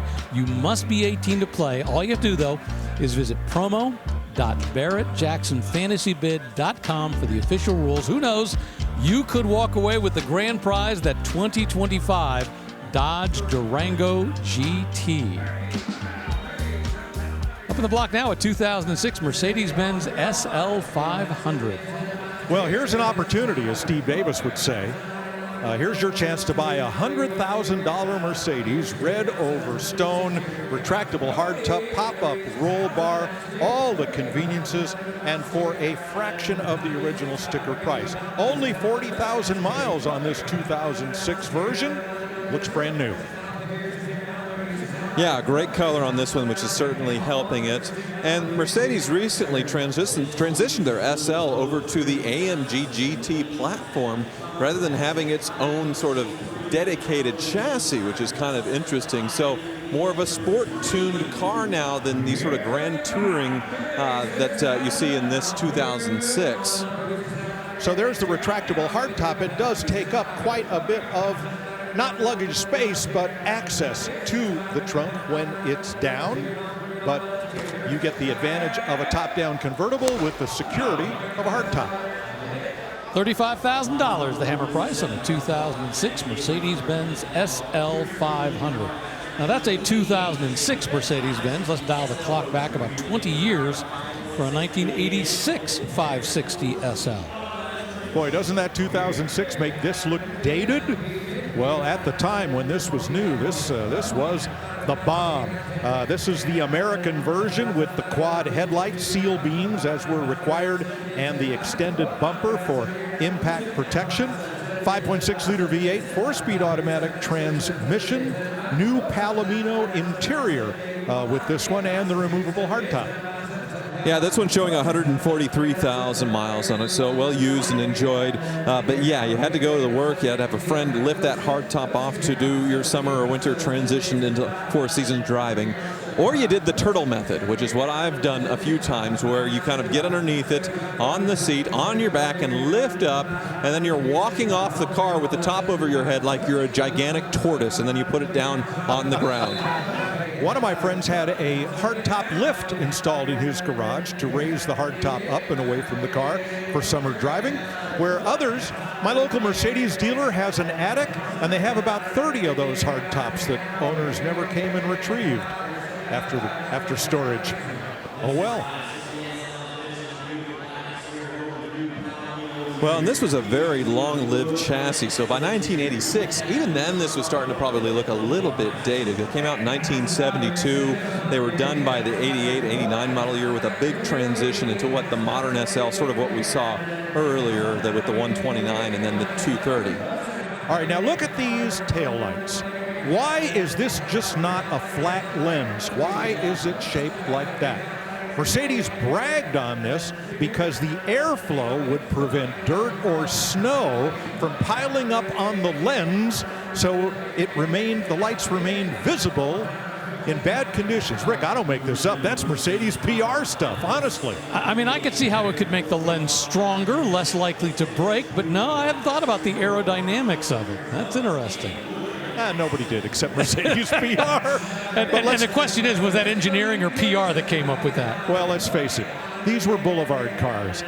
This one, under hood, there is a good bit of aging and a bit of corrosion showing. So, as Tyler said, this has had a long and useful life, and it still has miles to go before it sleeps. And it just sold here at Barrett-Jackson for $7,500. For those folks up there. You know, we talk about the fact that, you know, people always think you have to spend a lot of money to buy a car at Barrett-Jackson, but the reality is it's not the case. Sometimes something interesting comes across, and if you were looking for one of these, I have a friend who loves these, loves the way they cruise. I mean, somebody was able to drive it away for just $7,500. Still has a little bit of the pagoda roof styling, so. There we go. And up on the Meguiar's on deck cam, you see that 1950 Ford Custom rolling up. They'll do a quick polish on it before it moves forward just a little bit. But that 1950 Ford Custom is the next car that will be crossing the block. And up there right now, we got a 1978 Toyota Land Cruiser FJ40. Yeah, the FJ40, so it is the shorter version of the classic Land Cruiser here. 6-cylinder inline under the hood, 4-speed manual. Beautiful new paint job, lift, and everything all cleaned up, except for the top, which is kind of interesting. It's all frayed and sort of coming apart, almost sort of like a top patina, if you will, or whatever, like it's been on safari. Interesting. Or it could be like those new jeans that my daughter likes to wear, the ones with all the holes already, you know, kind of pre-installed.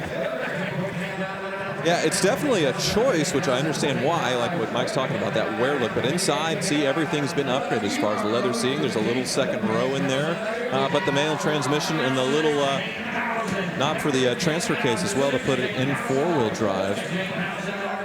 So this is an FJ. That stands for the gasoline version. A BJ would have been the diesel version.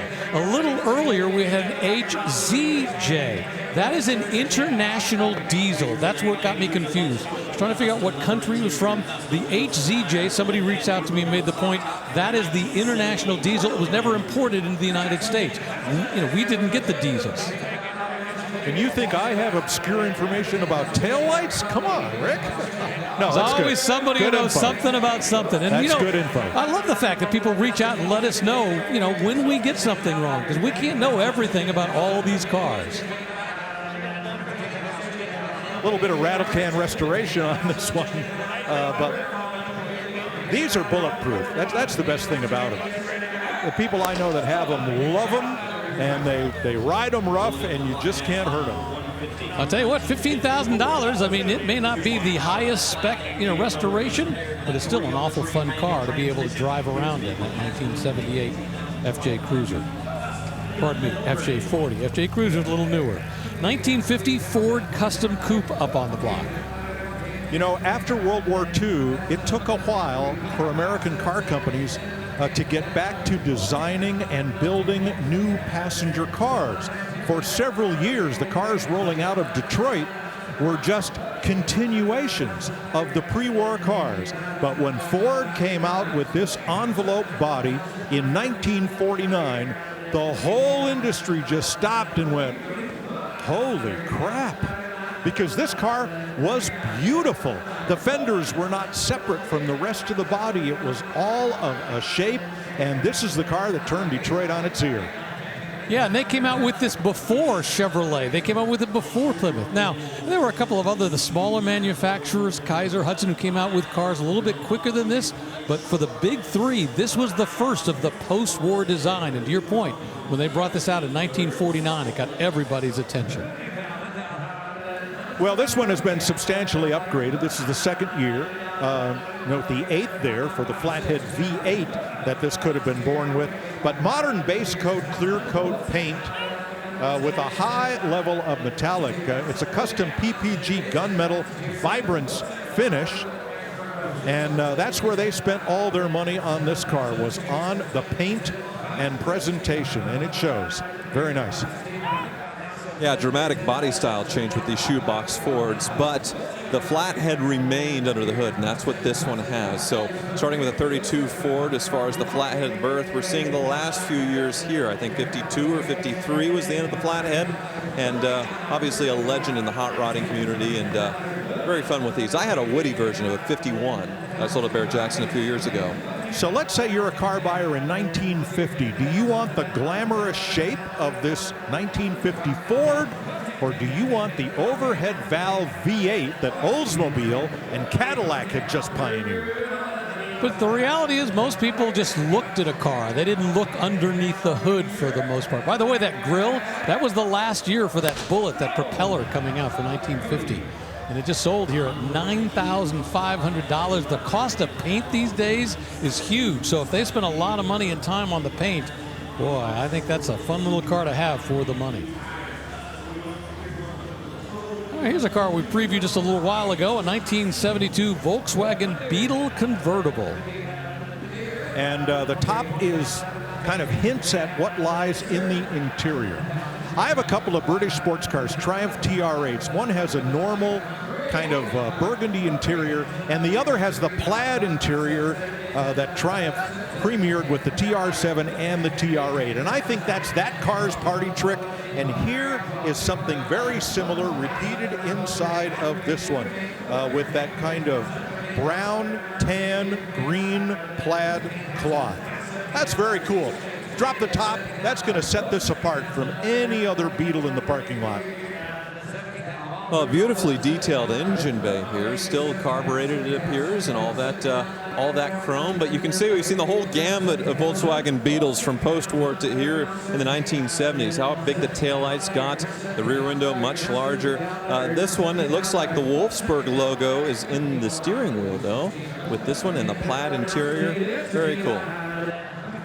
So of course you have the frunk, or the front trunk, as shown here, and at least in older Beetles, you'd have to open the trunk to find a place for the gas to go, because the filler cap would have been located in the trunk, which I guess if it had a lock, which this one didn't, would also serve as a locking gas cap, wouldn't it? I mean, think about it. We had that 1952 Volkswagen Beetle that came across the block a couple of hours ago, or an hour or so ago, and they were still building this style 20 years later, and this body goes all the way through 1979. I like the MP 15-inch wheels on this one, the cast aluminum alloy wheels. One afternoon, Paul Newman, yes, that Paul Newman, rented Stafford Motor Speedway to test drive John Anderson's NASCAR Modified. And from his home in Westport, Connecticut, he drove up in a Beetle convertible looking just like this one. However, Newman's Beetle convertible had a full-on Porsche 2-liter engine in it. It was a road rocket. Yes, he got stopped for speeding on the way to the racetrack. We called up the barracks. The state police agreed to, take care of the ticket, make it go away. And the patrolman said, "Oh my gosh, I would have loved to have gotten his autograph for my wife." And the sergeant said, "Well, you still have the ticket, don't you? Did he sign the ticket?" Yes, he did. The ticket went to the patrolman's wife. The charge went away. Paul had a great time driving modifieds and raced home in his white Beetle convertible looking much like this one. And I wonder if that ticket ever showed up on eBay.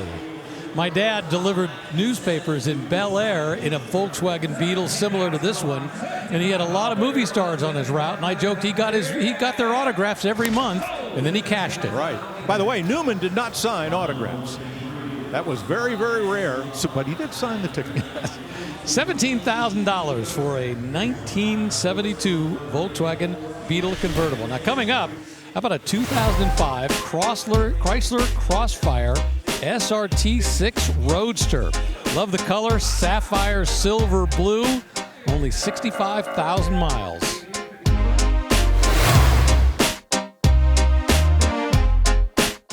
The all-new line of Barrett-Jackson merchandise and apparel is now available. From road rallies to the office, there are many stylish options for the car lover. Available year-round or online at shopbarrettjackson.com. Beautiful weather this week in Palm Beach here at the South Florida Fairgrounds. We are loving every minute of it. Not too hot out there, a few clouds, nice breeze, humidity isn't over the top. It's a great week to be here for the Barrett-Jackson Collector Car Auction. Up on the block now, a 1985 Ford F-150 custom pickup truck. So what I'm wondering is, how did this truck get to be 40 years old? How did that happen so fast? This thing looks like it's just been out of the showroom for 10 or 12 years. Yeah, it's a Super Duty, but yeah, very sharp in this Ford two-tone and kind of a cowboy interior going on here. But I don't know, how did this truck get to be that old? Well, it is 1 year older than me, so I was born in 1986. But yeah, this one is looking great with the repaint. I think they chose the two-tone during the repaint. But the funnest part is definitely in the interior, where they did the raw cowhide here with everything still attached as far as the fur. Sorry, Tyler, I guess it's all just point of view. Per pound, it's a screaming deal, $12,500 for that pickup truck. All right. Another truck is going to cross the block tomorrow that's pretty cool. And the Vice President of Consignment for Barrett-Jackson, Mike McCullough, has a quick preview of it.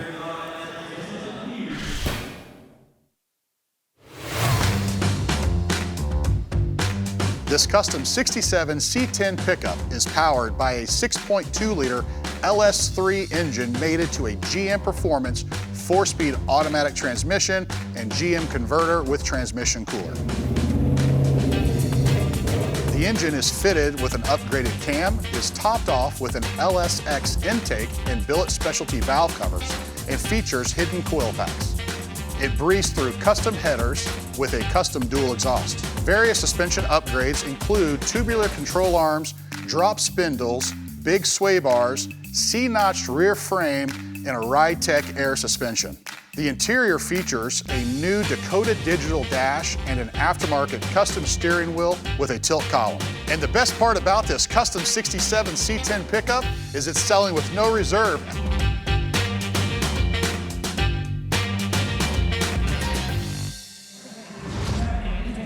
Remember, that is one of the vehicles, in that case a truck, that we'll see crossing the block tomorrow during our 7 hours of live coverage of the Barrett-Jackson Collector Car Auction on FYI. Right now we got a 2016 Mercedes-Benz CLS 550. Well, when the CLS first came out, this is the second generation. It was a 4-door pillarless hardtop. Yeah, it had a B-post, but was pillarless like this, and it was pretty groundbreaking. This is the second generation, and this one has been well enjoyed to the tune of about 74,000 miles, black on black, including the wheels. Second generation got a twin turbocharged V8 on it, so good performance there, and looks like it has a lot of great options as well. Well, you think about it, nearly 10 years old, only about 7,000 miles or so per year, and it just sold here at Barrett-Jackson for $18,000. The 2016 Mercedes-Benz CLS 550.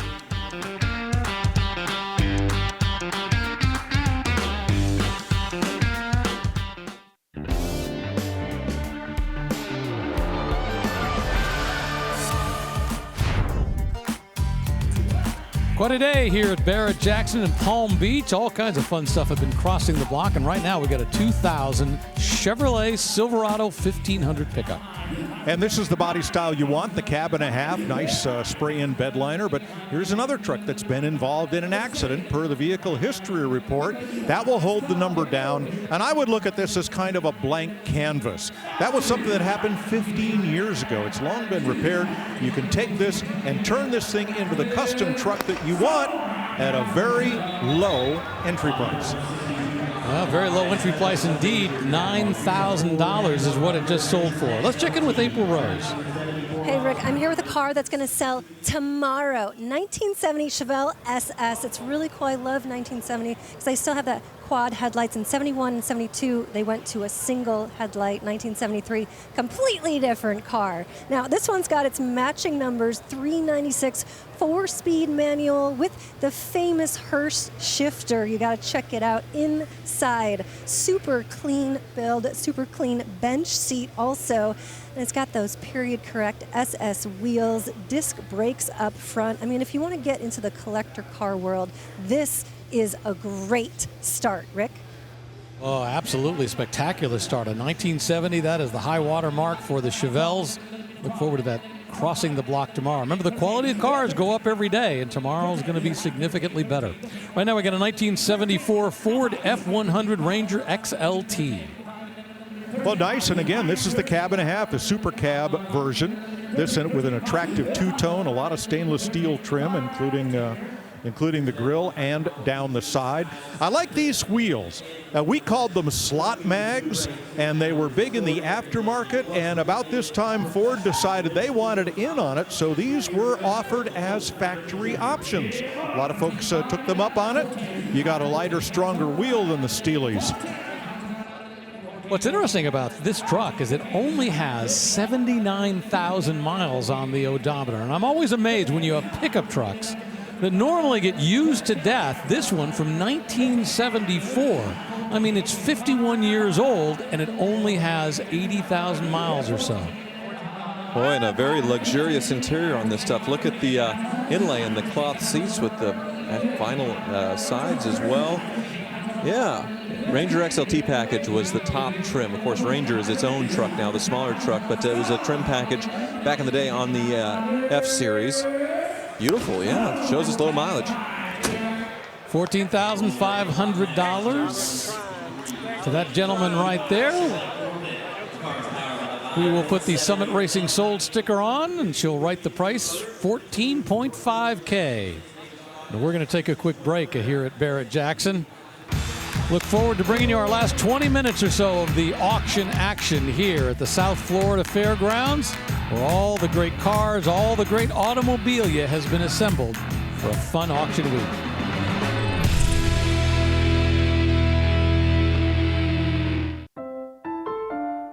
Everywhere you look, great paint, great chrome, all kinds of great machinery. And that's out in one of the tents. I love that's an actual Myers Manx right there, believe it or not. Incredibly done with all kinds of great work.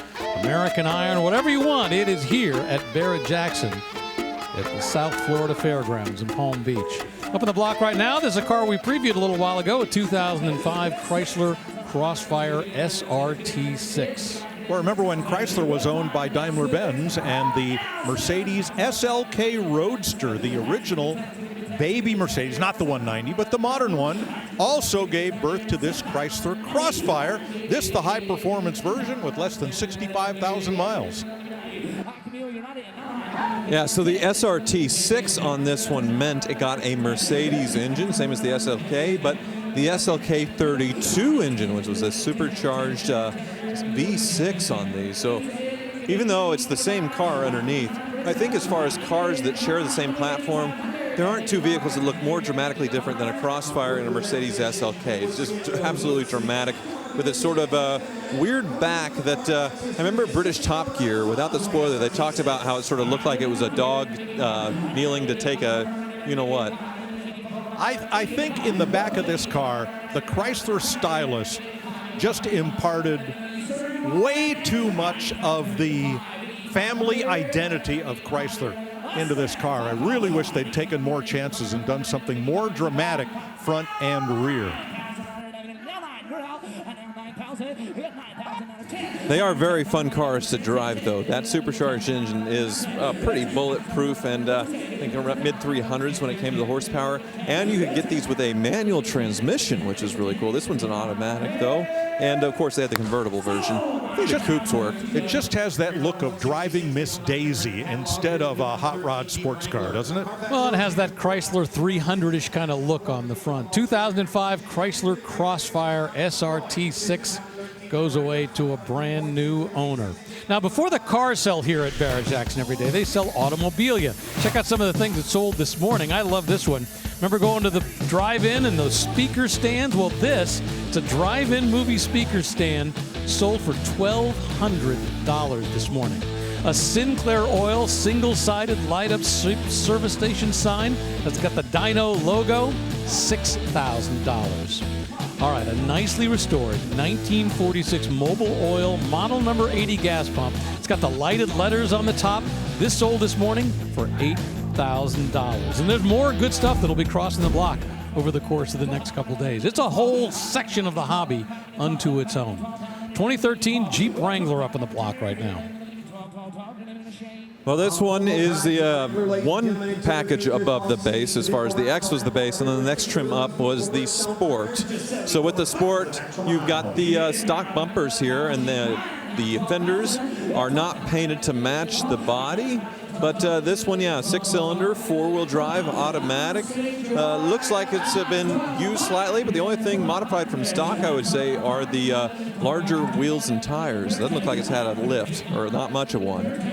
Yeah, vehicle history report indicates a rear-end collision at some point in its history. Bill, it has the hard top, which would have been extra $1,000 or so for that option, the removable hard top and the matte finish to match. But yeah, you see the interior of these pretty basic Jeep. We've seen so many dramatically customized today.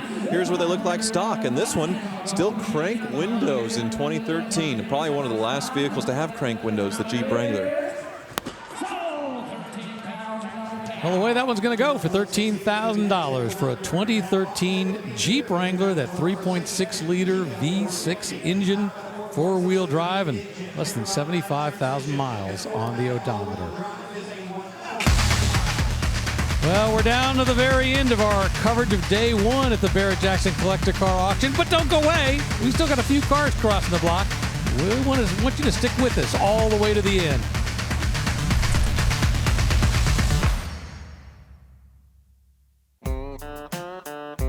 Been a great day here in Palm Beach. Not over yet. Up there now, we got a 2012 Mercedes-Benz S550. 4.7-liter V8, 7-speed automatic, and aftermarket 22-inch wheels. This one had a little incident with a parked car. The rear bumper's been refinished, but that's about it. And it just sold here at Barrett-Jackson for $12,500. Once again, something for everybody all day long. Pulling up behind it, how about a 2002 Ford Thunderbird? Well, the Retro Bird, which came out to great fanfare and even had styling touches like the porthole top. This one has 68,000 miles. 3.9-liter V8, 5-speed automatic transmission.